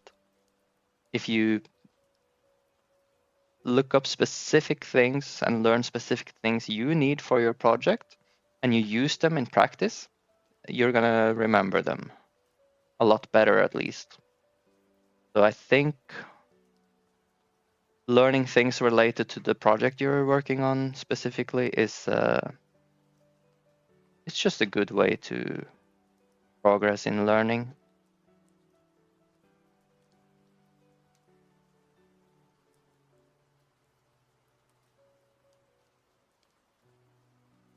Okay. Thank you for taking the time to help.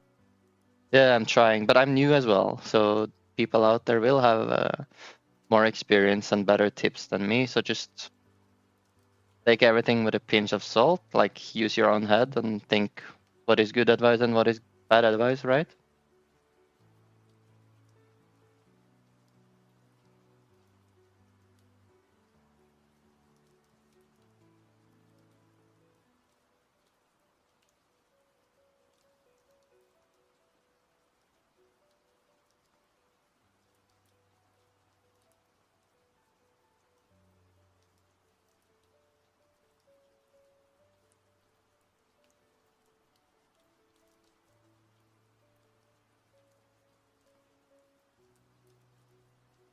So here, previously now, when the wave started, you would basically have to rush to kill it,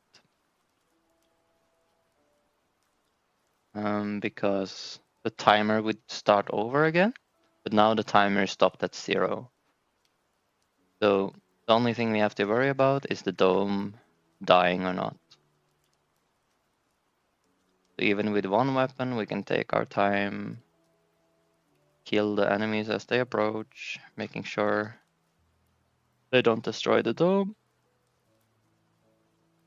And I'm gonna upgrade their damage a bit to make a single enemy a great enough threat. But you can't just leave him alone like this and go mine.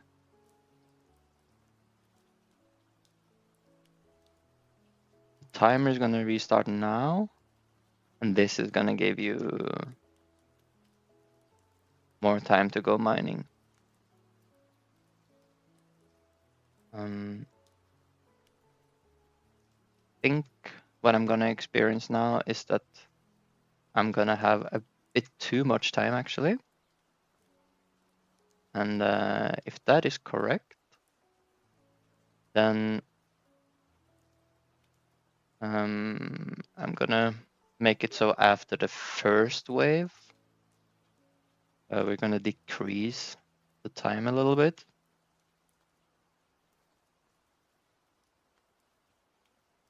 Between the waves.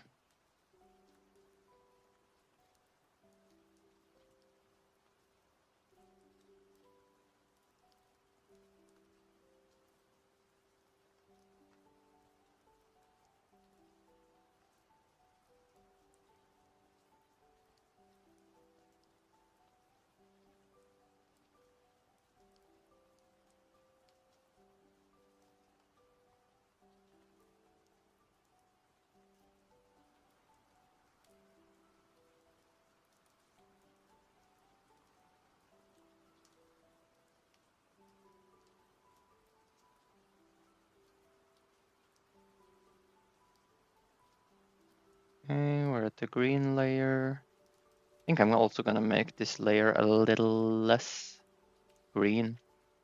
Make the tint a little softer.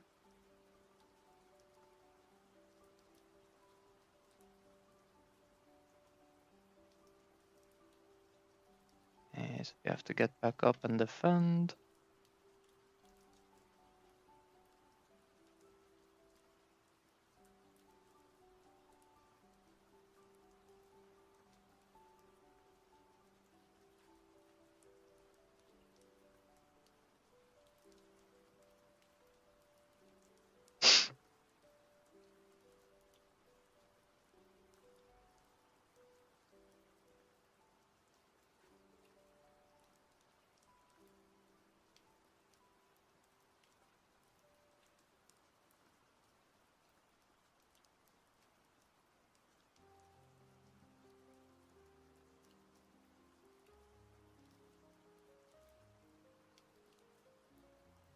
Especially when digging straight down at that particular wave. I'm not sure if I felt like I had too much time. Like I didn't waste any time, and I did do exactly 2 trips.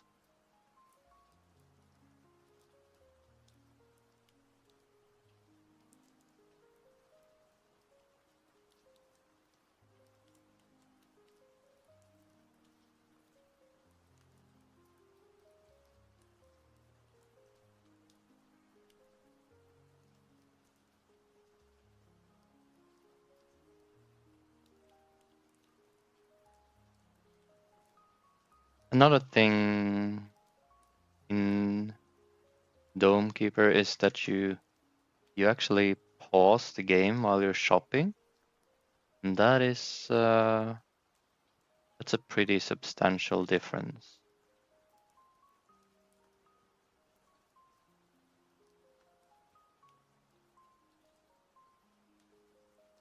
It's maybe bad that the shopping feels like rushed. Should maybe do something about that.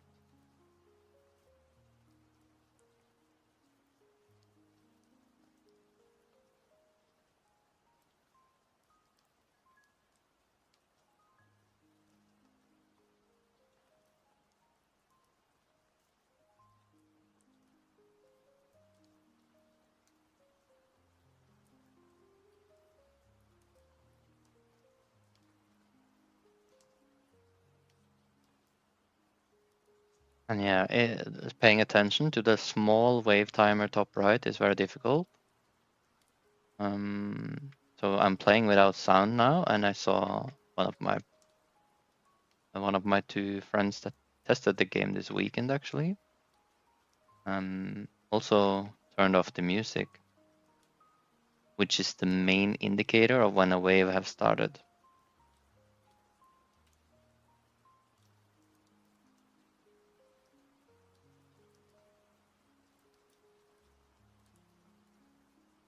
I think I need like a signal a little bit before the wave starts.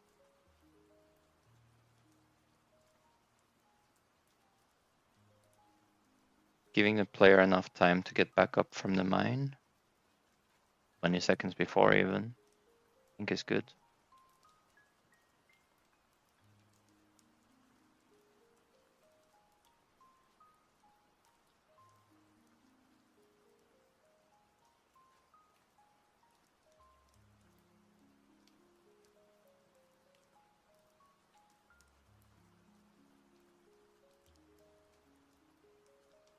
Two minutes kind of feel okay for the wave timer.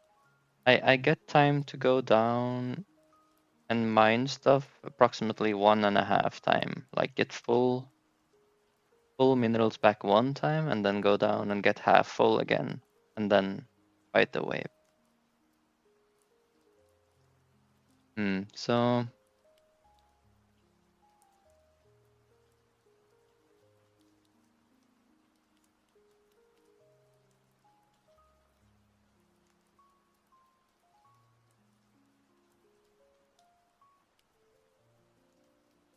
However, adding pause while you're shopping will, of course, give you a little more time.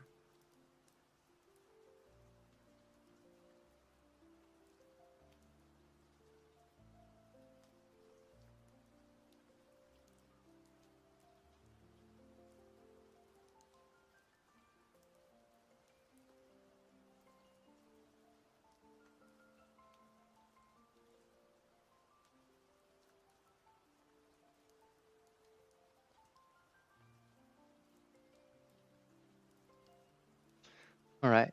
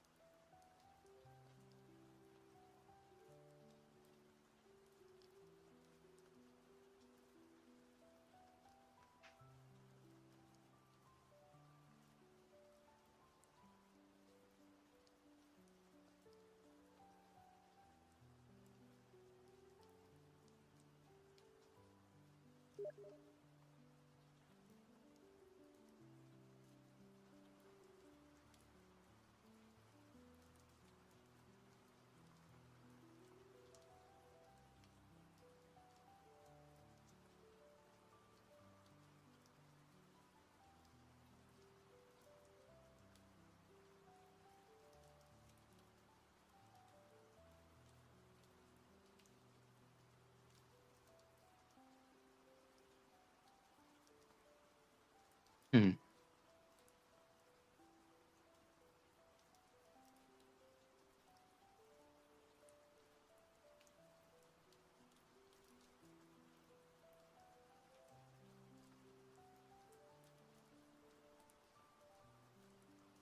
The wave timer in Dome Keeper, the first wave definitely seemed to be about 120 seconds, but it didn't really match the wiki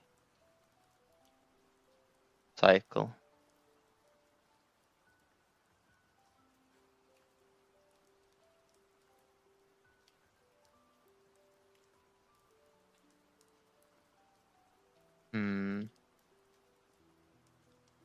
Main page cycle.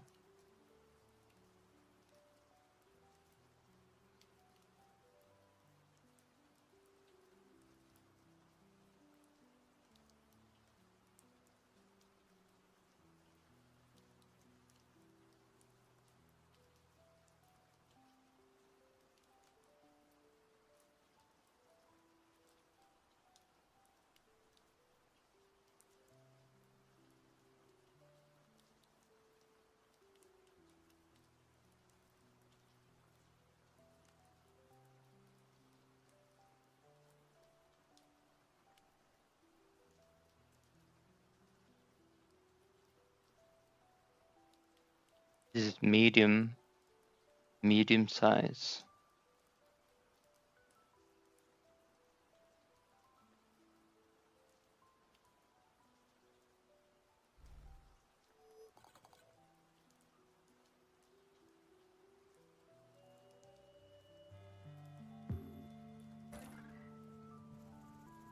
Relic Hunt, medium.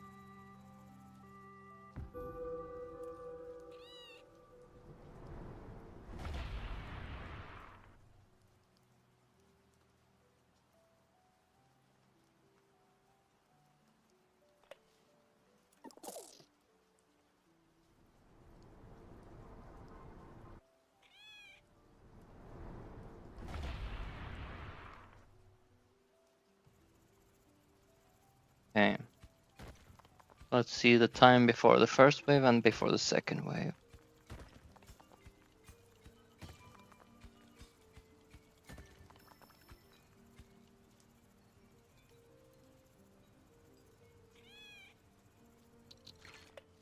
Also 20 seconds before I bring back the first 3.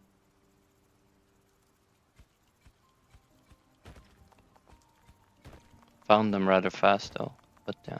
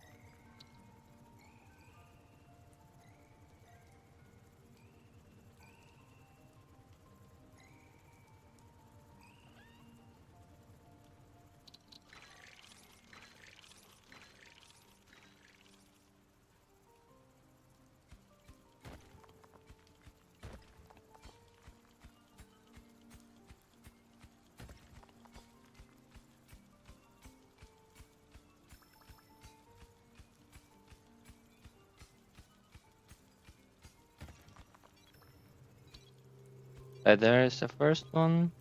It was 100 seconds, 105-ish.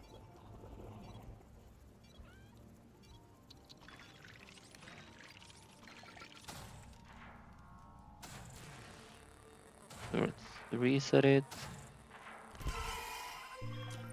For wave 2.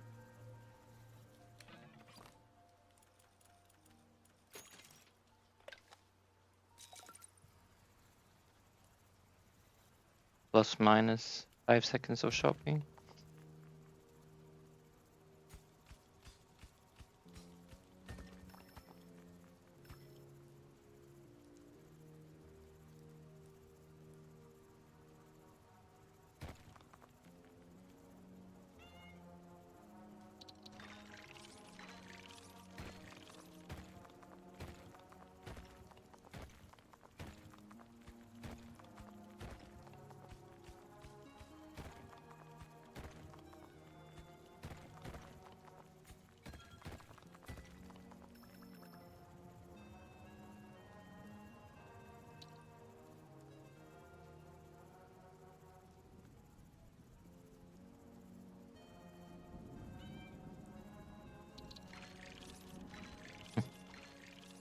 Cat is scratching the chair. Naughty, naughty.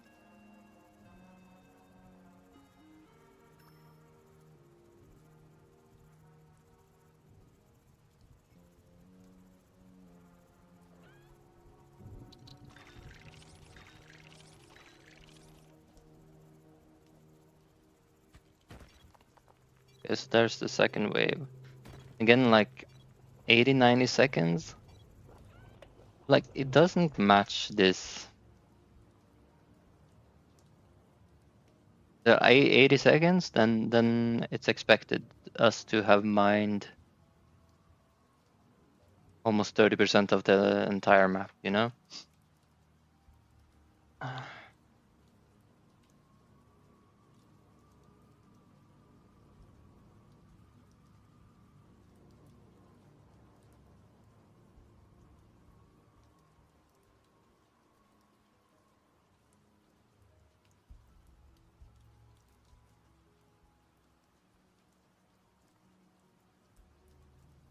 But still, it's quite a lot shorter duration than I have in my game right now.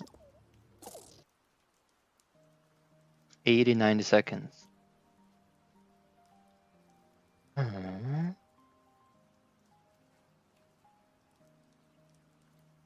have to try to figure out, like, how am I gonna scale the wave timer? And when am I gonna do it?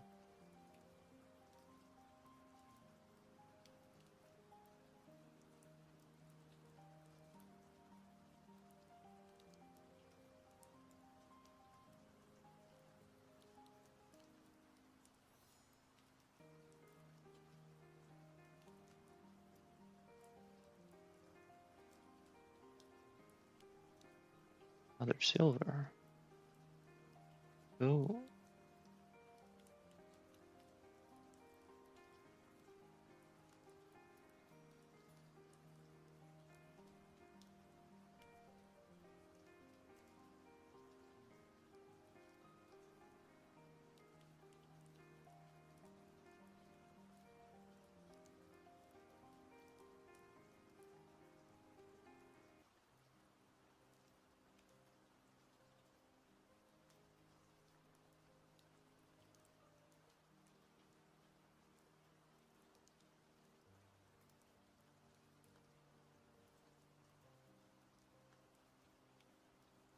Hmm. And it's also like the question,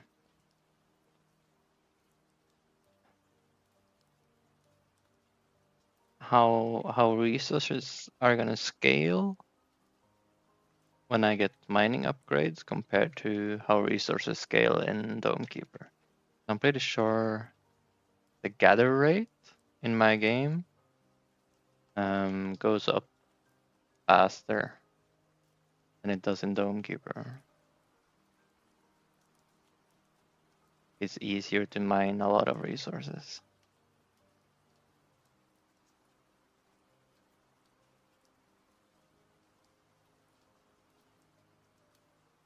What should we do first? Should we do the visual indicator that a wave is approaching, maybe?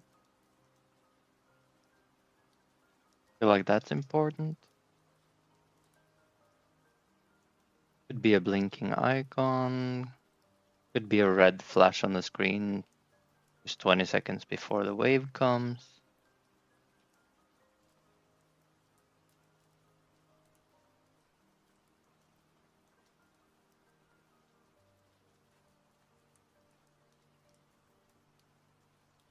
Could be a temporary thing as well, like text on the screen.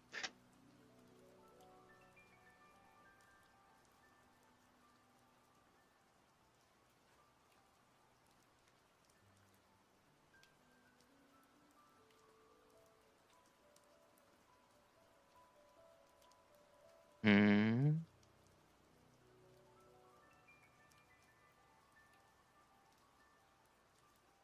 What if you had 80 seconds? And we would start mining about now. go down.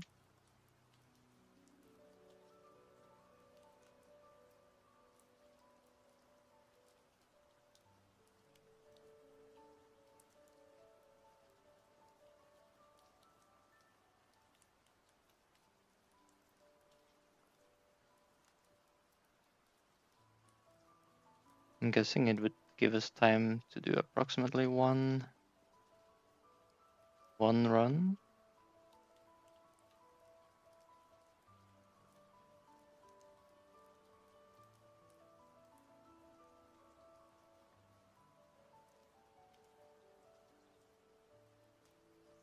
Because when we get back up now, going down again is going to be pushing it.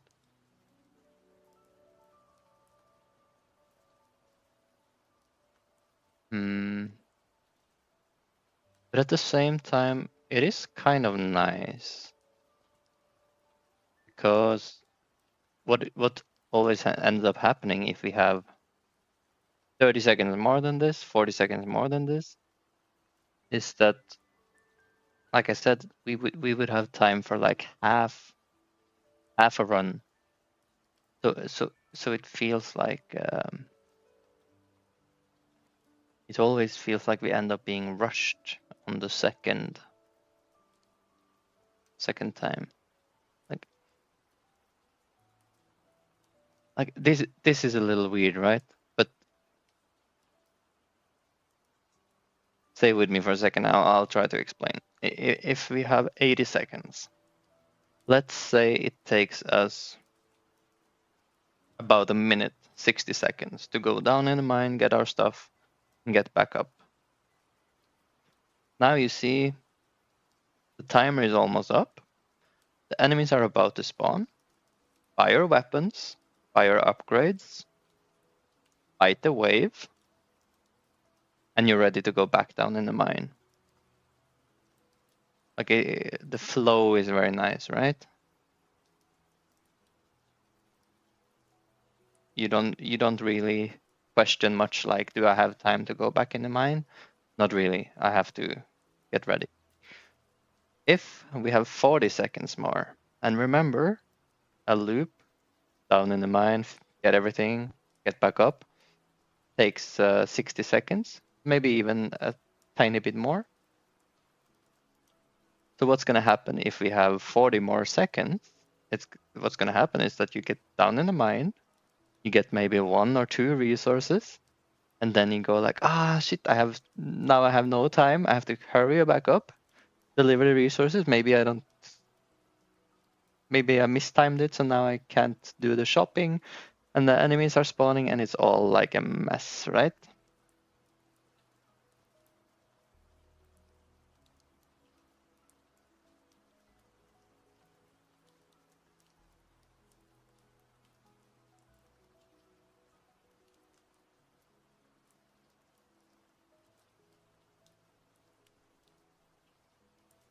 I don't think it feels good to have time for 1.5 run. If anything, if I get an upgrade or expanded wave timer or something, it should match so that you have time to do 1 or 2 full runs. At least approximately, right? Like I see time after time right now that with the current time setting, you only have time for the half run the second time. So it is pretty consistent. And like another thing to consider is when you go down and do your mining stuff. Further you expand the cave in any direction, down or sideways, doesn't matter. There is gonna be an extra travel time. Let's say we pick up just 60%. That is pretty optimal to do. 50-60%. You calculate the efficiency. Okay, so here we have 60% carrying capacity. We start going up at 93 seconds.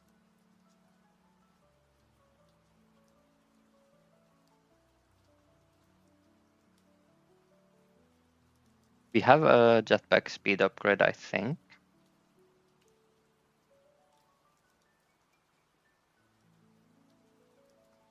Took us 20 seconds. All right. Now, oops. Let's think from the beginning when we get our first.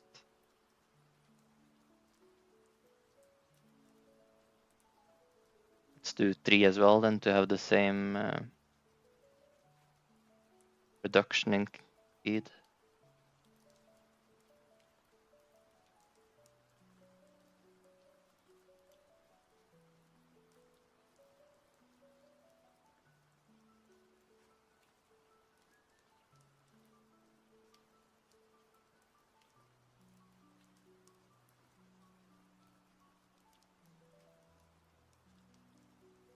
Okay, so let's say 78 seconds. We go up.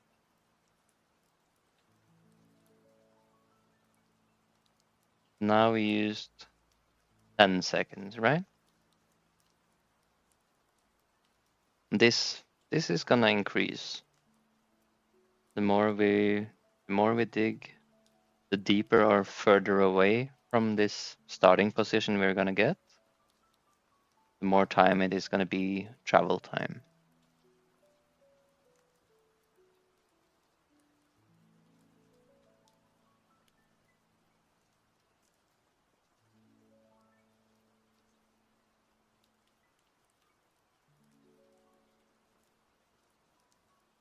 So I think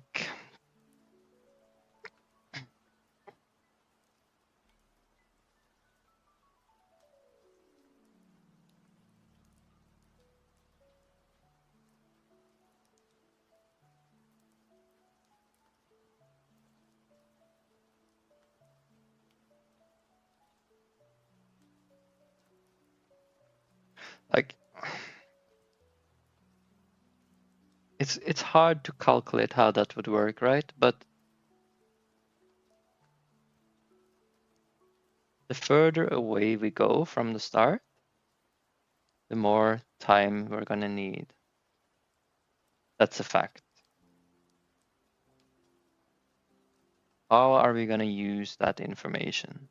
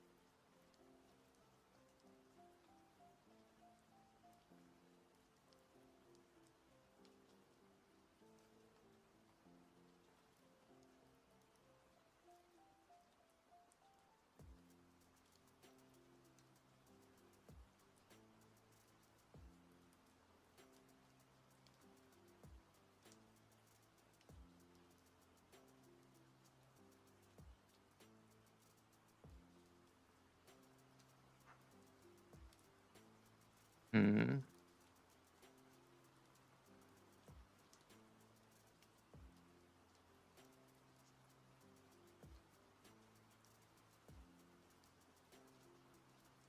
So a trick they used in Domekeeper, if this information is correct, is that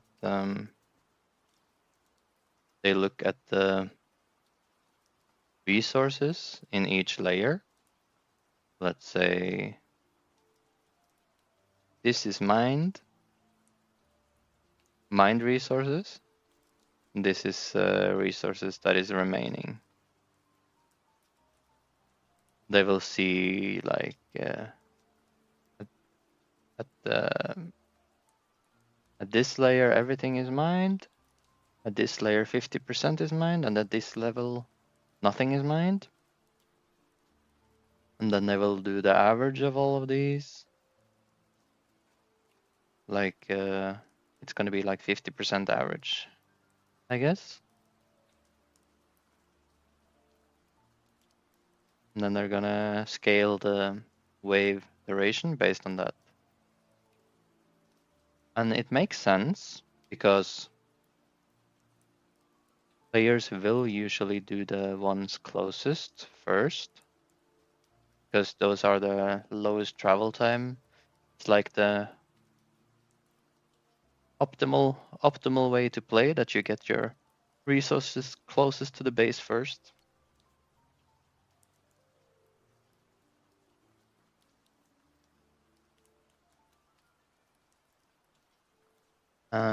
What was I saying? Oh yeah. So once you got like a good chunk of resources gone, then that should mean that you now have to travel farther to get more resources.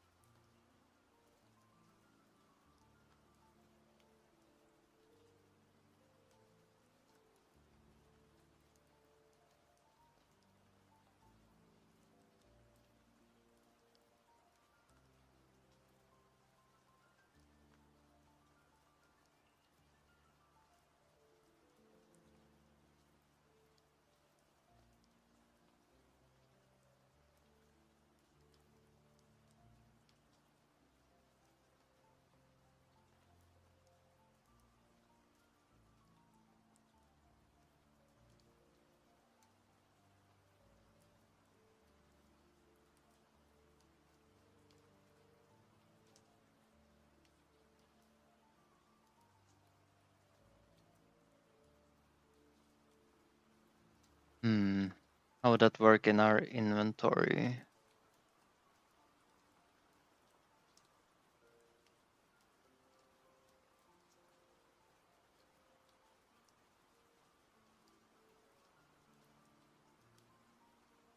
When we edit item money,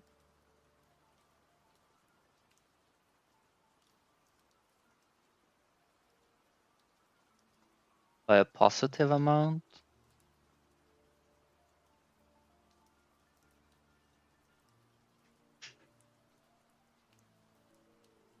we could increase the wave cooldown by a percentage of this. So the more money you get, the longer the time between the waves.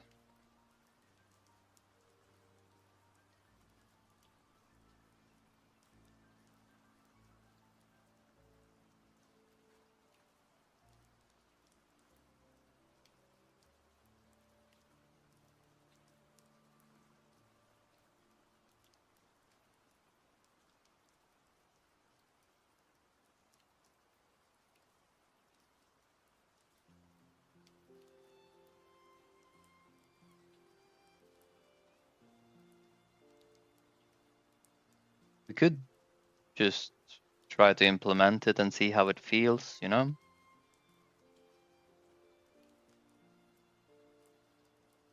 See, do we...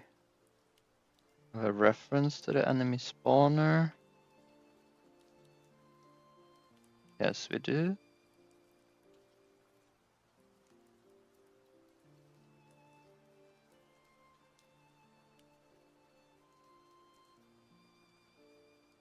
Enum's resource type. Yeah.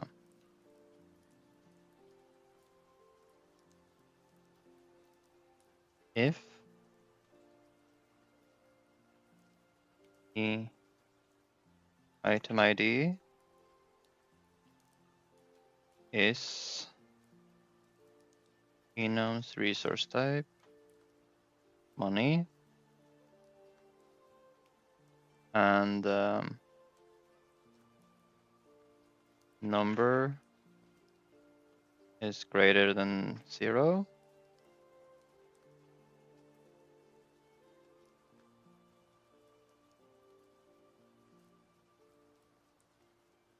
Guess that fits in one line. But it is kind of nice to read it like this as well. Once you start doing it several places, I think. This and this, you know.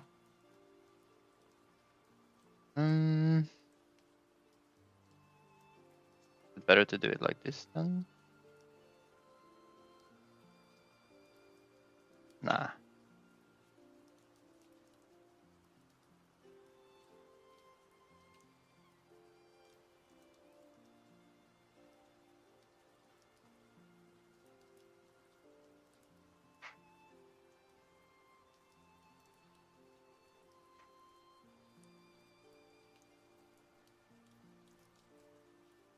Or base wave cooldown. I guess we need a separate multiplier.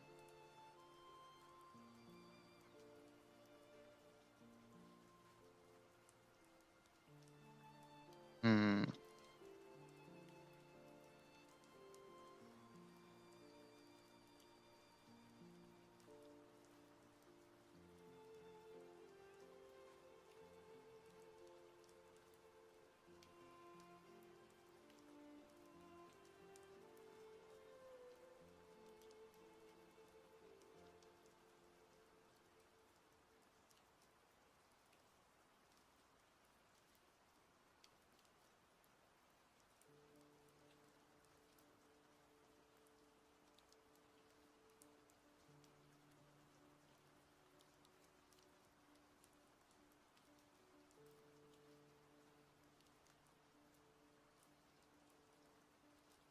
Let's start it at 1.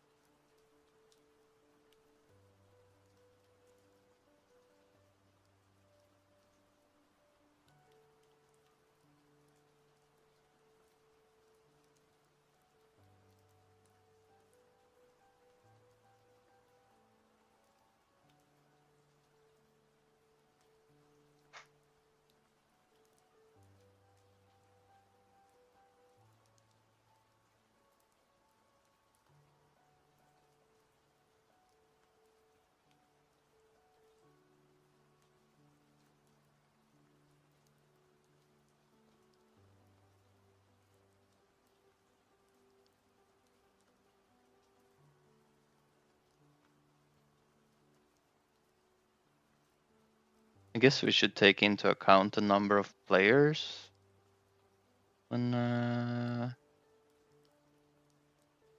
doing this.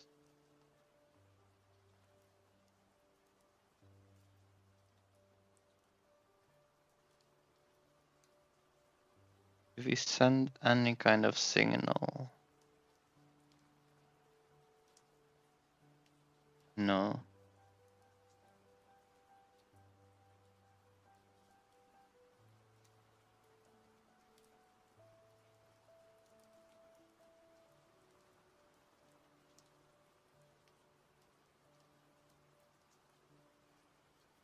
Change multiplier from money added number.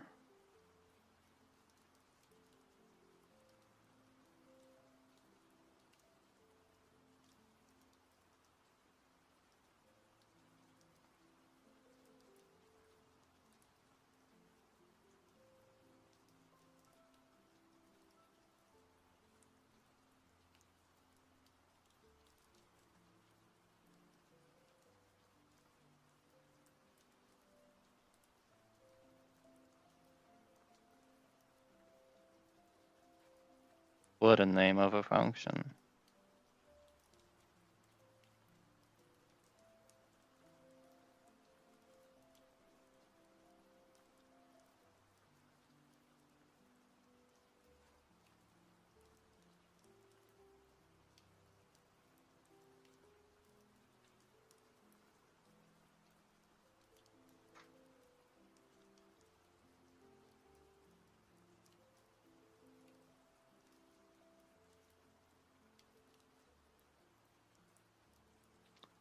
Hmm.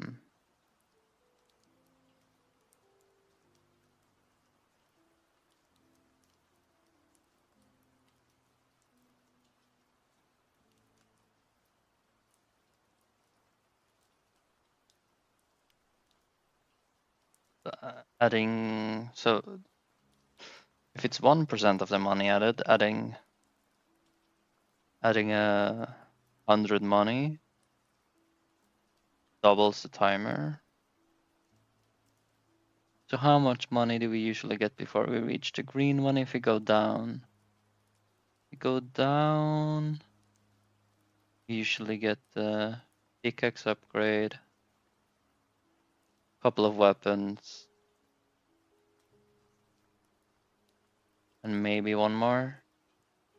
4, 8, 12. Could be anywhere from 11 to 15-ish. And that added 10 seconds travel time. Let's say, to be fair, every 20 money, we add 10 seconds.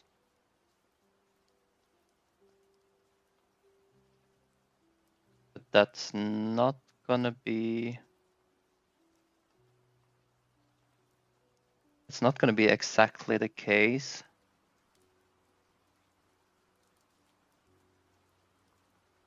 Once we get further down.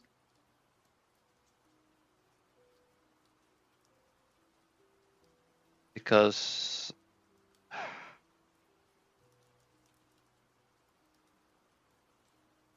things double in value and weight all the time.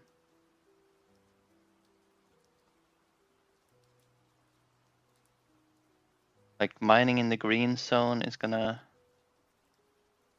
give double the amount of money compared to the area you expand, compared to like the first zone.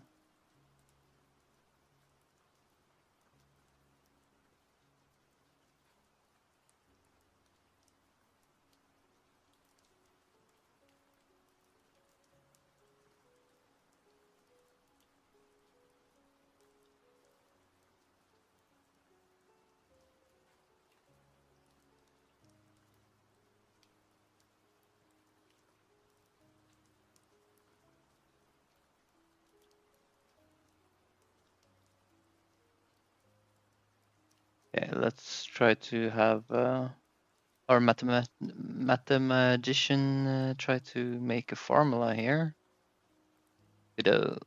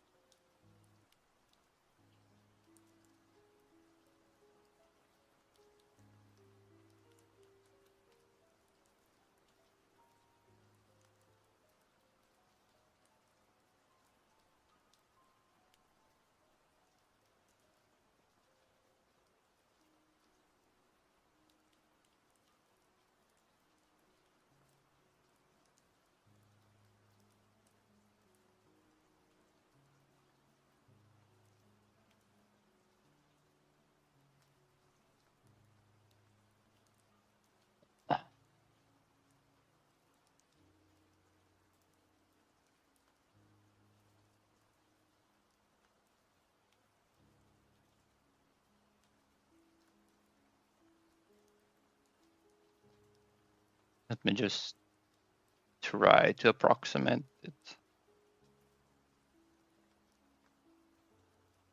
So that's one resource. Probably pick up like 2 more on the surface, so that's 3. Now we have 5. Now we have 7.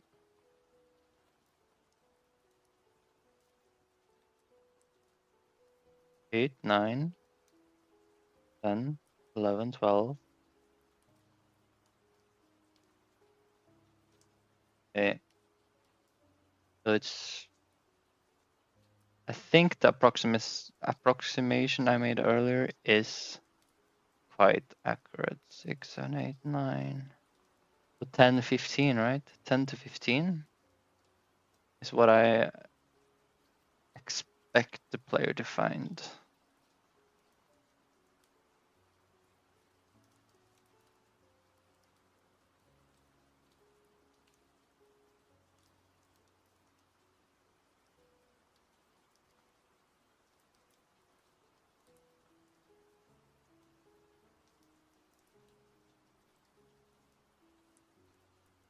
Wave timer.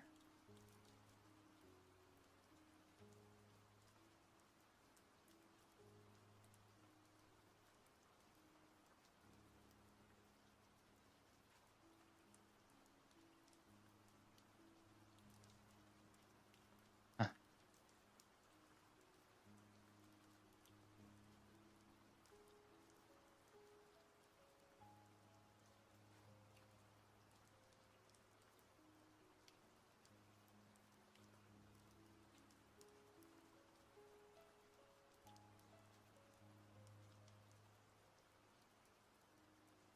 10 to 15. Every 20. Okay.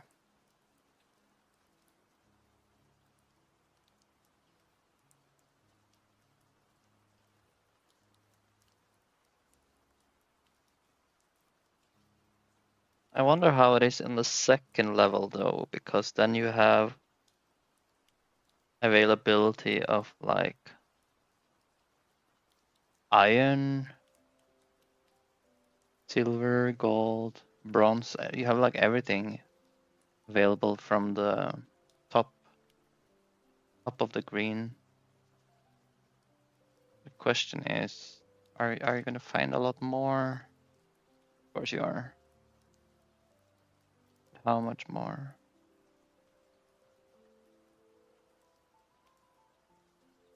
Okay. Let's consider that.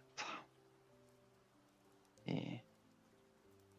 Here's 3, 6, 8, 9, 10, 11, 12, 13, 14, 15, 17, 18, 19, 21. A bit more than 20.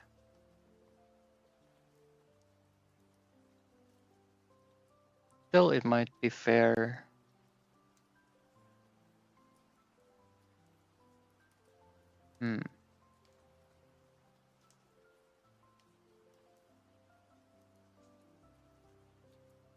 To keep it at 20 times 2.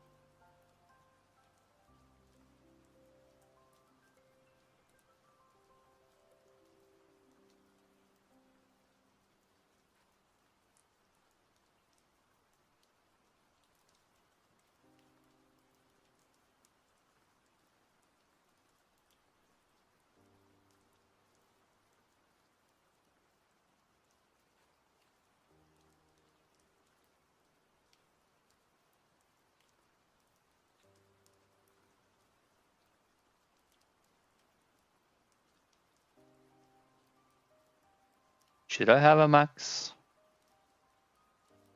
Probably, right? I don't know, like...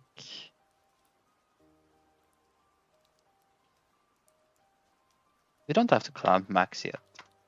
But what I imagine is that at some point, when we get the far travel distance, we're gonna get equipment or something that helps us with the movement, so we don't have to move like 80 blocks down. Instead, maybe we have a teleporter or something.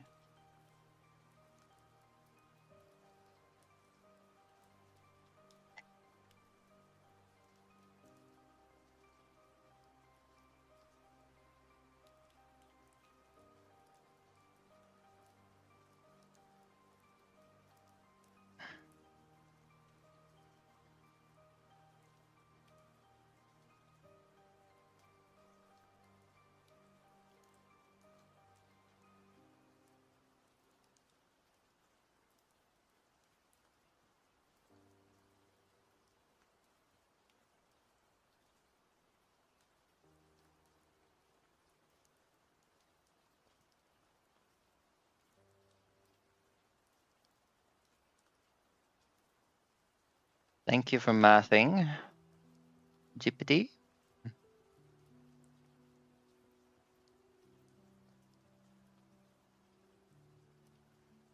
The floor of -1.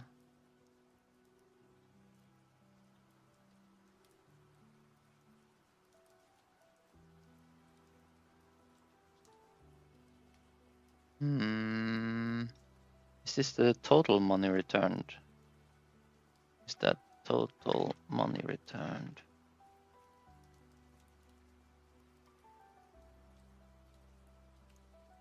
Okay, so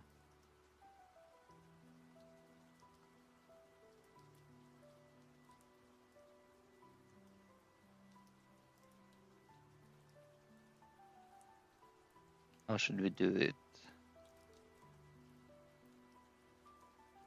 In the inventory manager here,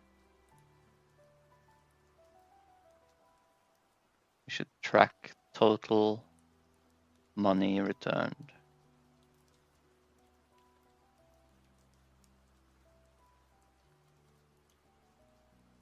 Or earned, I guess.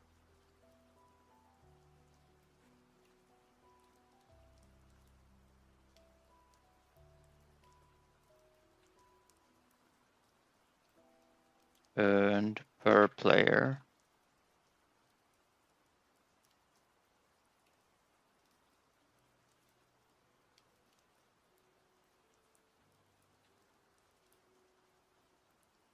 Okay.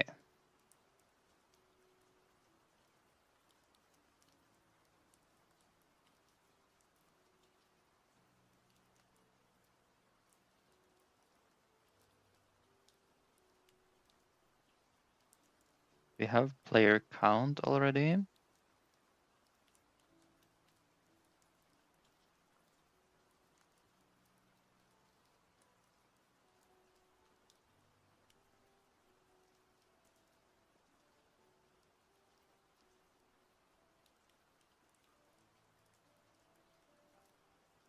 Maybe we should make a signal for this.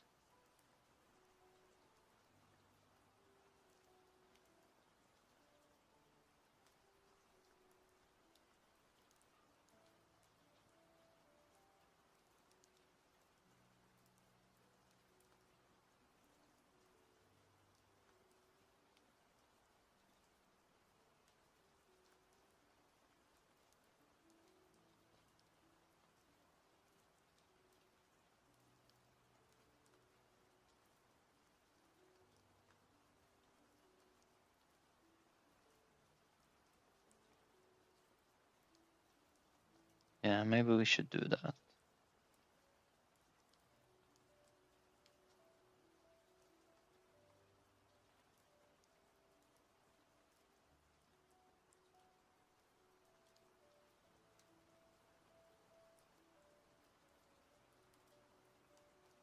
We would have total money earned per player, add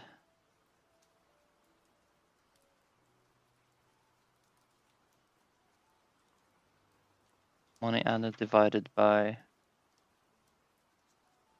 player count.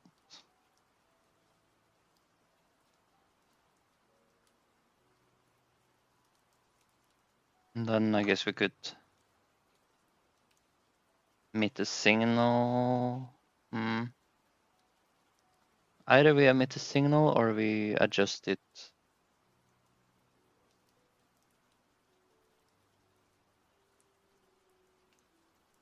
With a call like this.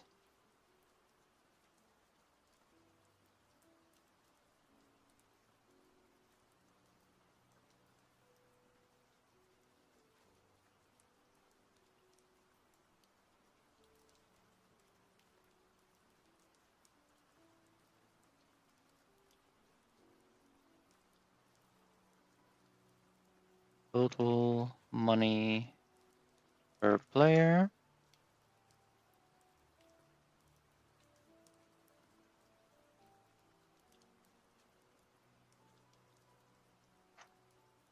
Okay.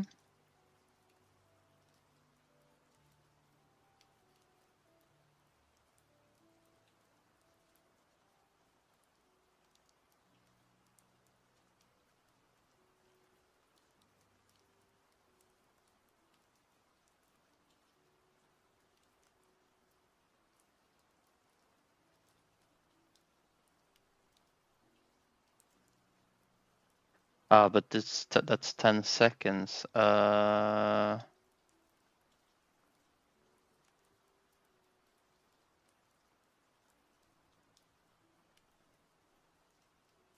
then this function would be for adding to the base cooldown.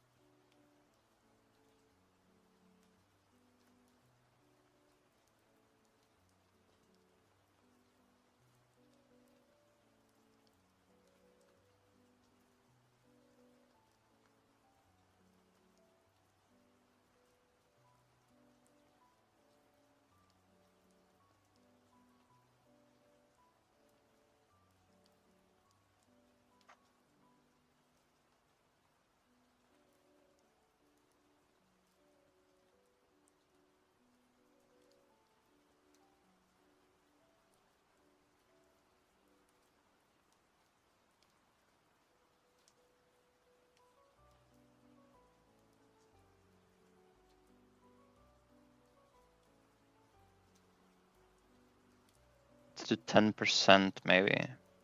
That's 8 extra seconds. It might be fair. Oh, 10%.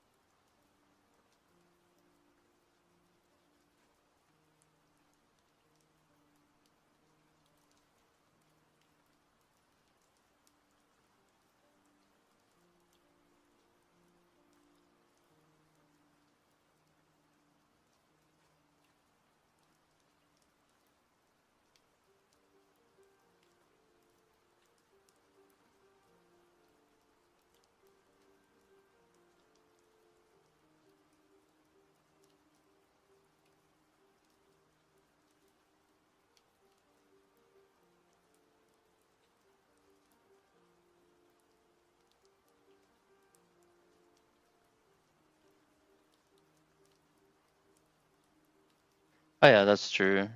20 total. 60 total. Yeah, that's fine.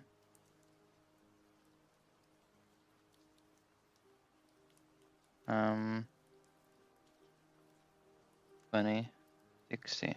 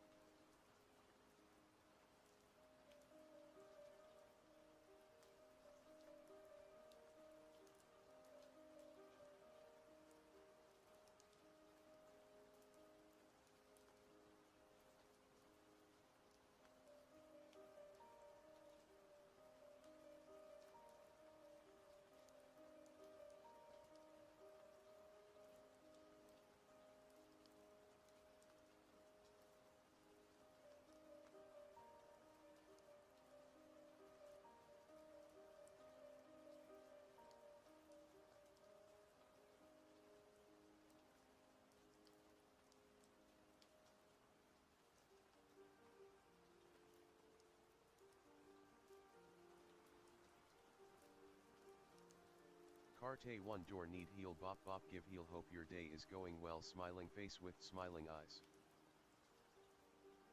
Hey, welcome, Dr. Hamnesia. It is going well. I'm trying to learn a little bit about pacing and tempo from Domekeeper and implement some of it in my own game. So what I'm trying to test right here is to add a little bit of time to the time between waves as the player is mining resources. Because what I'm thinking is that as the player are mining resources, they are getting further and further away from the start. If this is the start and he already got all of these resources, then he has to travel farther to get resources. And at that point, it's gonna feel bad maybe if the wave timer doesn't increase. Even if the player does get more movement speed, but I don't think he gets enough to weigh up for traveling far.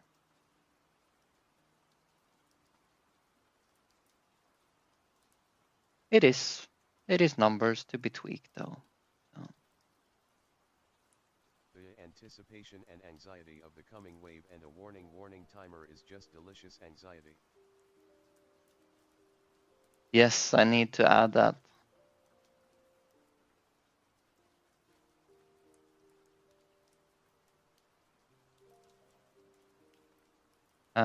What I noticed, I had two friends try my game for 5 minutes this weekend, and what I noticed, one of them played without sound, and of course, it's hard to see when the timer on the top right is gonna run out. It's like a tiny timer up there, right? So I need some red flash or something to indicate that the wave is soon here. Absolutely.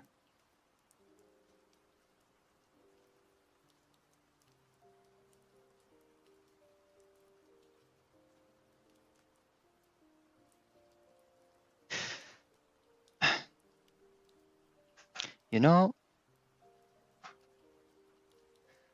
this is something that Domekeeper probably does on purpose in the beginning, where they don't really show the wave timer. What they do is that they fill a bar, which like indicates that the enemies are gonna arrive.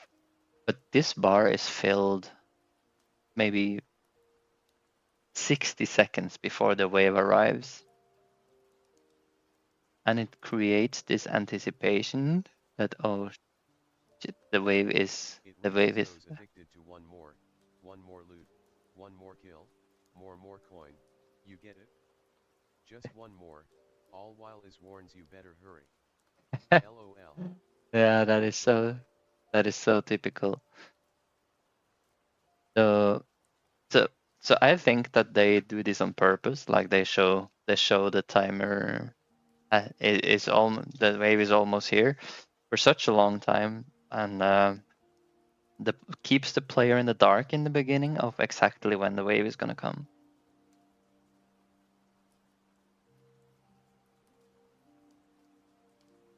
I might do that in the beginning too, or something similar.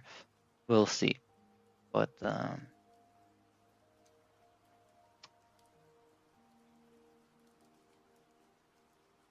now, let me see if this thing works. Wave cooldown multiplier increases by total money per player. Let's see. Inventory manager.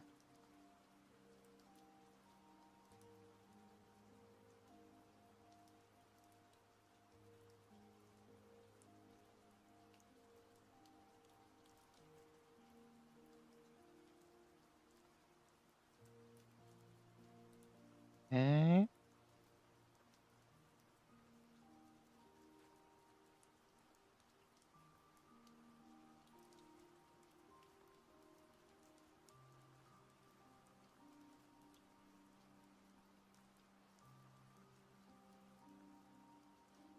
Think think I got most in place. I have to edit it when player count changes.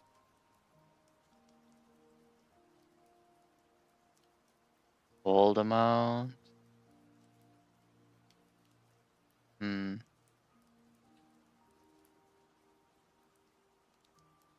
New player count divided by player count. Yeah. Total money earned per player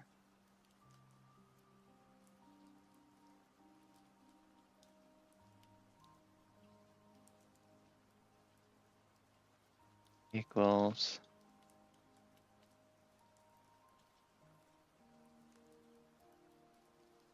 this multiplied by new player count divided by player count.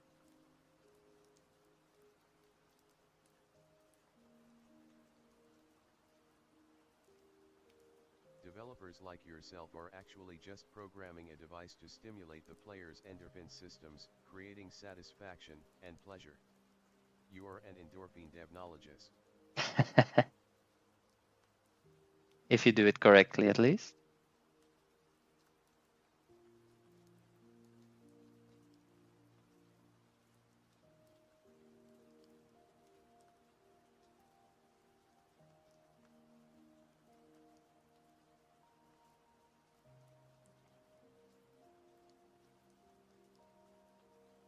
Okay.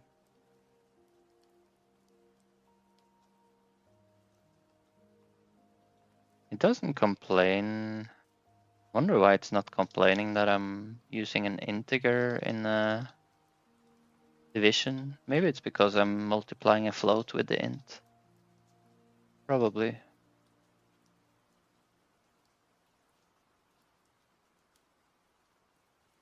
This probably converts the entire thing to a float. Okay, now I think it's ready. I guess the easiest thing is to print every time we add money.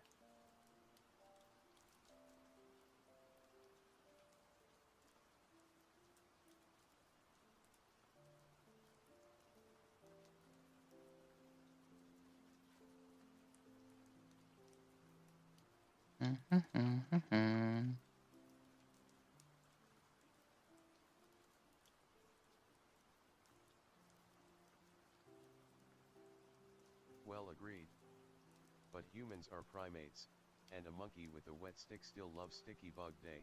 Wet stick in an ant bed. Hee hee hee.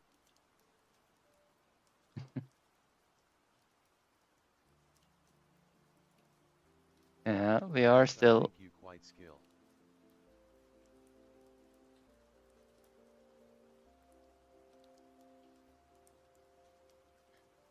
Let's see at the.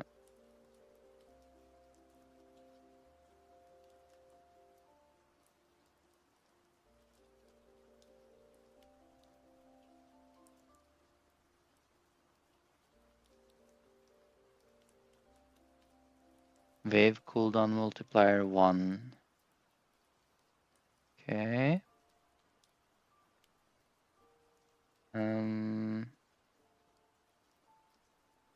Is it? Where foes it go after melding?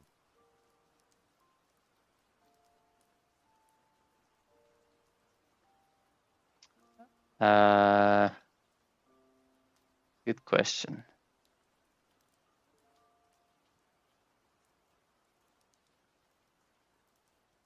It's like it's what you have to figure out. It's the goal of the game.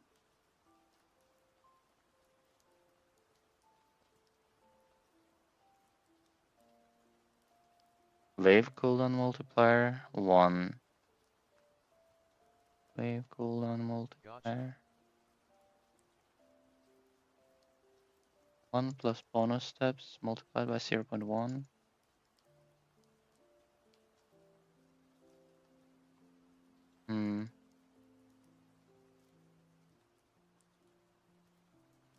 I have to do it like this. Start with 1. 10% per bonus steps.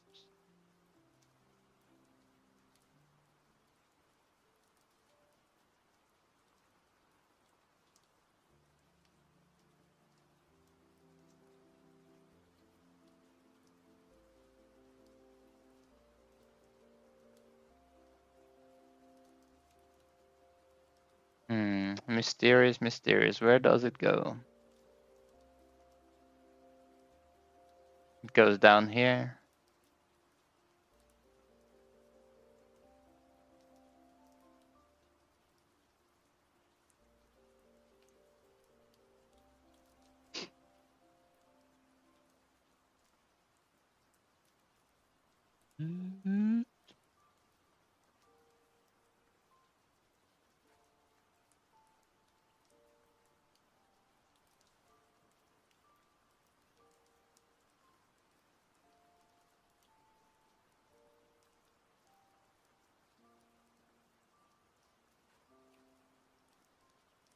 Wave cooldown multiplier 1.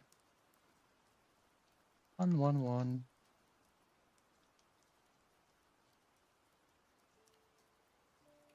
So the bonus step is a floor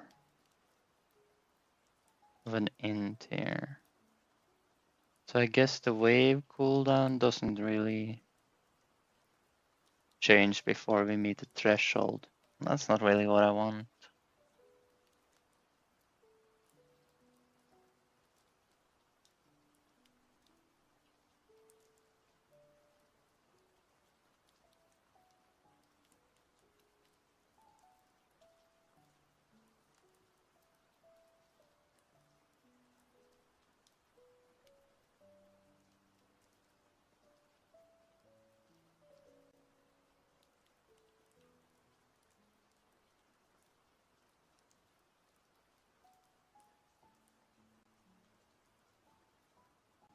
Hmm.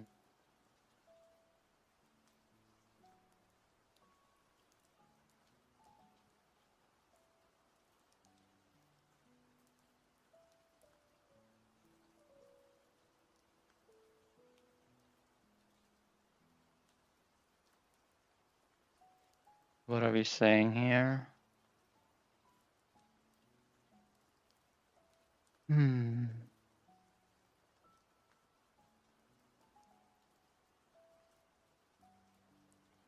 This is always minimum 1. this is always minimum 1.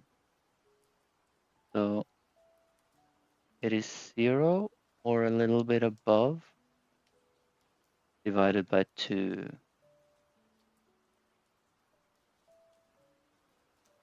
So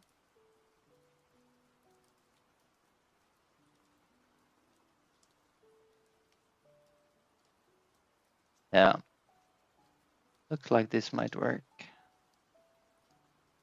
Let's test.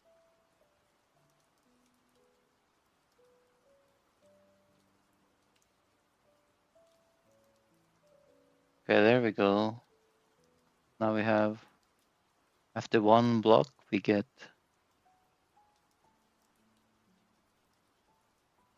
how much is that? 1% almost? 1% longer duration between waves.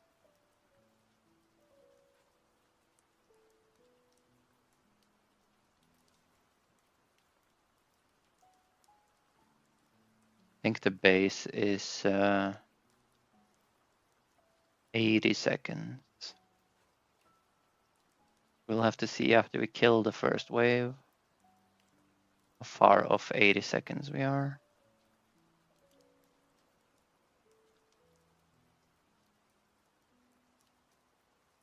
Now we increased it by 3%.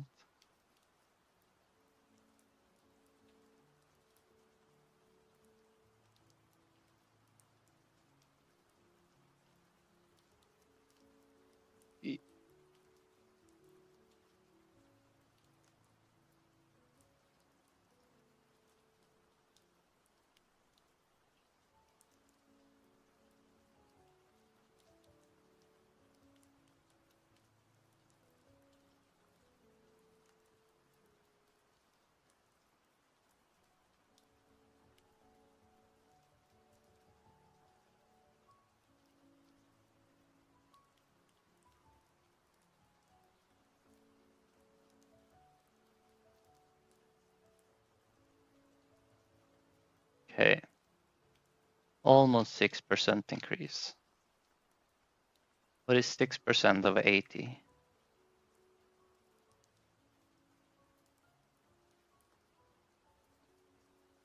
1% is 0.8 times 6, 4.8, so 84 to 85 seconds should be the timer.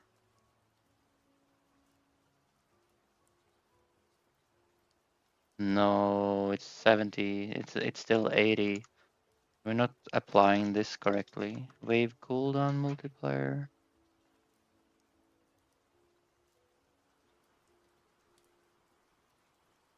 First wave. Okay. Here. There we go.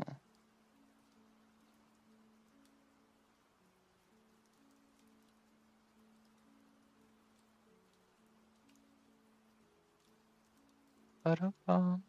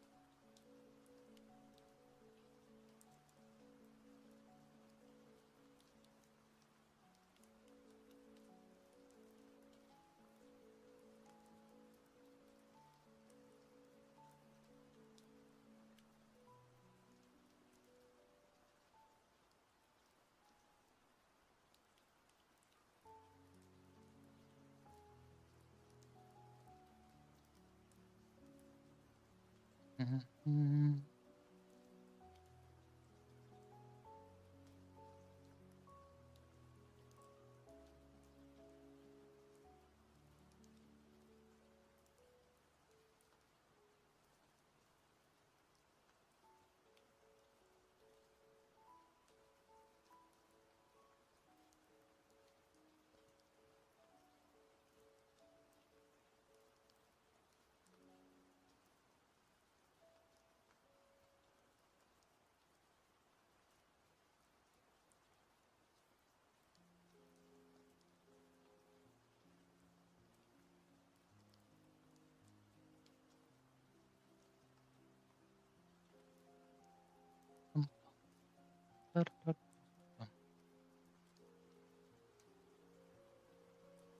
Okay, let's see the timer. 85. Nice.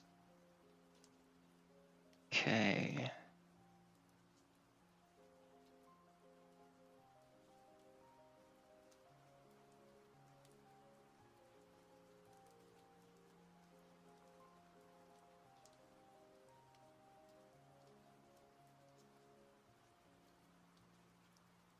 I'm also partially against the timer though. For some like I'll show you what I mean. When you have, let's say that a player is getting a bit lucky in the beginning and gets a lot of iron ore. Let's say he gets this amount of iron ore, then he is already in front of Mr. Green, which got this amount of iron ore. Now, after the first wave, the player who had more iron ore gets like plus 5 sec to his timer, and the green guy gets plus 3 seconds. So this is the bad part about it, in my opinion, where if you're ahead, if you get a lucky start, you also get more time to mine.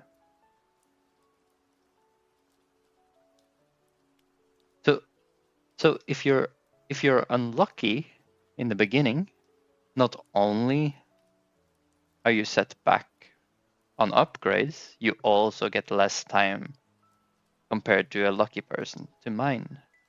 So it's a real snowball effect, right? That said, it's not like 2 seconds is the end of the world. Like it is.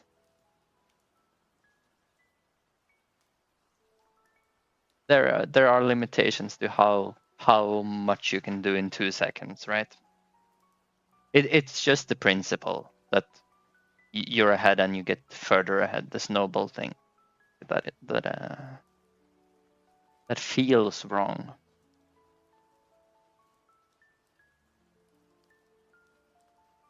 But I think the entire I have to play test it. Maybe I play tested it. Maybe I play test it tonight. But I have to do a couple of runs where I go and mine pretty deep and see like if it feels good that the timer is increased based on how much you pick up, basically. A mechanic that can give chance to earn time. No, the thing is, I do have plans for a second mechanic, but are you asking what I'm explaining, or are you asking or suggesting a new mechanic? What do you mean?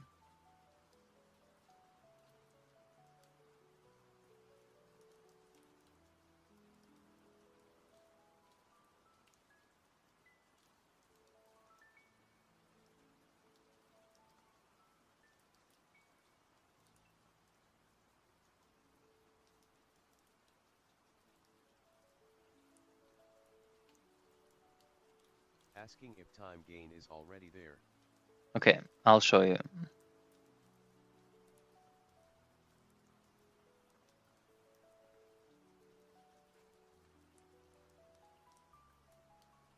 So let's see, imagine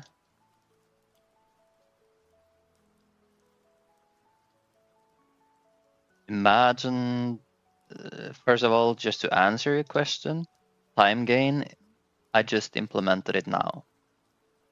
That's what I just added. And this is the idea behind it, right? When you start mining resources, you will get further and further away from your base, the more resources you have gathered. That's the idea. And the further away you get, the longer time it takes to bring resources back and to go back down. And increased jetpack speed doesn't offset this completely. So that's the reasoning why we need to increase the time. And it's also the reasoning why the number of resources you gathered increases the time you get. You see it like the more resources the player has gathered, the more likely it is that he is far away from the base. The player gathered 1,000 resources, for sure he is pretty far away from the start. And so he needs a bit more time to get back to the mine, to the part he was. And I'm probably gonna add like a max limit somewhere, like 150 seconds or something. And then at that point, it is probably time for a new mechanic, because I'm not gonna have the player like travel for 40 seconds each way, you know? That's too much. Then I need to add a... Thanks for showing. Yeah, no problem. So I need, when the player gets really far down in the mine, he needs some kind of upgrade that helps him. That could be something like a teleporter or something. Exactly what it's gonna be, I don't know. But we'll tackle that when we get there. For now, this is a good enough system to increment how much time he gets to mine, little by little. Portals, monorail, rocket carts LOL. Yeah, sure. There are elevators, a lot of options here that we can consider.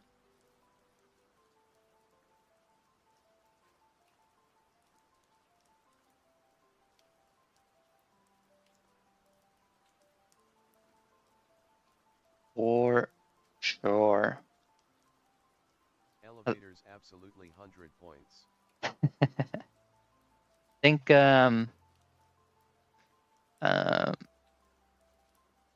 Dome Keeper uses a couple of tricks, like they have, if I don't remember wrong, they had like this beam that you could unlock. And if you placed minerals inside the beam, they would slowly rise to the top. So that helped with the amount of trips you had to make. And then I think they had a teleporter. At least for the resources. I also think they had like station where you could you could bring the station with you or something, or it was in the middle. I don't remember. But if you access this station, you can control the base defense on top from down here.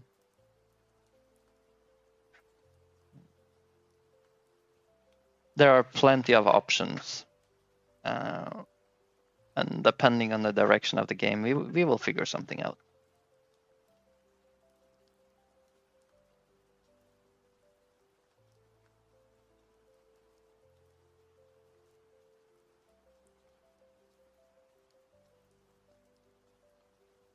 Okay, so what did we do?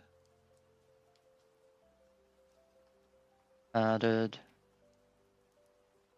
wave cooldown multiplier. More resources you gather, the more time you get to mine, since you have to travel further.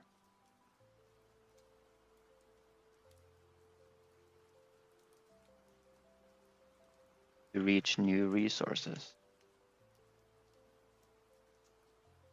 Do-do-do-do.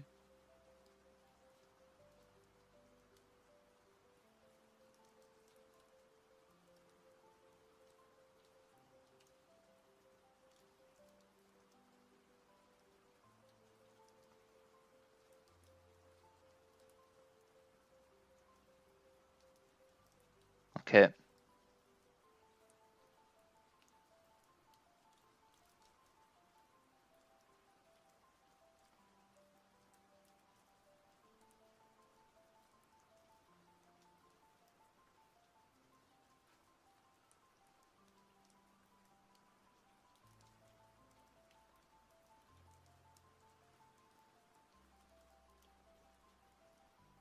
What about the toughness of these blocks?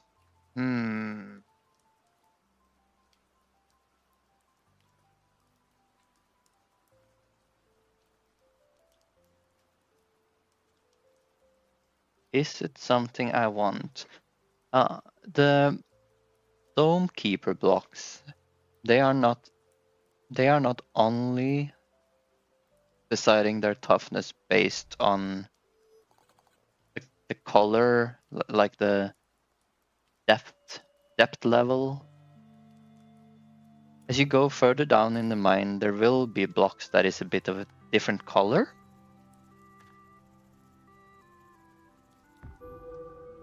And those are tougher to break. But you also have assigned like a density of each block. You see these have pretty big rocks on them. That means they're like quite hard.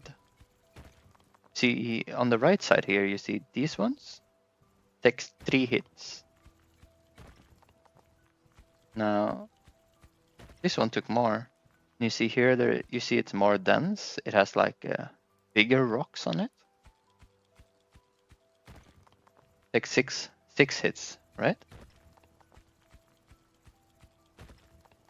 So what I was thinking, I could do something similar. I could make a normal map, a noise map, and then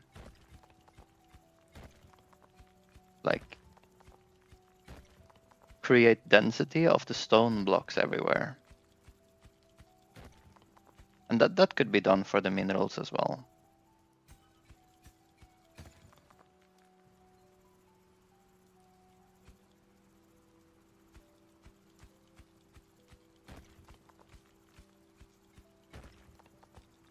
It is actually pretty clever how they did it here with they simply added the minerals on top of the mesh of the rock. They didn't add a second mesh for a mineral rock. Well, they could have, but it is based obviously on the rock mesh below.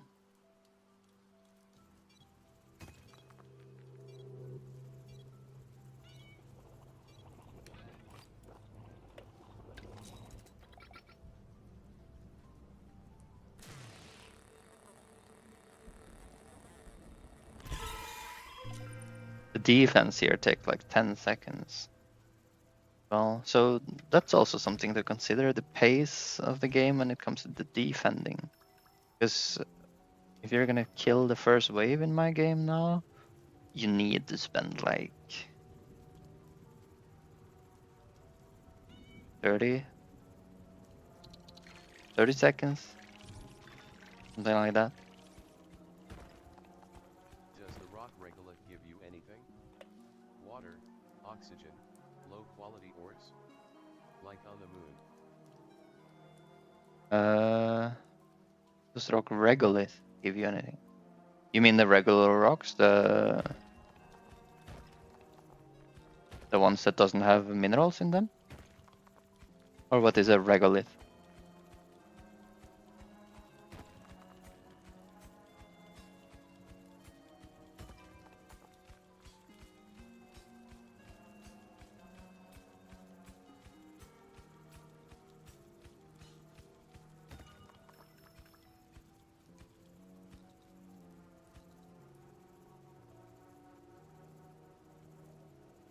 Rehoboth equals moon rock. Oh, okay. Well, I did have a question as well from a playtester. If one of my friends, if the normal rocks could have a chance of dropping something, because he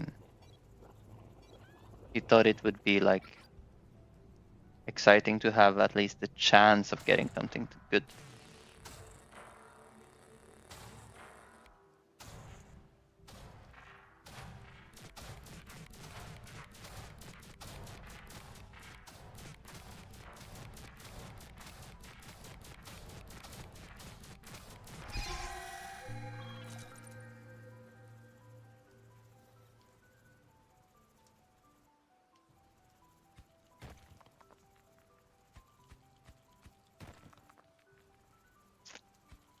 To answer your question, it doesn't currently give anything, but yeah, it has been brought to my attention that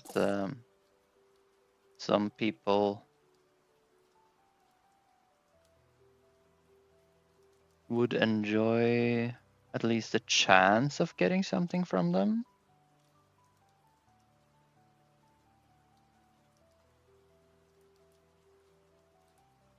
You're gonna mine so many of these so fast though, once you have your pickaxe upgrades or your drill upgrades.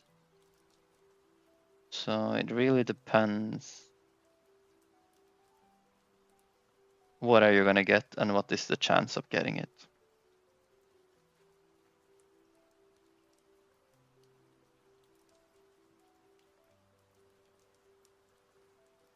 I think what he ended up doing, I saw a screenshot from when he was playing, so I think he was basically mining like this, a big corridor. And then I can see that if you do this long enough, like you might feel like you're breaking a lot of rocks for nothing. Especially when I had lower mining speed. But I don't know. I don't know if I'm gonna add drops from the normal rocks.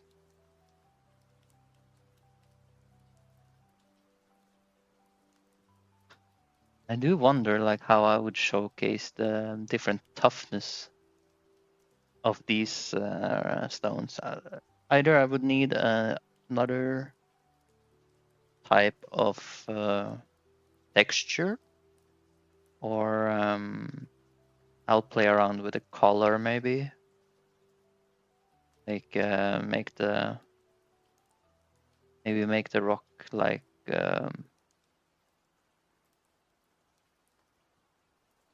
darker when it's a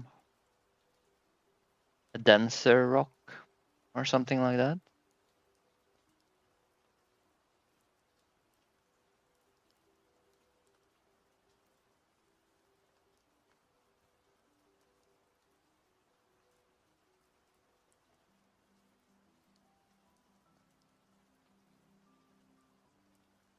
I'm pretty sure a noise map would do a decent job though of creating like the different areas with the different density rocks. A problem that I imagine seeing is a noise map randomly generated could, of course, generate a lot of really tough rocks right at the beginning. But I believe it does that in Domekeeper as well. Don't know exactly if they have any limitation to how tough the rocks can be around the beginning.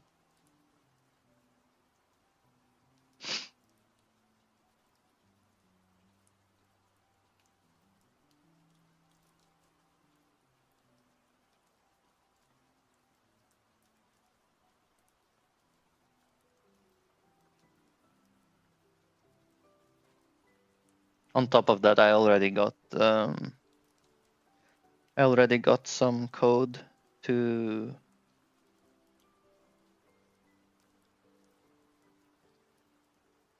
limit what kind of ores can spawn by the Houses being built depth. or planned now in real life are based on the composition or space. Rocks about 45% contain oxygen, and silica glass iron oxides, from billions of years of meteorite make up the land. Oxygen 45%, silicon 21%, iron 5 to 15% yield. That's so funny. You actually have 45% oxygen in them. That's crazy. Not a motherboard, just what basic rock contains. Yeah, yeah. That is really cool.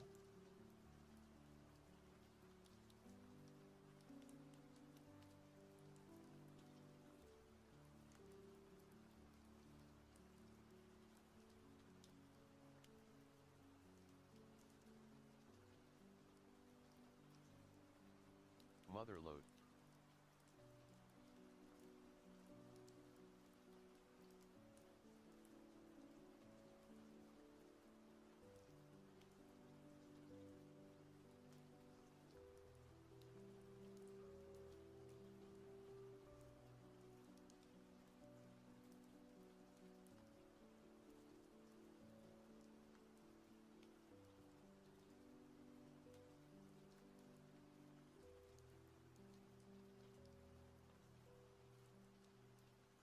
Chinese are using this knowledge to design their moon base.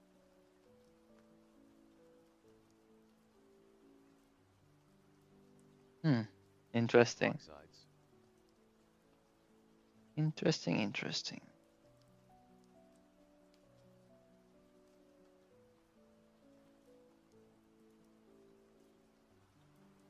Should we try to make a wave warning now?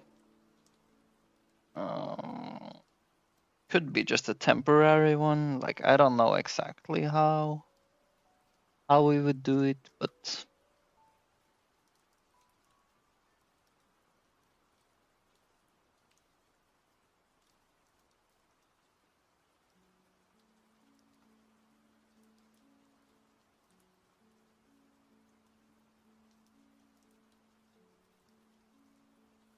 what if you literally just flashed a big red warning on the screen? Like when your health get low in a lot of games, like the red from the edges and slowly reducing the alpha as it value as it goes in.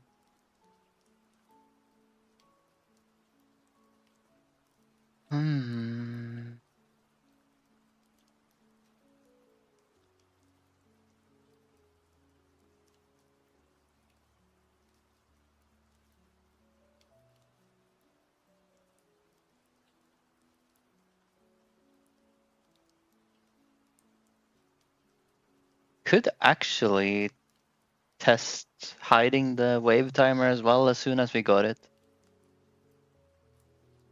Just hiding it completely. I'm not sure about that though.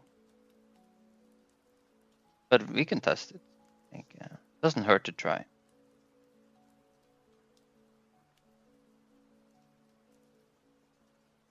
Gonna make some coffee. Each RCK, not or has a 0.5% chance to roll in loot table that mostly gives nothing but sometimes a smidgen of resources. Yeah. That is, that's a possibility. Every 200 rocks. It's surely fair.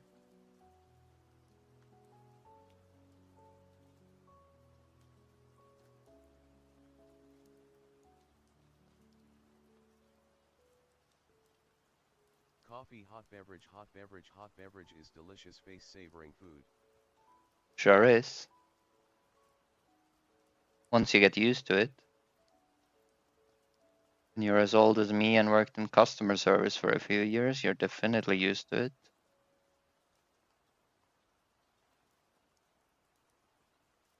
I'm get some too. All right. Going to the bathroom as well. I'll be back in 10 minutes. You're a cute youngin.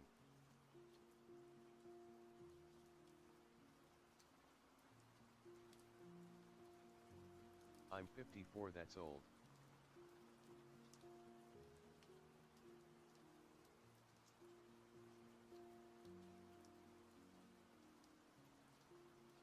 KK, see you soon.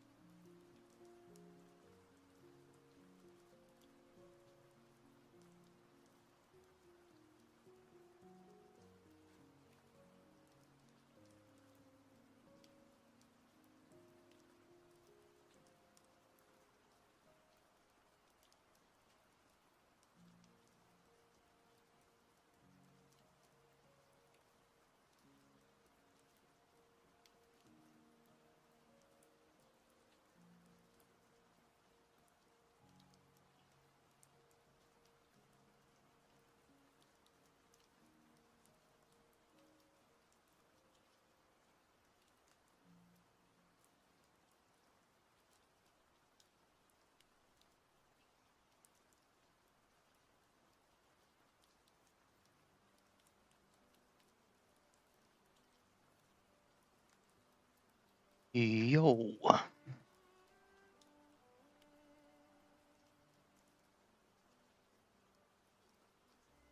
Welcome back, Mind Manners. Hey, thank you, man.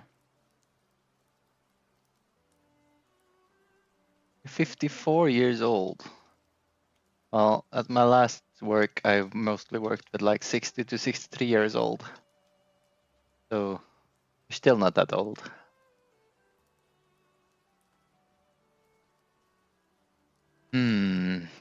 Let me see.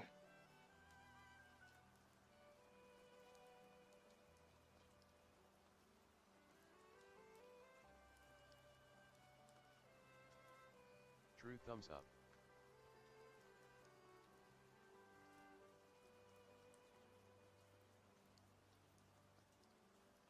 I wonder if I use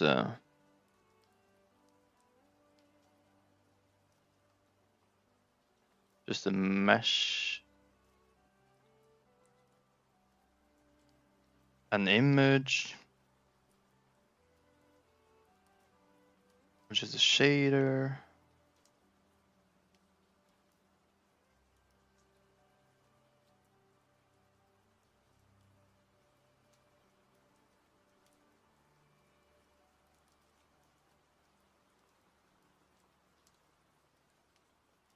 Maybe I even have something.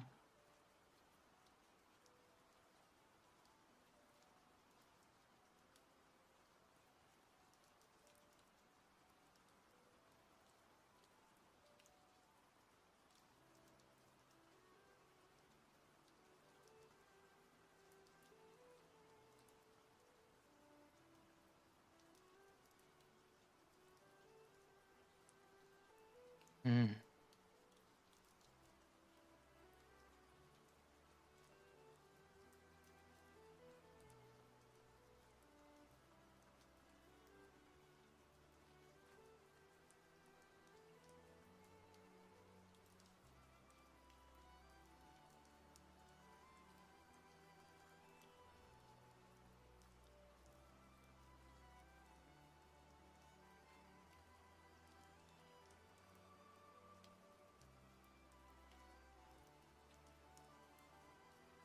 Do you have bombs or like mining explosives that you buy or create to blast small areas of just basic rock?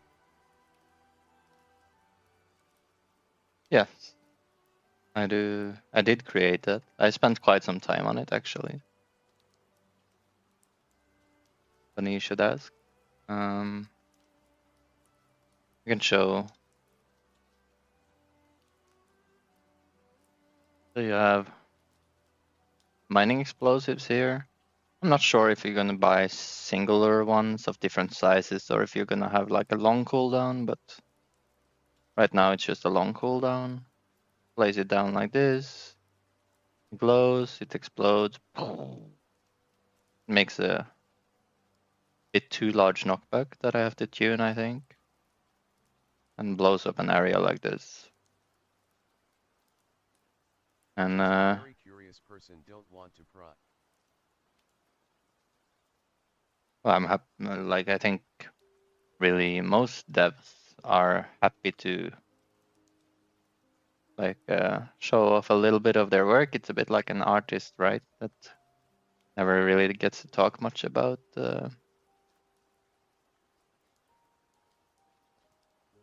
or show their work to many people. Like it's fun. It's fun when people take interest in what you do. Don't worry about that, man.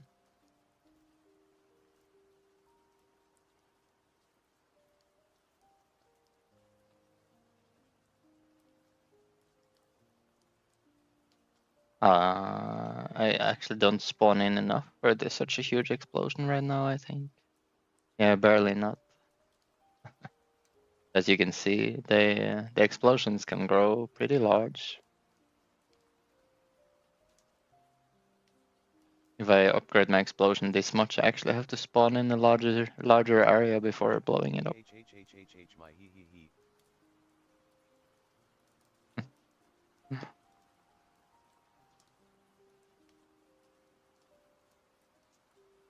But yeah, I'm guessing like a level Level 2 explosive will probably be at least what I will allow for in regards of size. And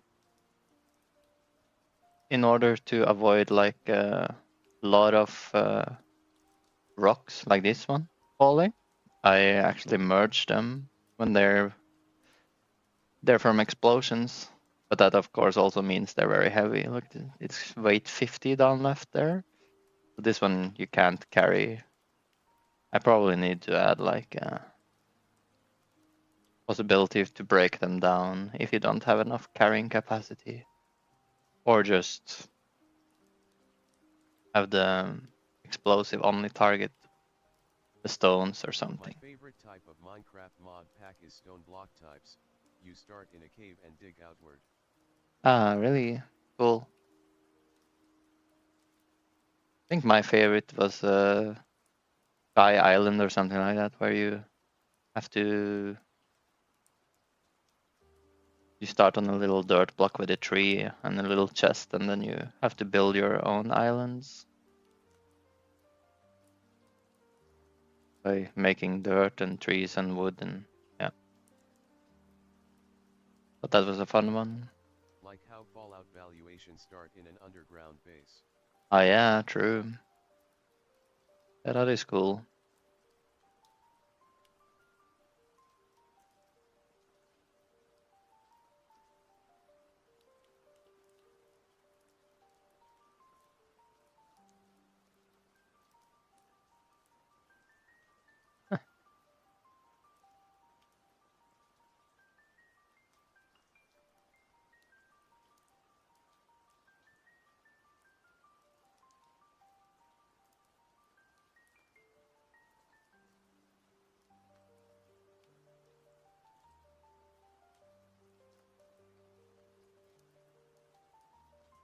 Yes, sky block opposite of stone block.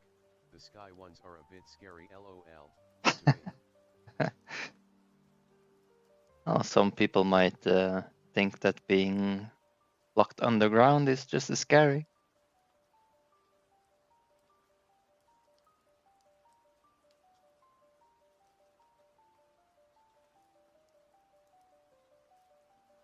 Let's see.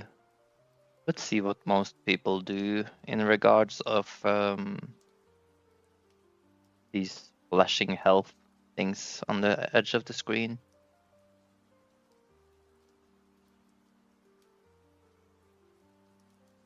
So true.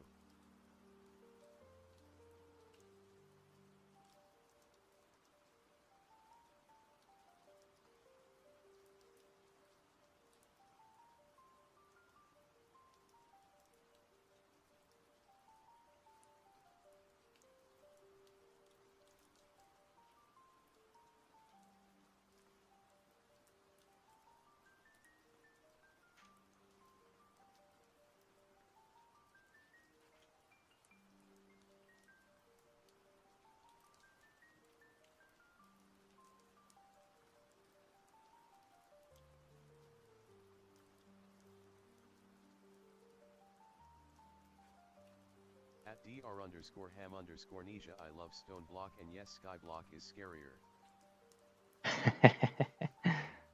Welcome, Kurt.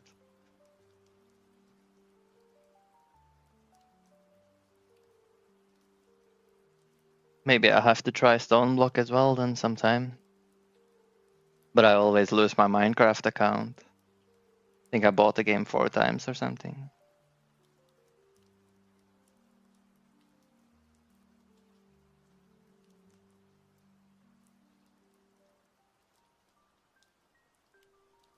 And it was cheap though. Not recently. Now it's probably expensive.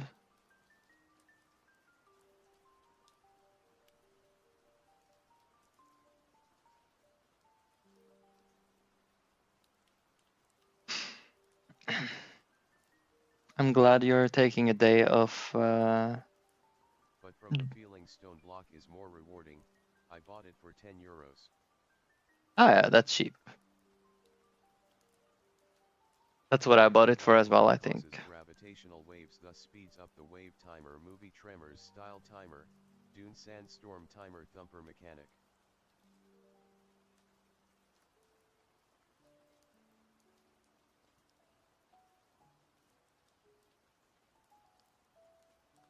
That was a detailed explanation that I couldn't quite follow.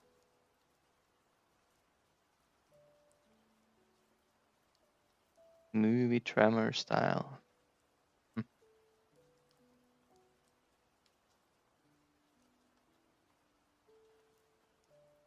Is it like shockwaves that mines the blocks around the block you're hitting?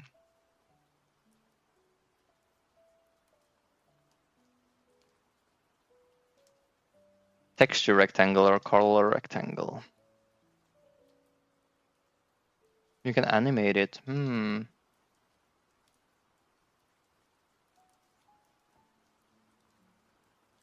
wave timer builds with each block you break.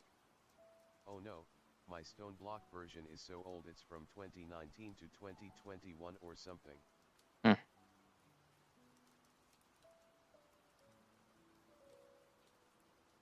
Let's hope it doesn't break when you open it.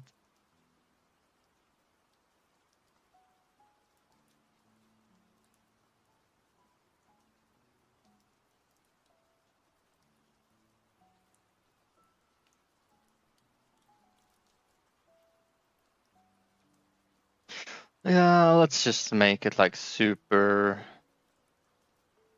simple.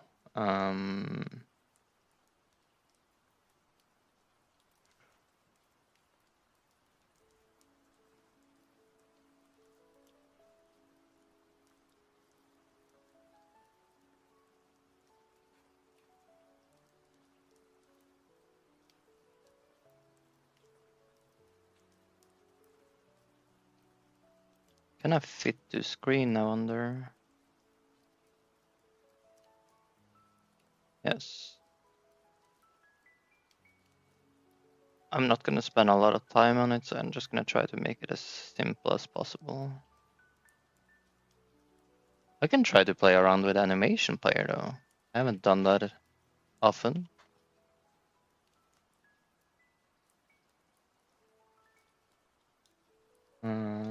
Sure, we can make it a child. Then we can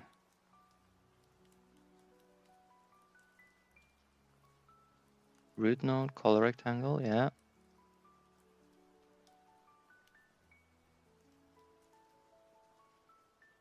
See, how do we start a new animation? New animation, screen flash.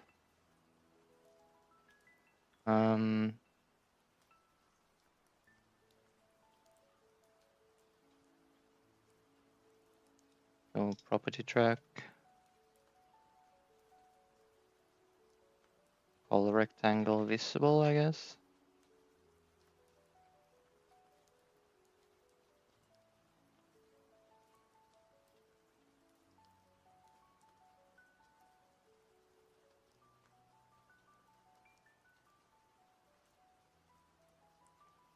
I found my project again where I generate animations on the fly for the UI.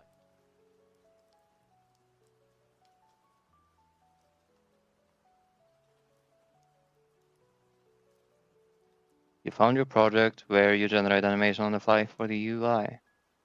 Cool. So you've been working on something similar then?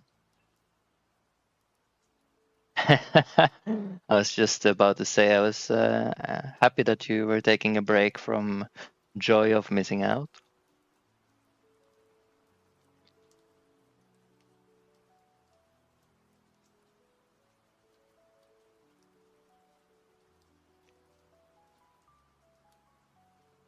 Kurt the FOMO King. Let's see. Let me For the sidebar. access it. On time value on. There we go. Now it should turn on here and off here. Okay, now let's animate the alpha value, I guess. How do I make that a key? Like this?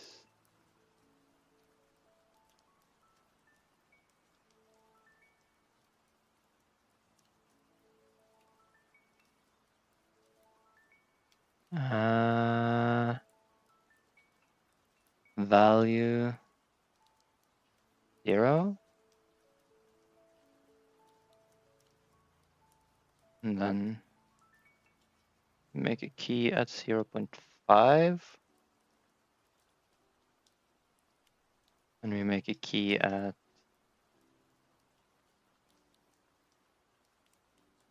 1. And at 0.5. And tween was not enough for my needs, so I create animation / track / library every time when a new UI elements gets added. All right.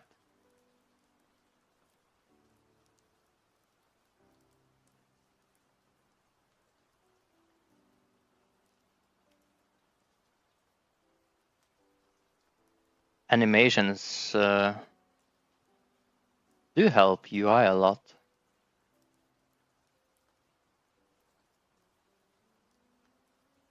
So how visible should it be in the middle here? You think? Is this good?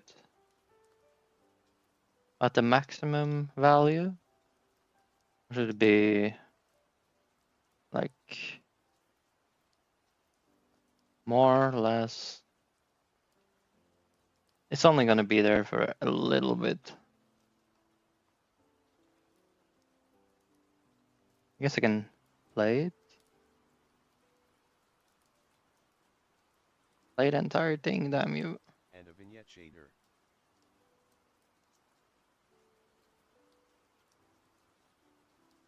What's a vignette shader? Okay, this really gets your heart pumping. Now I just need like a siren.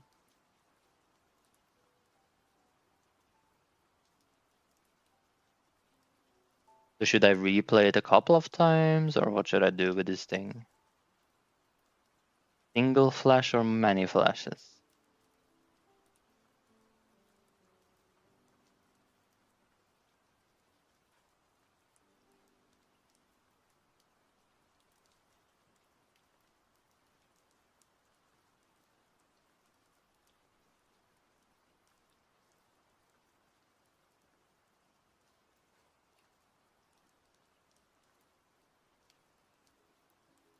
Vignette shader, it sounds very fancy.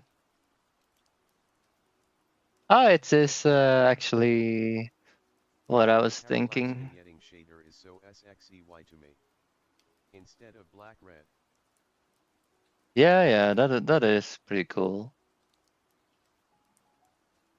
That is probably the type that many games use for.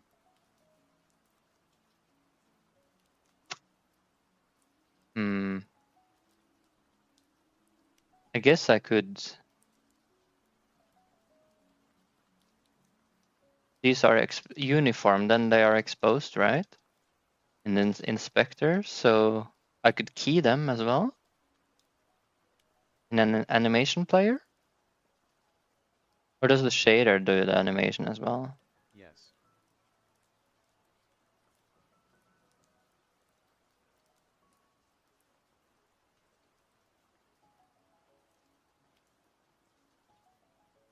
Smooth step, You can do both. blend the radical box.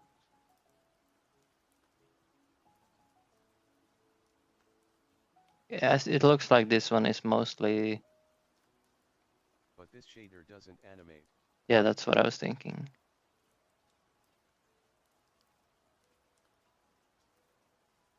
This MDD doesn't care.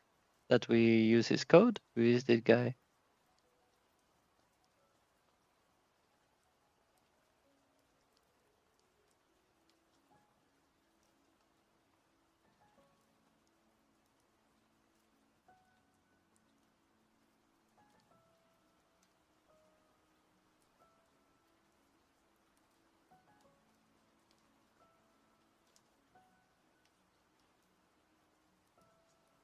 Scroll down at CC0.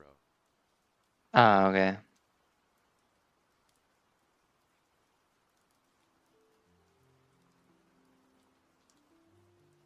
Nice. Good stuff. I should maybe save this.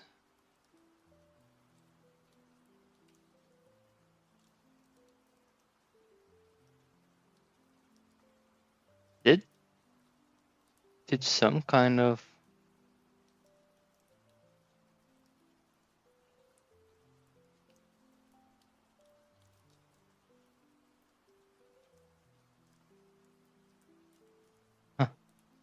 it figured out what folders it was gonna be in by the name, I think.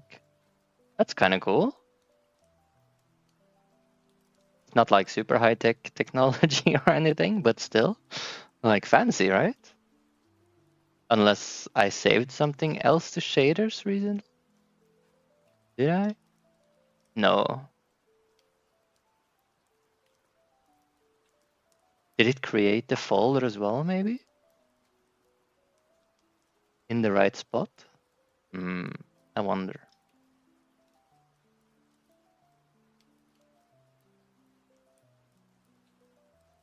Okay, let's test it out.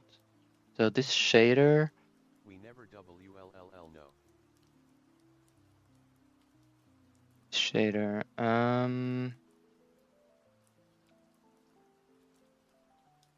What do we attach it to?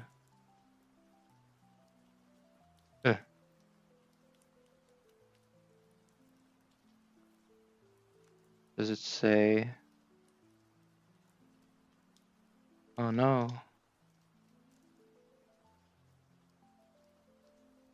Here. It's a canvas item.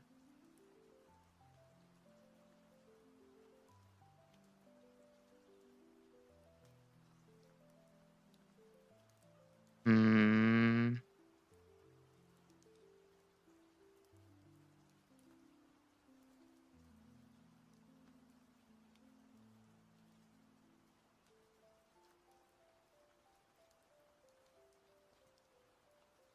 Can I attach it to the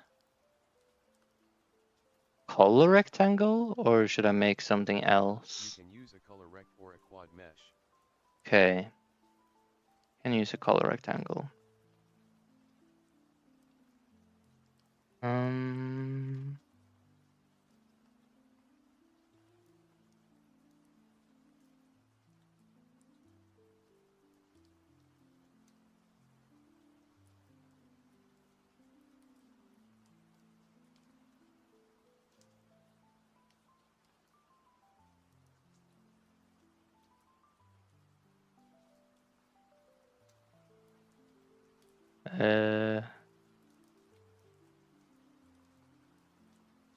Sure.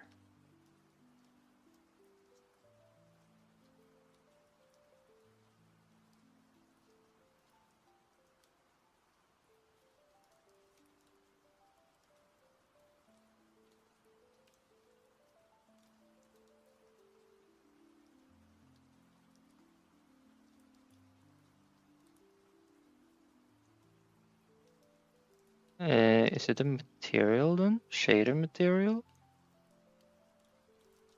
And then just apply the shader here? Oh. Whoa.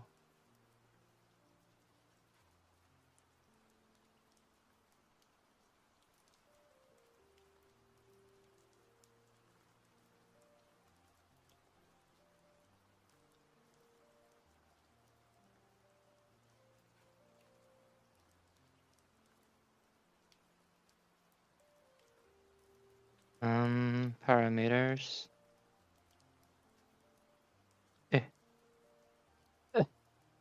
Red.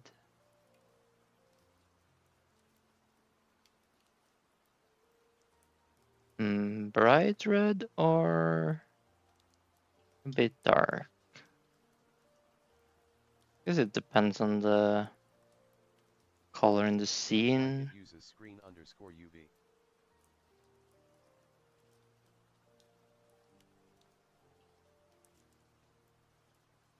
Oh, really? Screen UV?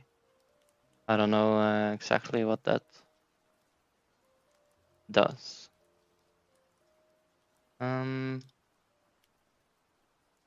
So let's remove the color there. Let's add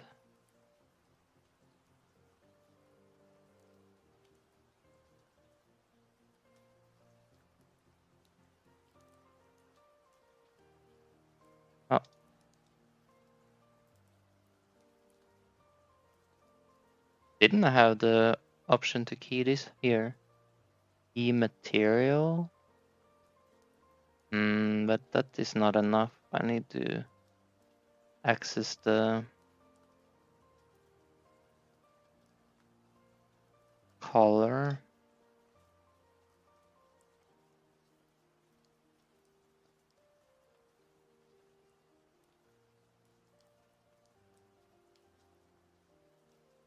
Does your text-to-speech scream if I write something in capital letters?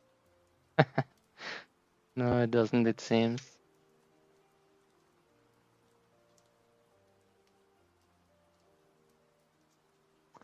How would I access the material?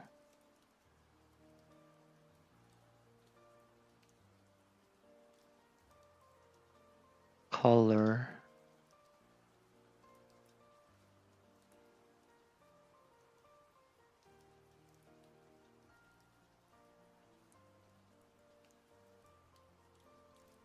I wonder what happens if I do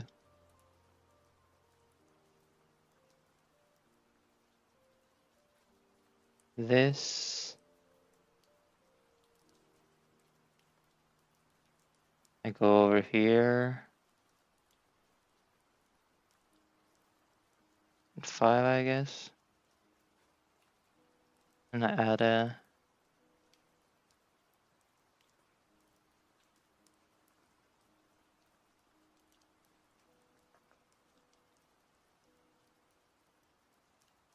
another key there.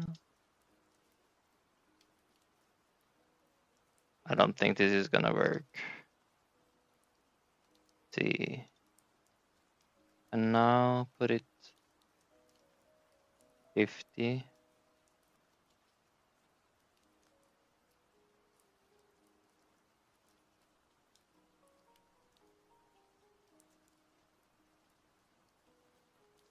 Nah. That won't work.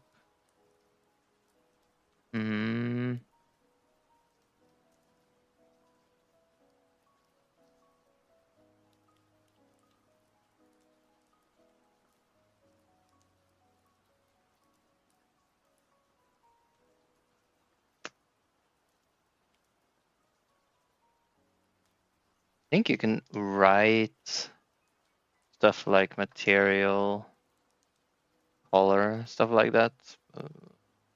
When you add something, but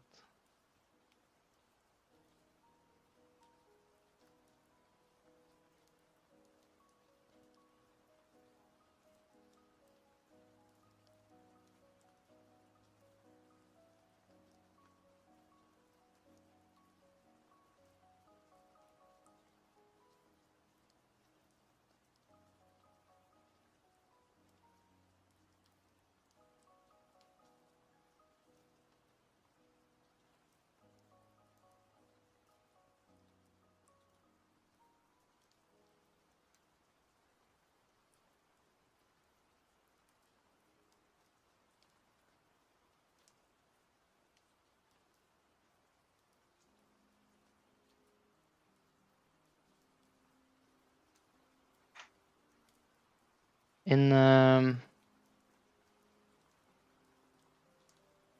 with a normal GD script, I think you can access values that are exported, but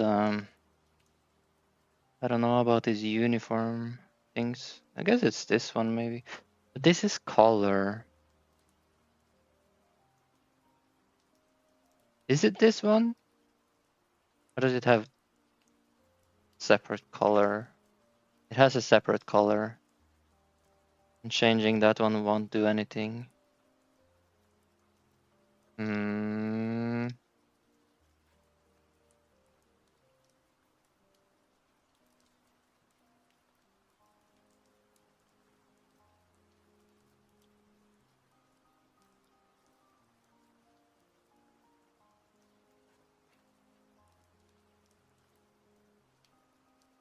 Vignette color.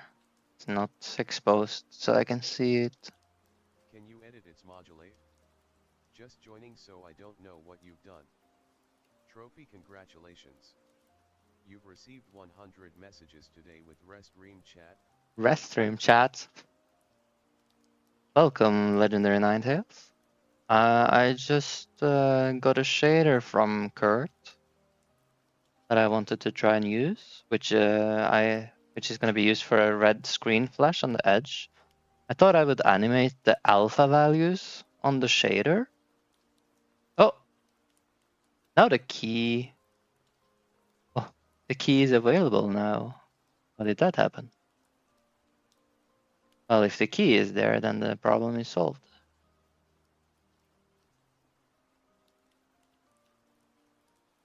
I wasn't able to see this key earlier for some reason. I think it's just me being noob.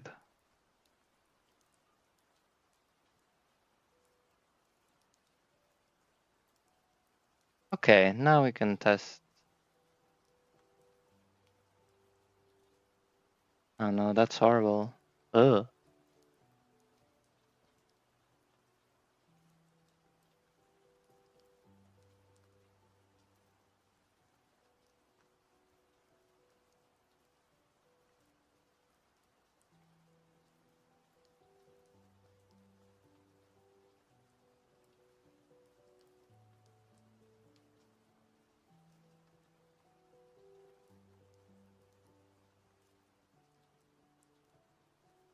It might not show up until you make an edit. Haven't done much animating. Yeah, I did the animation with the color rectangle itself, and that was quite easy. Then I just did exactly this. I added the values of the color 3 places, and that was enough. Just adjusted the alpha value here.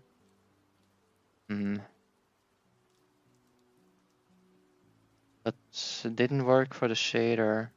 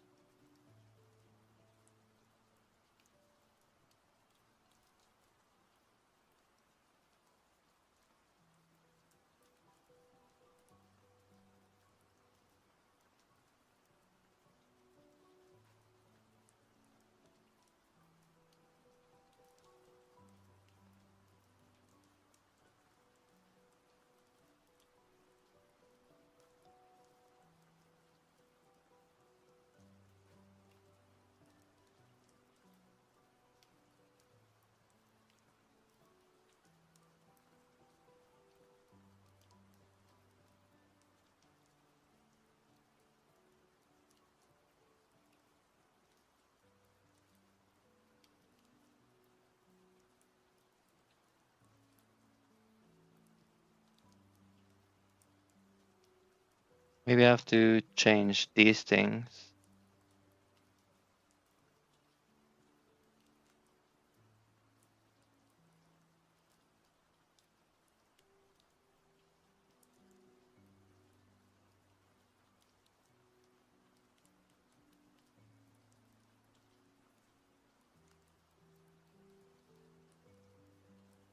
Try it in game.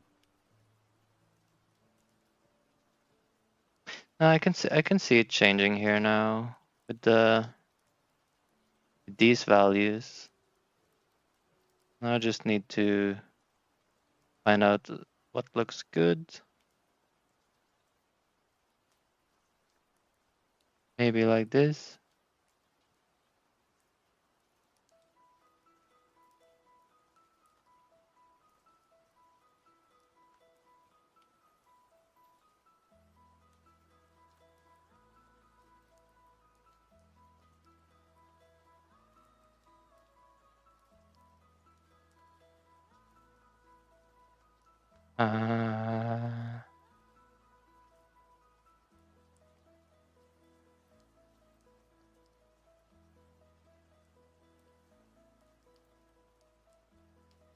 Maybe just delete all of these for now.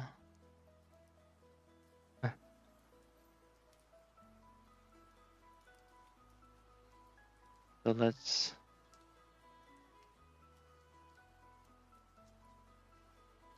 key the softness, for example.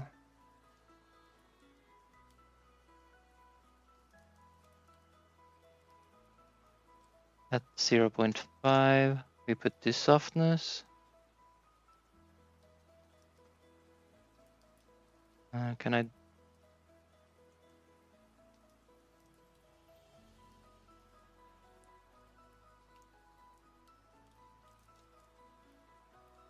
At 0, we can have 0.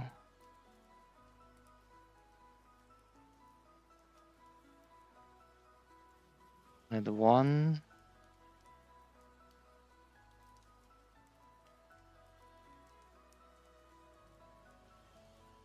Can have 0 again. Okay, so it's doing something. Not looking good, but it's doing something.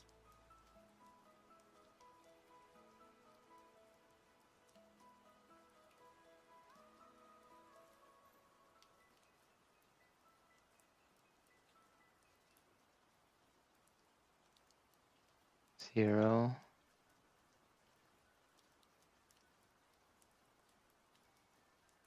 But it's surprising. It seems to be going down, like back. It seems like it keeps going in.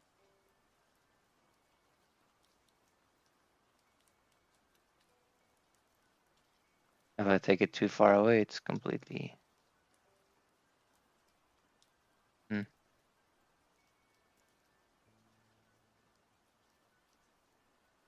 Yeah, so that wasn't right.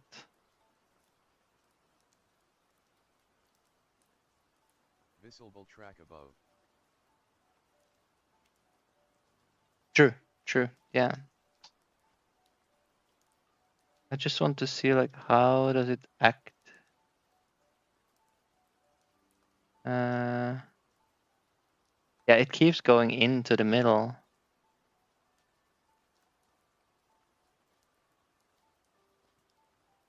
Okay, so softness value. Ah, yeah, true. It's at 1 that it's hidden, not at 0. That makes sense now. Let's try that.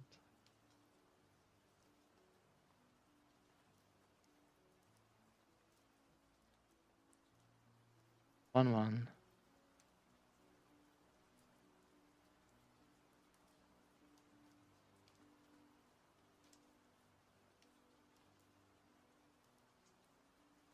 Maybe with some more adjustment, it could look better.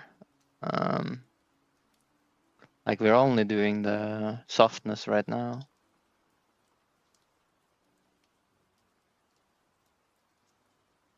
What else do we have? Radius, intensity.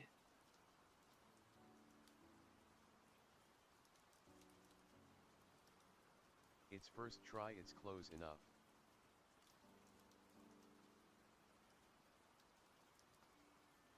Yeah, true.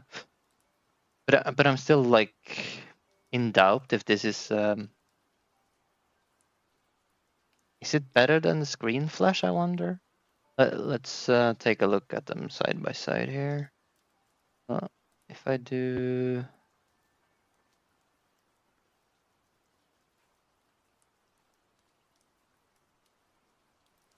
this one, maybe that one is not really visible anymore. Oops. Let me make color rect here.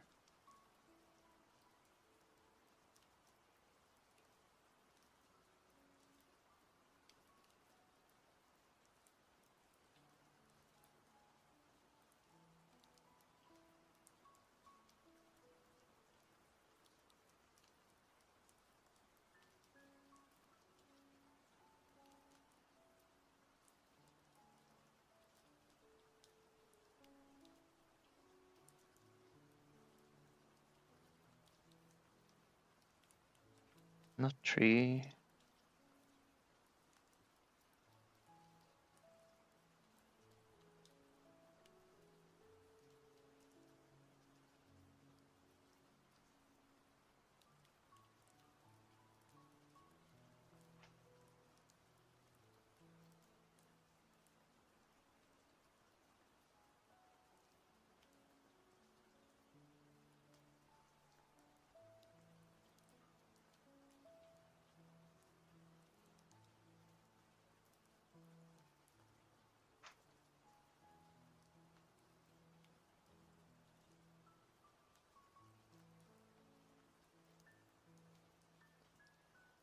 I almost feel like it's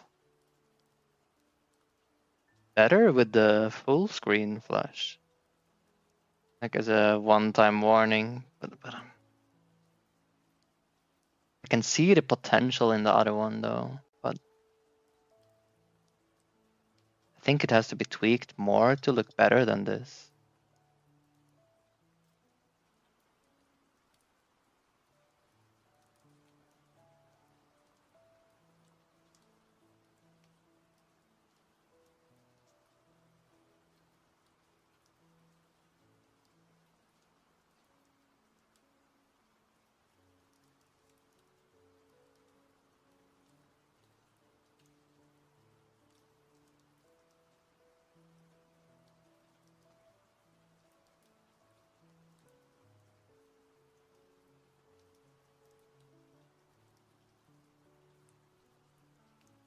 What was this thing? Camera vignette?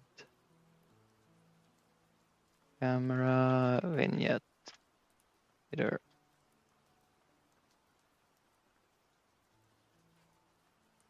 This is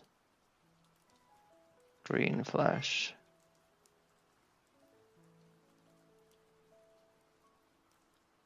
I think it's good enough for dev purposes. The rest is for the polishing phase. Yeah, true. Okay, so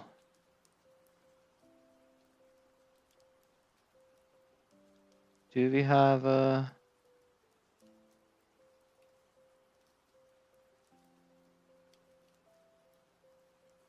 We don't really have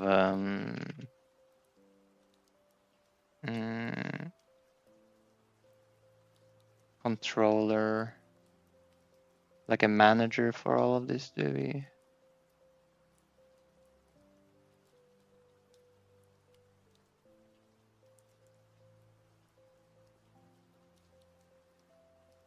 The UI manager, I guess.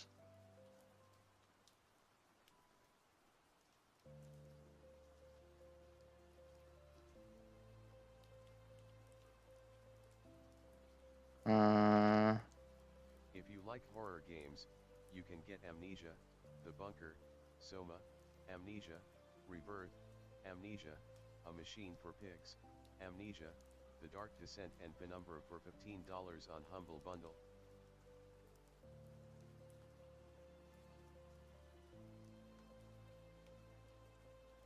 Really? Oh, that was cheap. Good deal. think I have amnesia. I can't remember.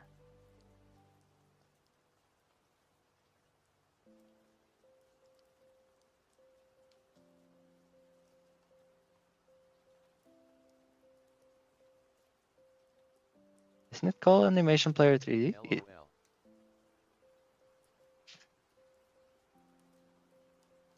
The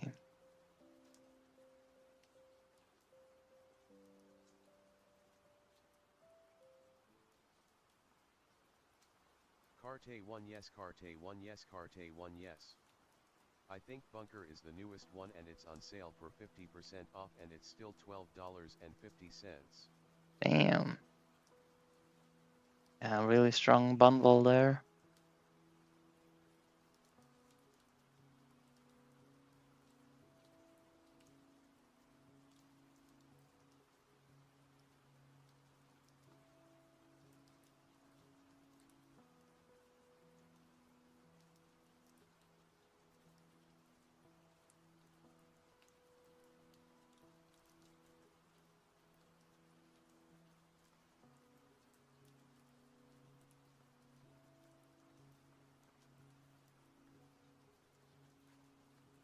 Yeah, love the site.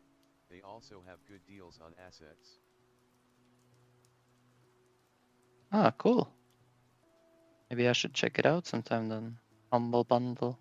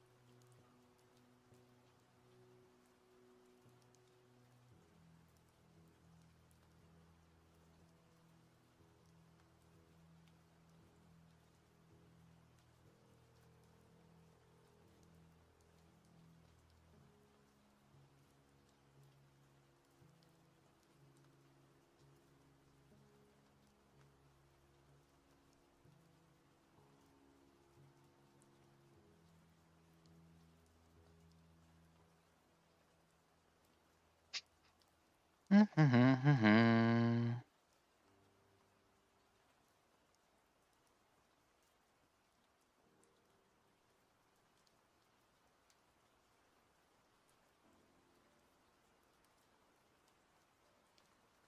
guess there's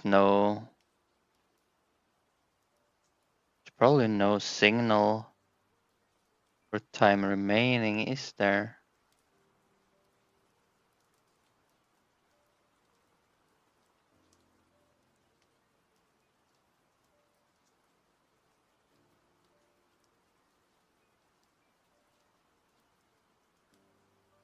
I know they have a tracker that shows the remaining time, obviously, but can I set the signal to be triggered at 20 seconds remaining? That's the question.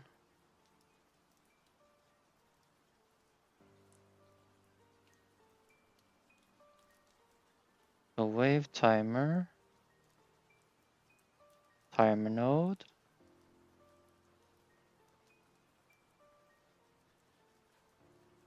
timer.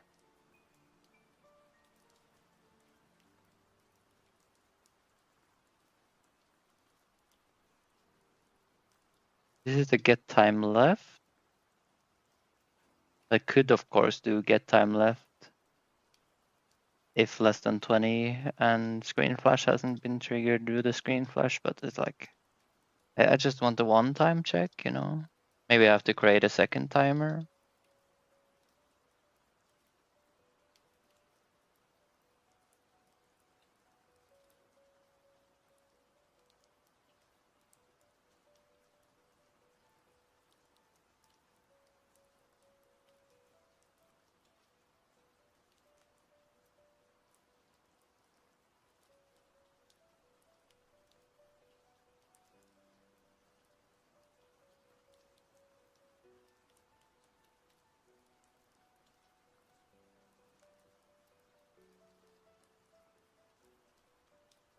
Yeah, no, I don't want to check time left.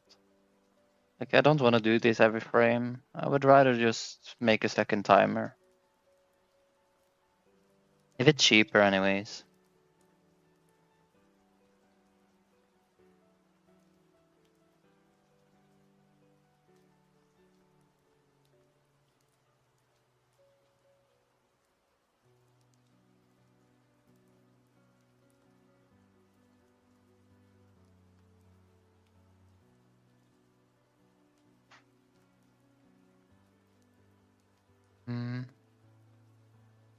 I figured out, by the way, you can do Alt-T to open up search for the open scenes up there. That is quite handy. And then you can just write and enter when you find the one you want. Navigate all of the open scenes. Add a timer. Green flash timer.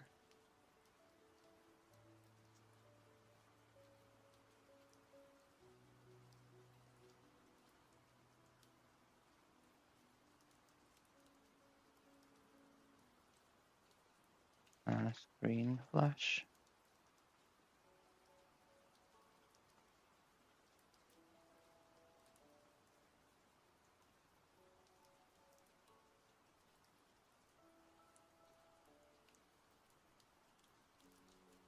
Guess I make a helper function.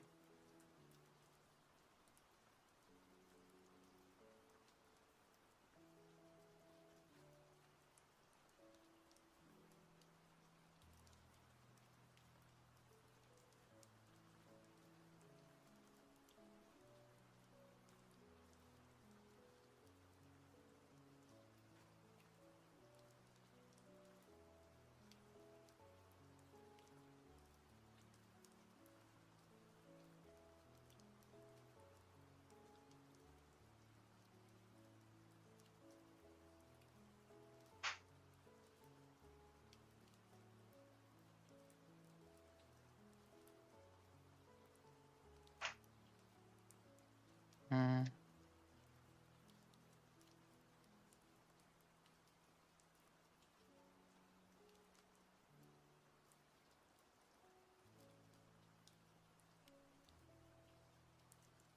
You're not using 4.6, are you?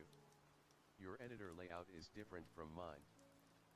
I am using 4.6, but I downloaded a script IDE or something. It's the only tool I have, I think. Like, how can I see my tools? Is it up here? Asset lib, script.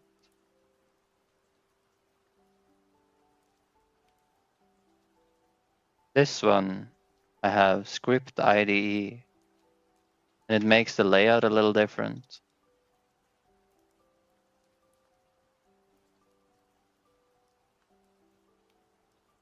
It makes the script stack on top here. You also are allowed to do Control O. Oh, Just, cool. Thanks for sharing. yeah, Control O with the script IDE. You can search for functions and variable names and stuff in your current script. So if I want to look at stuff with the wave timer, I just do this and I see these, and then I can like navigate to the function like that. And you can do Control U Then you can see open scripts. You can search like, do I have movement? Yes, I can go there like that. So it's quite handy.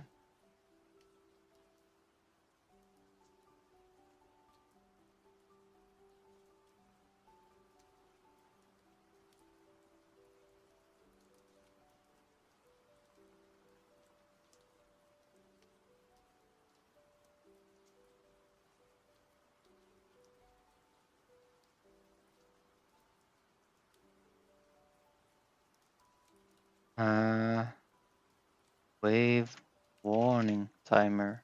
I guess I'll probably do some audio as well. So wave warning timer. Wave warning time.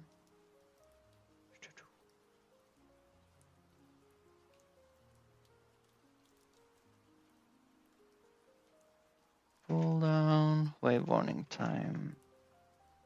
Export it as well.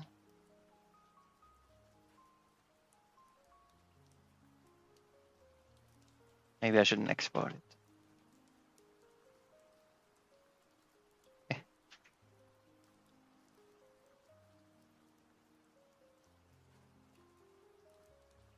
Can't decide.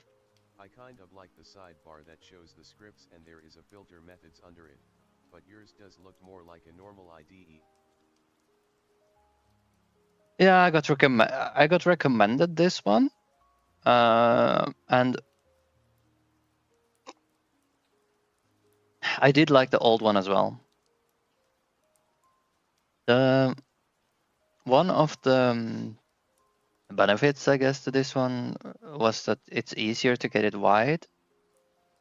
So I can zoom in more for people so that people on stream can easier read the code. If I have all the scripts on the left side, it's a bit narrower. So, but they are very similar though. You don't need this.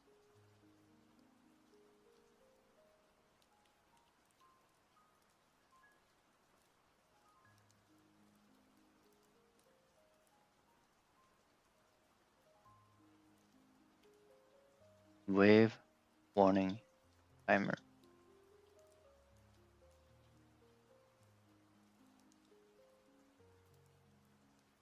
Just curious, sorry for interrupting. Don't worry about it, man. Feel free to ask any question you have. Wave warning timer. Okay.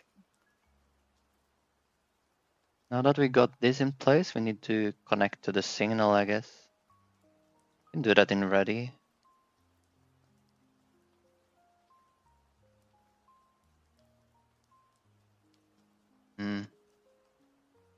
Wave timer.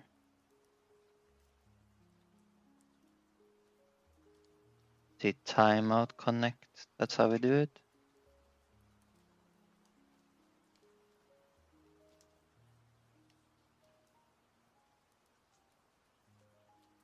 Uh,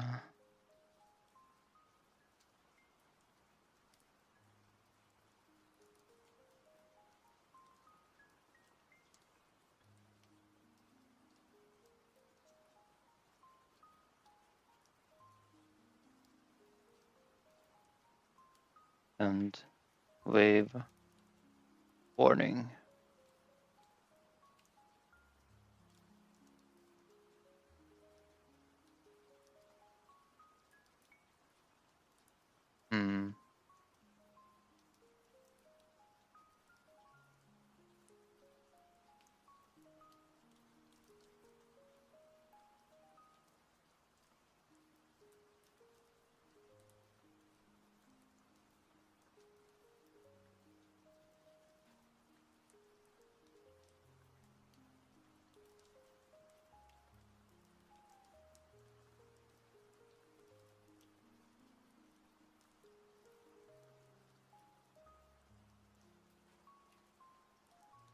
Wave starting soon. Is that a good signal?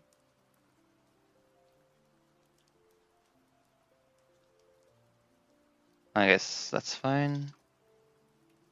Wave starting soon.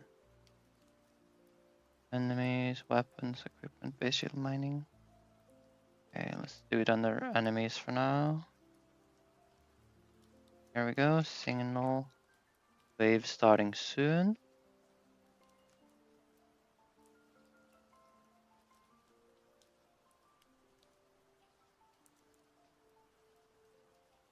Okay. Now I need to connect to this signal on the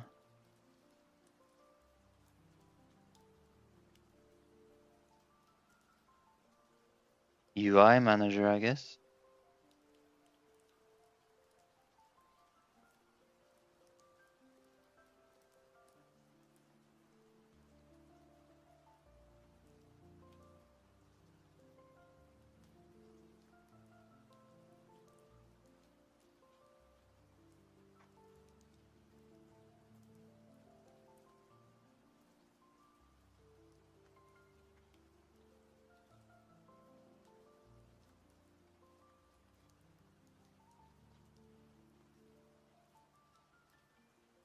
What is it called? Red screen flash.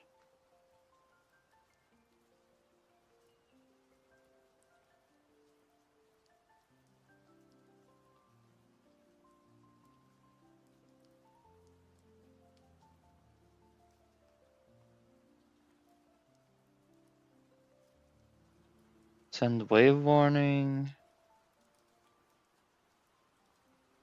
Triggers when the wave warning timer times out.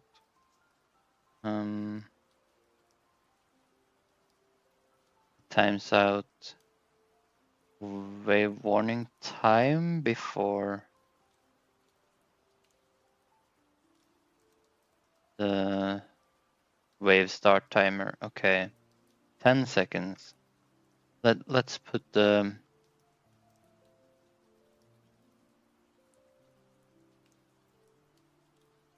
world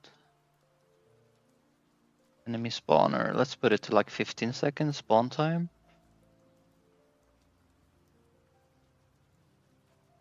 20 maybe. Cooldown. It's fine. 15. We have a bit. Okay, I haven't applied it yet.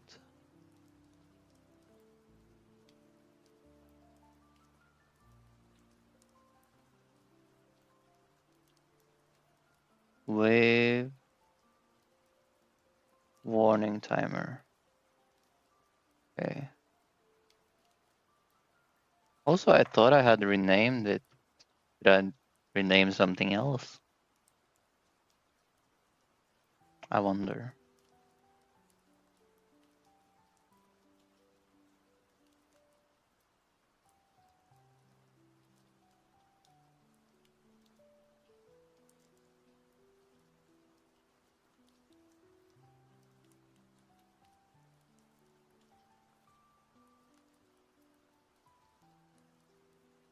I can't turn the mouse.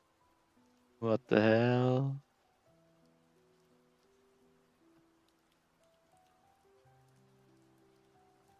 What?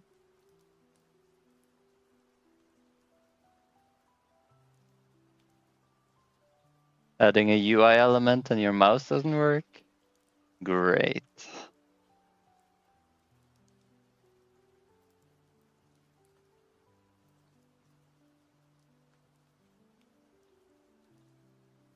That's normal.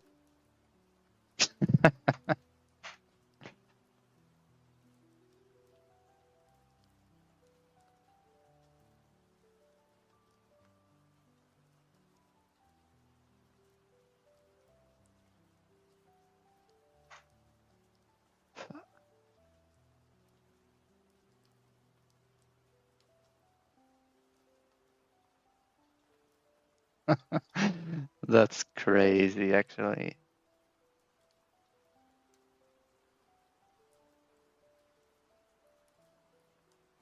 In the color rect under mouse dash filter dash pass or ignore.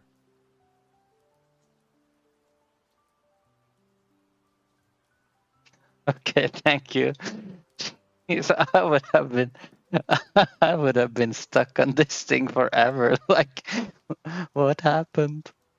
Why doesn't my mouse work? Jesus. That's actually crazy. I guess I have to do it on both of these.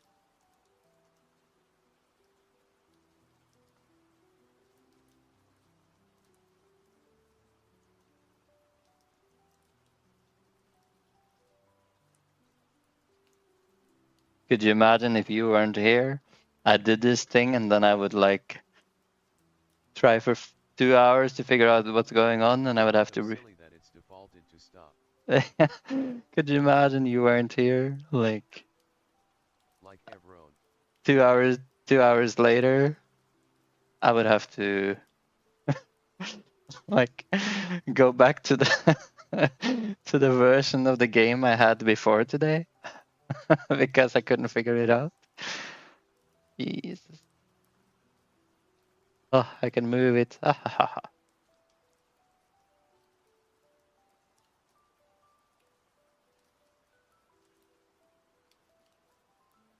if you just asked ChatGPT you would have gotten it. It's a common problem, lol. I guess if I did it in the thread that I was discussing the overlay, or if he has like a cross-thread functionality, then yeah. But other than that, if I didn't explain what I was doing, he might have some trouble. UI manager, where are you? Do you have? You don't have an export of what I need.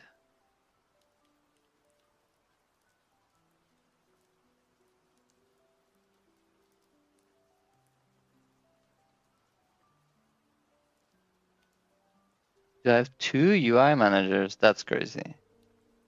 That can't be good. One of them is under the base shield. Come on, bro. I added it in the wrong UI manager. Oh no.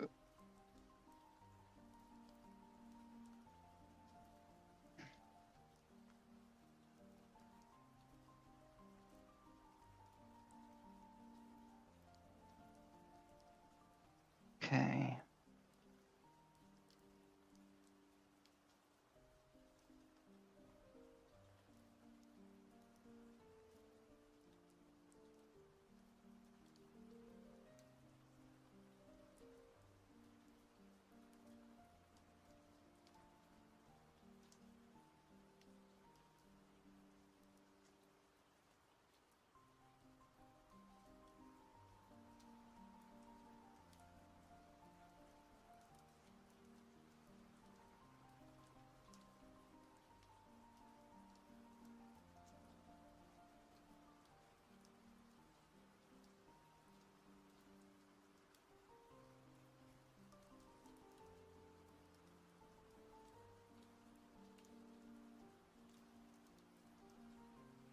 The solution was fast and simple, you will forget about it. Do you want to make notes somewhere? True. I probably should, right? Sound like AI. Well, with the voice, I guess.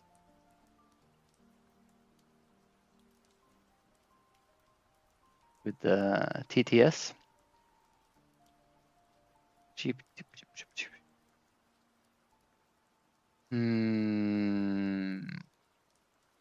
Godot. I need to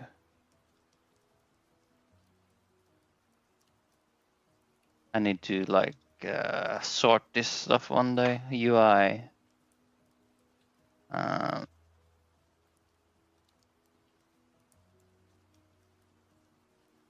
Is it called a color rect like this? Oh. While I'm here, I just have to remember to rename this UI manager thing. This one on the shield. Okay. Door as well. Door. Finish up boilerplate code so I can actually start making the game. Today working on recruiting random NPCs and randomizing their stats, laughing face. Nice. That's cool.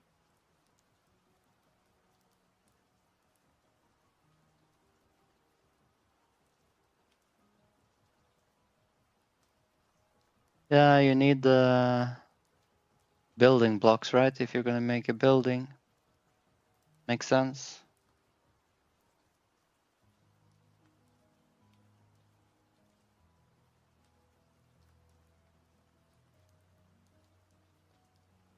Now, screen flash animation. There.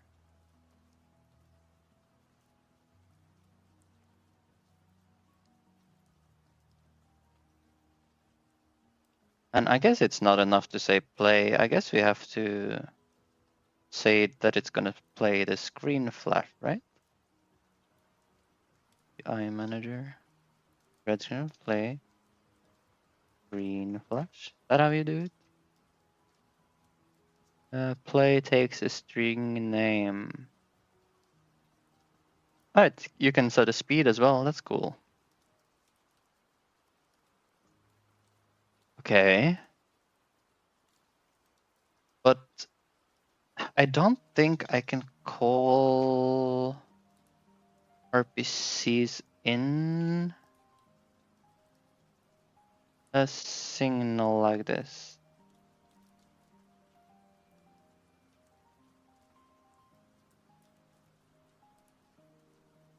I think I need to make a second function actually. I'm not sure how to solve it otherwise.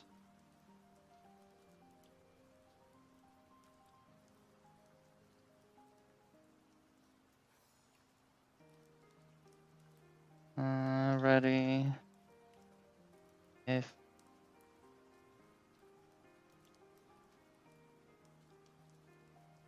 server 5 not turn. Okay. If the server listen to the signal, other ones doesn't have to see it. You just RPC this. A bit silly, but I'm gonna ask if I can connect an RPC function to a signal.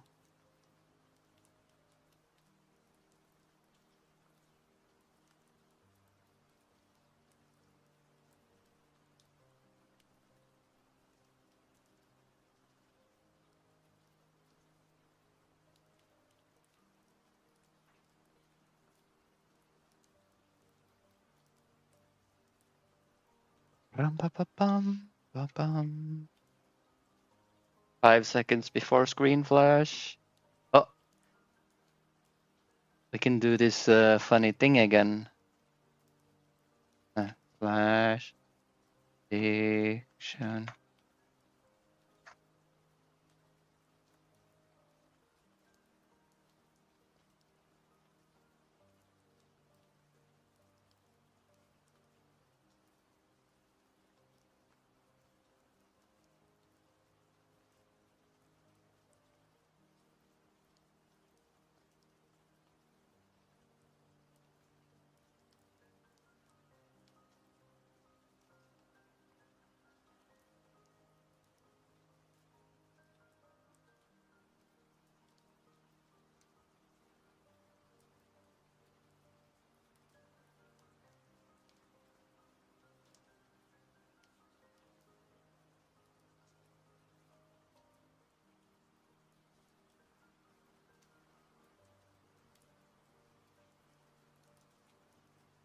Ah, now you have 2 minutes to predict.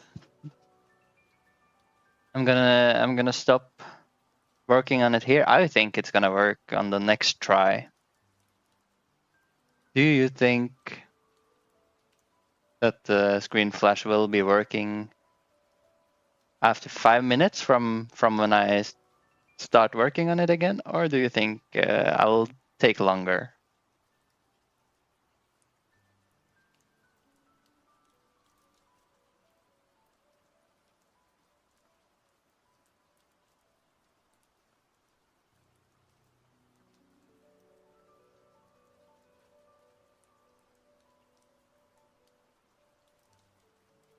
I'll trust you. I wasn't watching LOL. All right. Yeah, you got it right the last time. It's probably gonna work again. This is probably gonna be a great success.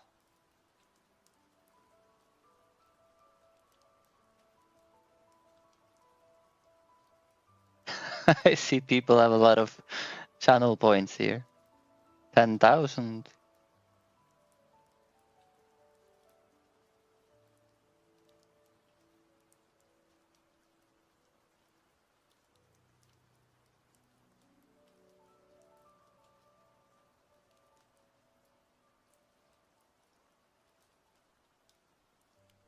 Yeah, need a middleman function.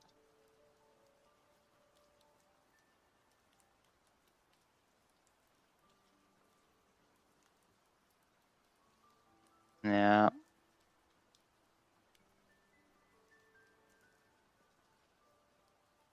Okay, time up. Let's put a timer 5 minutes. And let's see first if it works, what we did. If it does, the prediction is already over, easy game. If not, uh, uh, uh, uh, oh, no screen flash, boys. Okay.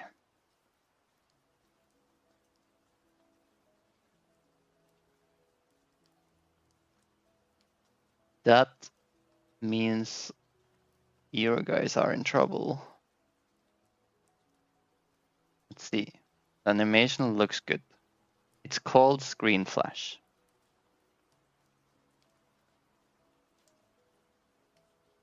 UI manager is connected to the correct one, screen flash.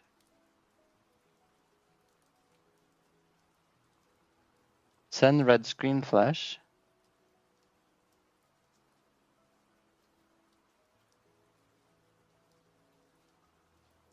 Does screen flash animation play?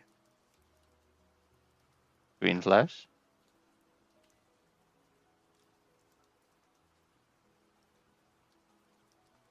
Okay. Sending screen flash. Does sending screen flash happen? While we're waiting for that, we can go to our enemy spawner.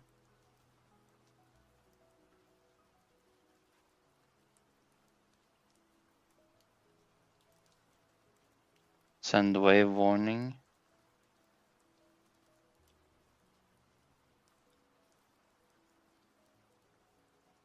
Wave starting soon.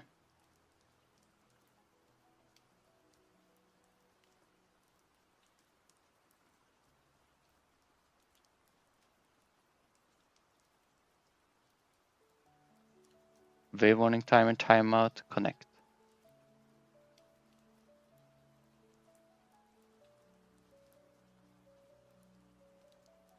Looks correct.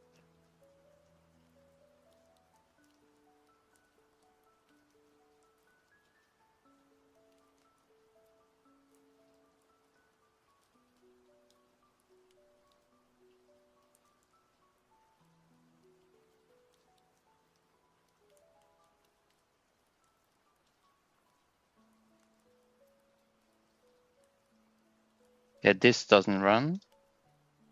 Start wave timer.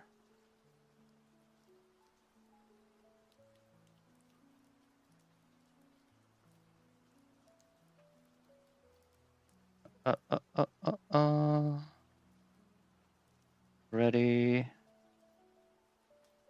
Start. Here. Start wave timer with this. With this. Okay, now we're starting the wave timer. It's at 10 seconds, it should flash. Oh. Believers. You did it. I was worried for you guys for a second there. Not gonna lie.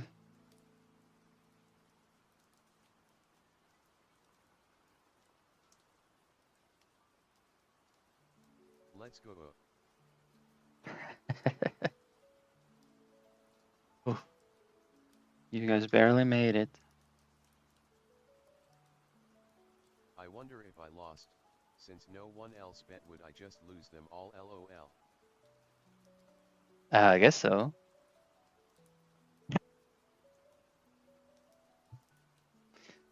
Okay.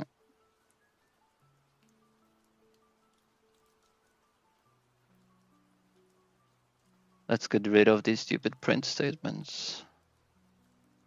And then I'm gonna have to run for dinner. Should I continue a bit after as well? It has been 8.5 hours. Could do some off stream, or I could do another lunch break and then come back.